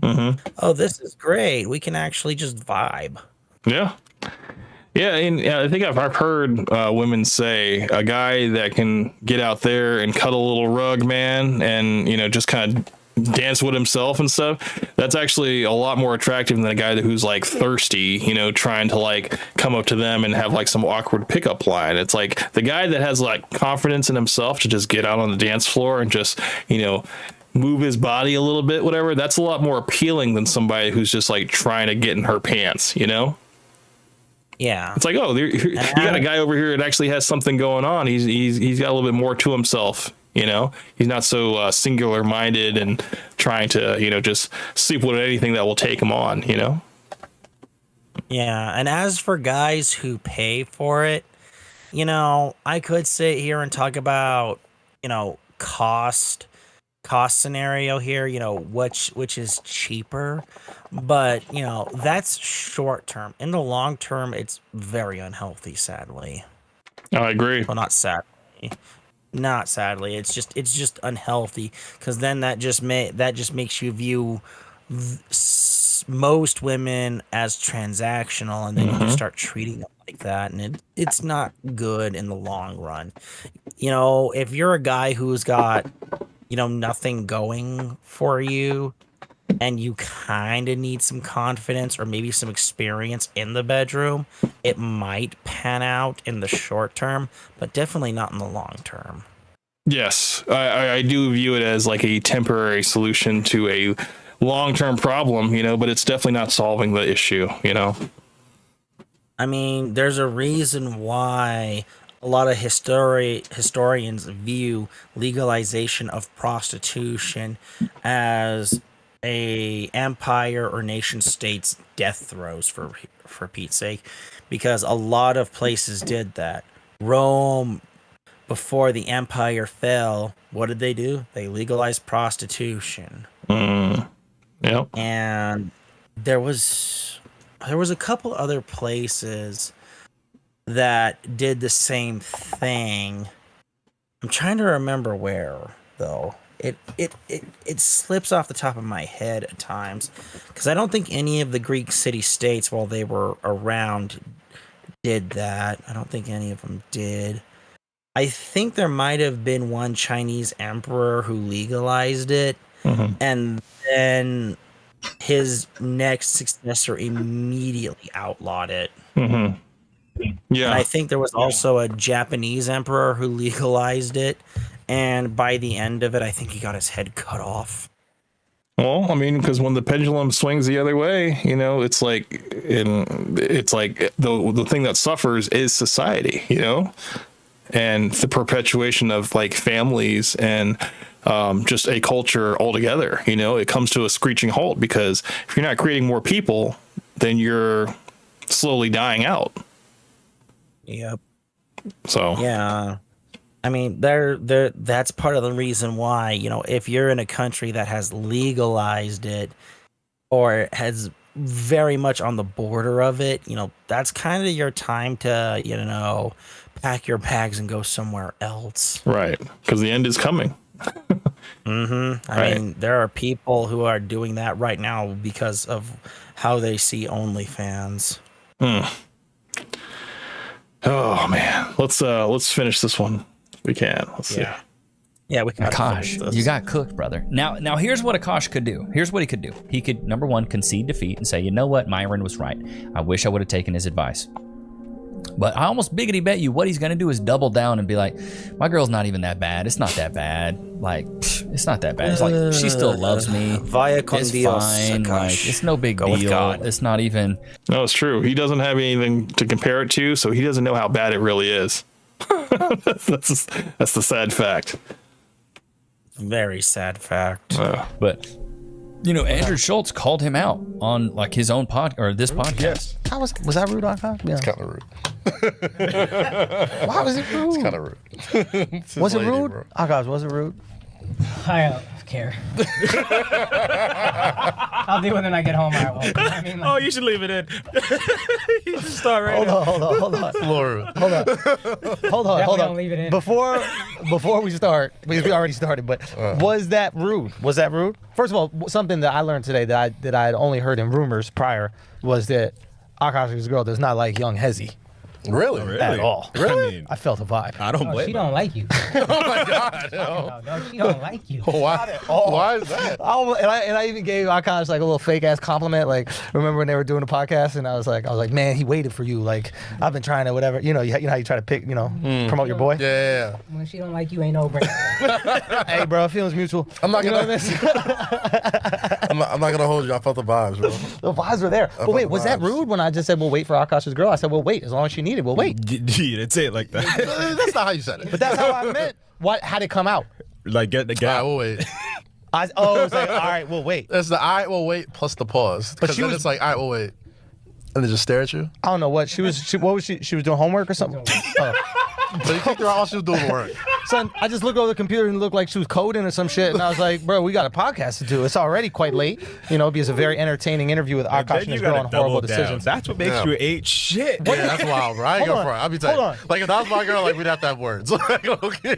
Why are you spicing this up? I'm not bro? even spicing it up. Like, I just We love this shit. Let's What go. happened? Akaash, man, just his demeanor, not speaking up, not standing up for himself. He needs to grow a goddamn backbone. Dude, I don't think he ever had to do that, man. And I think that's how he's been operating this whole time, man. It's just completely like bending to the will of his girl, not standing up for himself in his relationship. And then when other men, kind of give their own piece on it, whatever, he just kind of goes quiet, Or if anything, he's Where's his? Yeah. I don't really like bringing this, but where is his mother? For Pete's sake, Oh. It's kind of her job to protect him from women like his wife. For Pete's sake. Yeah, I don't know, man. That's kind of been absent this whole scenario. We haven't really heard anything from her. I'm sure she probably has much to say. I'm pretty sure she does. Yeah, it's not looking good. I just wanted to watch that clip a little bit further and just kind of more context. Akaash, man, it's not looking good. In a world full of Akaashes, never be a Myron Baines, brother. Myron may be harsh, or be a Levi Nix. Because I played the field. I was in that field. I played the field. And I had a lot of fun in college. I had fun in high school, had fun in college, had fun in my adult life. I had fun. I did. I really did. And I think as men, we can tell when we meet a guy if he can pull. And chat, put a one in the chat if you agree. If I can meet a guy almost and be like, yeah, he's good with the ladies. Like, I would meet Akaash and be like, he is not good with the ladies. But I would meet Andrew and be like, oh, he's good with the ladies. Like, Andrew could probably go out there and pull. Without his clout, he could pull. Because he's funny. He looks like he's tall. He's funny. He's a pretty good looking guy. He's well kempt. Maybe not in that, exact podcast. But I would meet Akaash and be like, oh, this guy's not pulling. No way he's not pulling. There's no way he's pulling. And the thing is, dude, a lot of guys think you got to be 6 foot and be yoked and make a bunch of money to pull. Bro, one of the most Casanova guys I knew in college was a chubby, bald dude. But he had the lip service like crazy. This dude could talk his head off, and he was funny as a mug. He knew how to get around you and make you so comfortable that, and then before you know it, boom, you're in bed with him. Like, he was good. He could speak. He could walk it. He could talk his way into a deaf club. Like, he was good.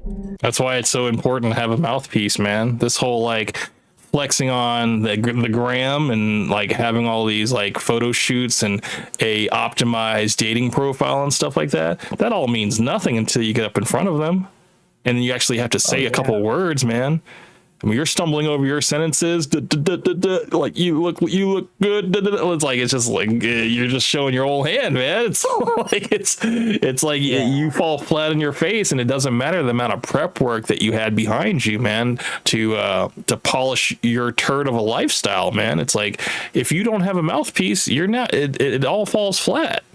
That's why it's so important to just like to talk to women just as, as people, not as like things to conquer, like talk to women that you're not attracted to, just so that you can get over the thing about talking to women. Because I think that's the thing. Like, there's just some guys that are just bad with just talking to the opposite sex. It's like gotten that bad, and they're just so afraid of rejection.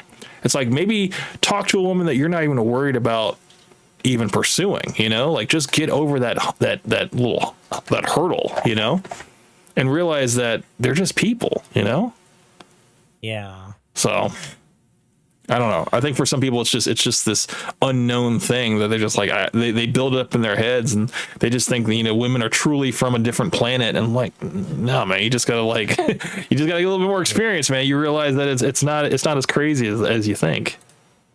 That's why I loathe that book that's entitled "Women Are from Venus and Men Are from Mars." I never read that book, but I know about it. Yeah. Yeah, it just speaks to how just some people have no concept of reality. I mean, I've read about half of the Feminine Mystique, and I could not sit down and read it all at once. I had to take it in chunks, camp, because it was so self-serving, and these are my problems, and it's just like, how do women solve problems? They complain about it, they get it out of their system. You give a man a problem, it's like, how do I fix this problem? Oh, there's a hole in the wall. I know. I'll go to Lowe's or Home Depot, or maybe I have a contractor friend who knows what to do, and I'll have him go through the steps with me. Or maybe I'll turn on the YouTube tutorial, get what I need, and fix it. Right. Yeah, we're natural problem solvers, whereas like I think with women there's a little bit of a commiseration period, that they have to go through first before they decide to act and get some help. Yeah, and it's not even commiseration, it's they just don't want to do the work either in some cases. Like my ex had where I'm living at right now, she had this place like a quarter hoarded out, and when she finally left, and I actually had the energy to do so, this place looks so different now. It's mind-boggling. Well, just how different it is. I mean, when she was living here, you walked into our living room and you had to move stuff just to sit on the couch. And nowadays, there's a couch where I want to throw away because I don't have a use for it anymore. So I just use it for my kids' backpack and my kids' backpacks and coats, and I'm just like, put it here because eventually when I get the hallway closet, the entryway closet cleaned out, what's gonna happen? They're gonna hang up their coats there. They're gonna put their backpacks right there. Yeah, I mean, I think that's That's normal, you know. When you to be orderly and have a place for something, you know. I think some people, they're kind of like, instead of it being organized, they're organized in the chaos. So like if their sweater is on the floor, it's like that's organization for them. At least they know where it is, and whenever they're ready for it, they can just pick it up and throw it on and stuff like that, because they know where it's at. But then there's people that are like, no, I need to have things in their place, whatever, in order for me to function, you know. And I think in a way, my wife is the organizer of the family, and I'm good at maintaining, you know. So yeah, it works. Well, that's the thing, Camp, is I like my workspace, my organized chaos, but my whole house, I want it organized. Mm-hmm. Yeah. How I am. No, I get it, man. I mean, that probably has to deal with your military background, too. I mean, sure, that was drilled into you every day, right? Oh, yeah. Yeah, so, I mean, there's a reason why I leave my desk the way it is, because it's like, oh, I need to go through this, and this. Mm-hmm. Yeah, I understand that. And then there's just like the rest of the place. Nope, I want it cleaned and organized and, this way. Yeah. All right, let's keep going. But he practiced it, and he shot his shot. You can tell Akaash has never tried. And then the first girl that came up and really gave him attention, he just bit on it, and then she swooned him, and then before you know it, now he's looking like a cuck. That's brutal, bro. I don't know about you guys. What do you guys think about this whole situation? Lokes, what do you think? You want a jerky, huh? He's like, dude, just feed me a jerky. Stop talking about this situation. I could freaking care less. Damn, that's big.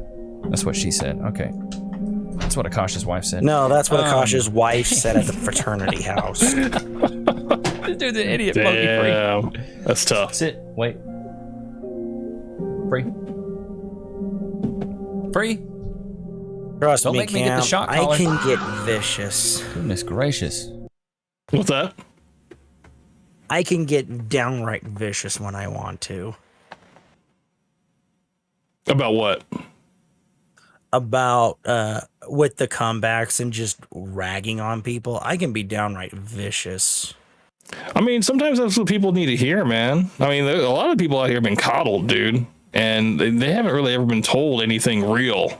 You know, they've just been around a bunch of yes people, and people don't get told about themselves, and when they finally do, it's like a rude awakening for some people, you know.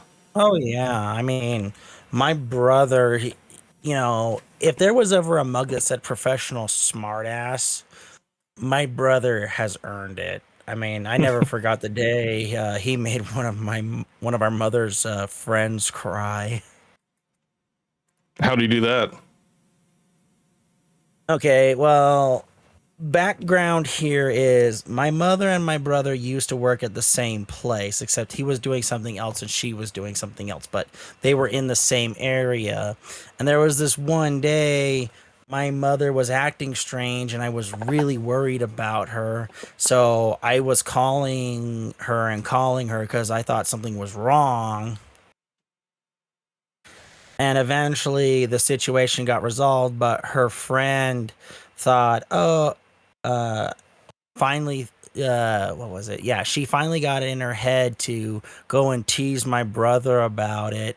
And she kept teasing him about it. And he had just let it go and let it go and let it go and let it go until he finally got really annoyed. Finally got annoyed enough, and he turned to her and said, well, you don't have to be jealous about it, that nobody's there checking in on you.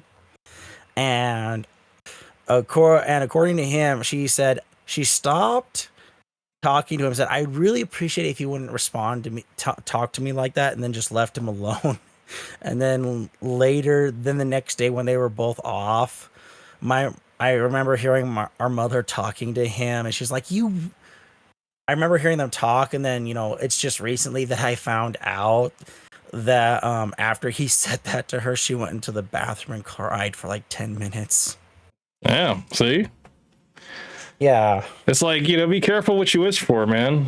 It's like sometimes people don't realize the harshness of their words until somebody reflects it back to them, and they're like, oh shit, you know, I had no idea that this is how I was treating this person, you know, when they finally give it back to you. And you know, you get a little emotional. You're like, damn, I had no idea. Yeah, well, just put it simply, my brother is not someone you want to annoy heavily. He has the kind of mouth on him that just rips into people, and our father is kind of the same way, and I'm also the same way, except I've got no problem being absolutely vicious about it. Yeah. I mean, to put it in a, just to think about it meter wise, it's just how much bullshit can you twist on our meters before the three of us turn and really give you a piece of our minds. I think everybody's got a breaking point, you know. Everybody. I mean, oh yeah. And I mean, it may not come to blows, but hold on, I got 1 second. 1 second.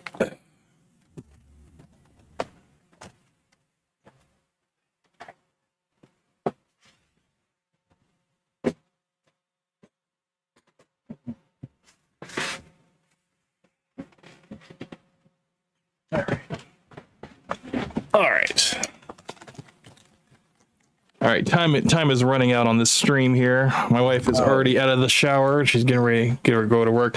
Let's finish out this last minute here. Oh yeah, let's. Don't make me get that shot collar, Actually, this dude. video is basically over. I'm shocking puppies. Okay. Because this is Levi's. 1,000 volts. This is Levi's. This is basically his like final thoughts here. Okay. Can we get to that clip of why she turned her cheek real quick? Yes. Let me give me 1 second. I have got to hear her justification for this. Let me find it. It is it's gonna be towards the top. I think I actually saved it. Let me double check. It's on here. Let's see. They're saved. Okay, here it is. Dodging the kiss. I got you right here. Hold on. Can you see my screen? Yeah, I can see your screen. Perfect. Narrative out of nothing.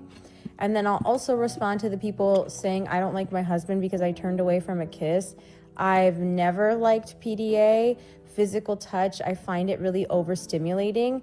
And so it's something I actually work through with my husband because that's his love language. And I feel like for him, he tries to do physical touch to regulate his emotions, and I find it really dysregulating. So it's something we kind of work through in high stress situations because I get overstimulated when a lot of things are happening, and like my mother-in-law is there, my mom is there, and Akaash will tend to kiss me when there's a lot of people around, and sometimes I'm overstimulated, so I'm just like, oh, so yeah, if you want to know like my whole fucking psychosis or whatever, then I can give it to you. But it's just annoying that you guys create a fucking narrative out of something that's sweet for no reason whatsoever, because you're miserable in your own lives is my only reason that I could reasonably assume. So yeah. I mean, you put it out there, you know, it's like, I mean, what are people supposed to think? I wanted to at least show you the comments on this one. It said, hold on. I find pussy popping overstimulating. Hold on. Right. Where this was a shy girl when she was shutting it up for white men. She literally had her ass out with the doctor on video. That wasn't overstimulating. You know, it's just like she's a walking contradiction, man.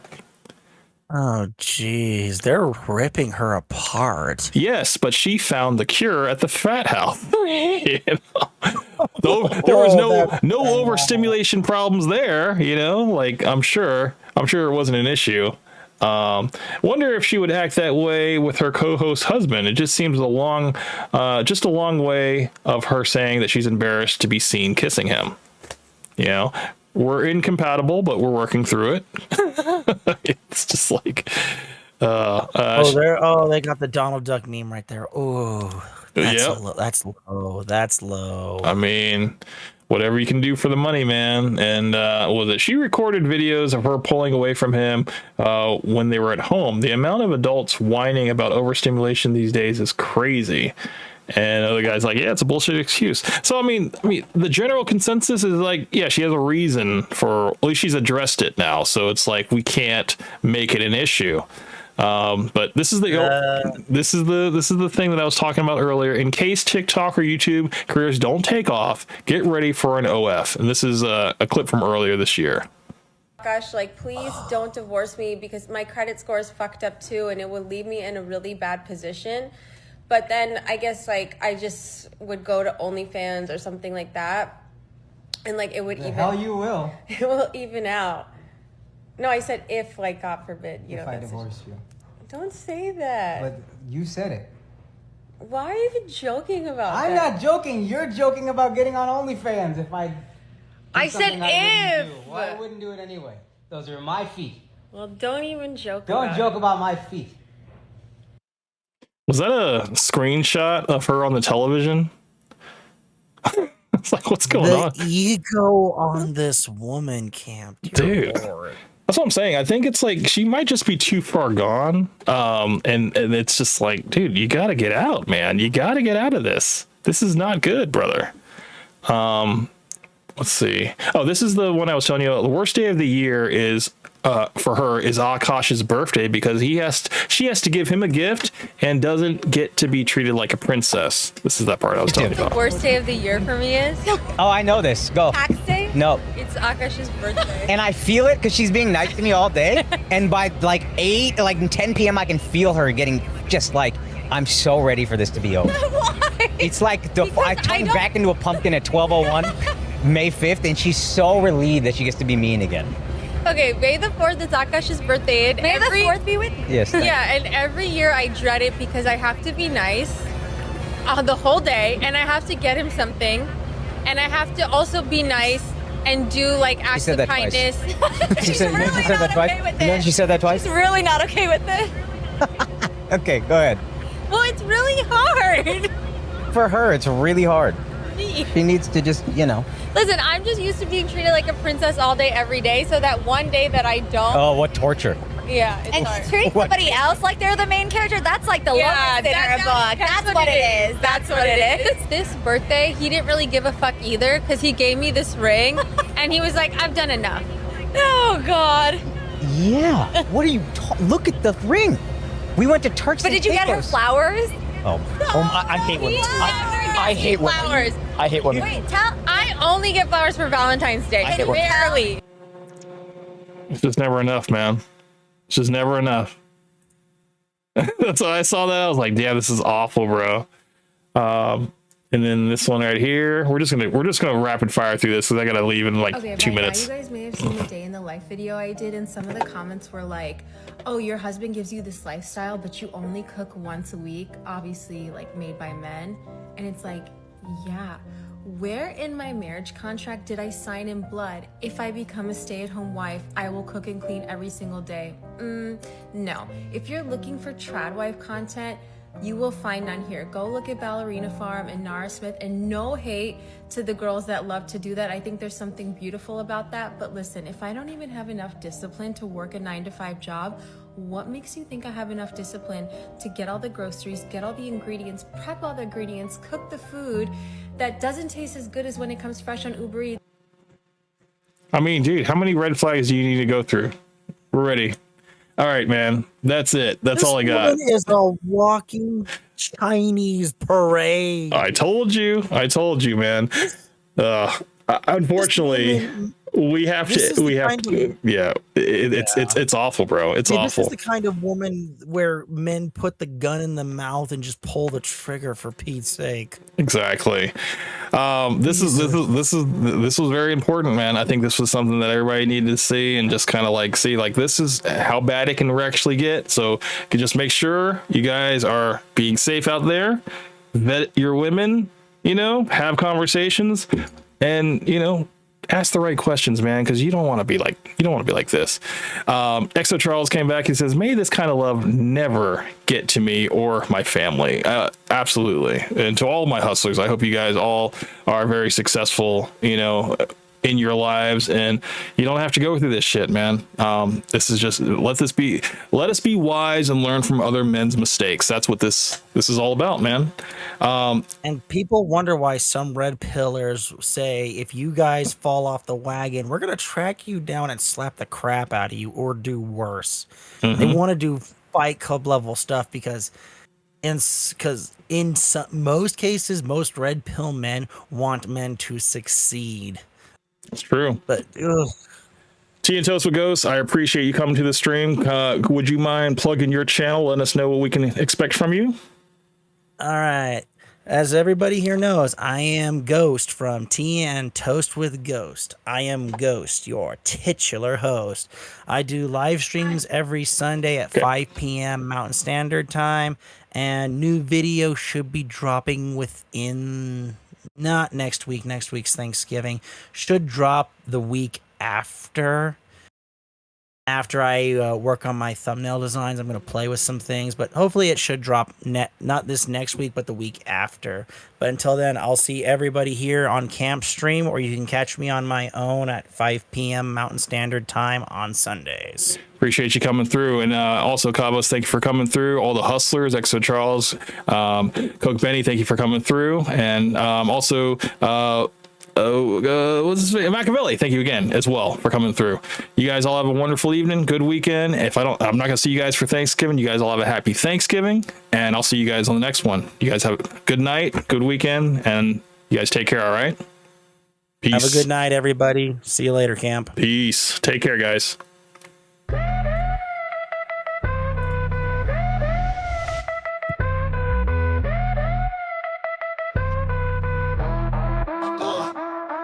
Can't bust a run, squad moves like a freight train. Streaming live Saturdays, no need for a campaign. Cook Benny in the chat, spitting heat, uncontained. Haters lurking in the shadows, they ain't built for this terrain. Covers dropping gems, wisdom sharper than a blade. Exo Charles in the mix, got the whole game amazed. Taking souls for free, no invoice, no delays. Debating Sonic, spitting logic, making waves. Hustlers unite every Saturday night. We shine bright, got the spotlight in sight. Live stream flames, haters take flight. Chopping it with Hank, keep the vibe airtight. Commentary live, no script, just pure flair. Every bar a dagger, leaving doubters in despair. This ain't just a hustle, it's a kingdom we declare. Building brick by brick, we ain't folding under glare. Hank Russell in the cut, breaking bread, trading thoughts. While they talk trash, we strategize and plot. Every stream a canvas, every word a stroke of art. We out here taking names, pulling strings, playing smart. Hustlers unite every Saturday night. We shine bright, got the spotlight in sight. Live stream flames, haters take flight. Chopping it with Hank, keep the vibe airtight.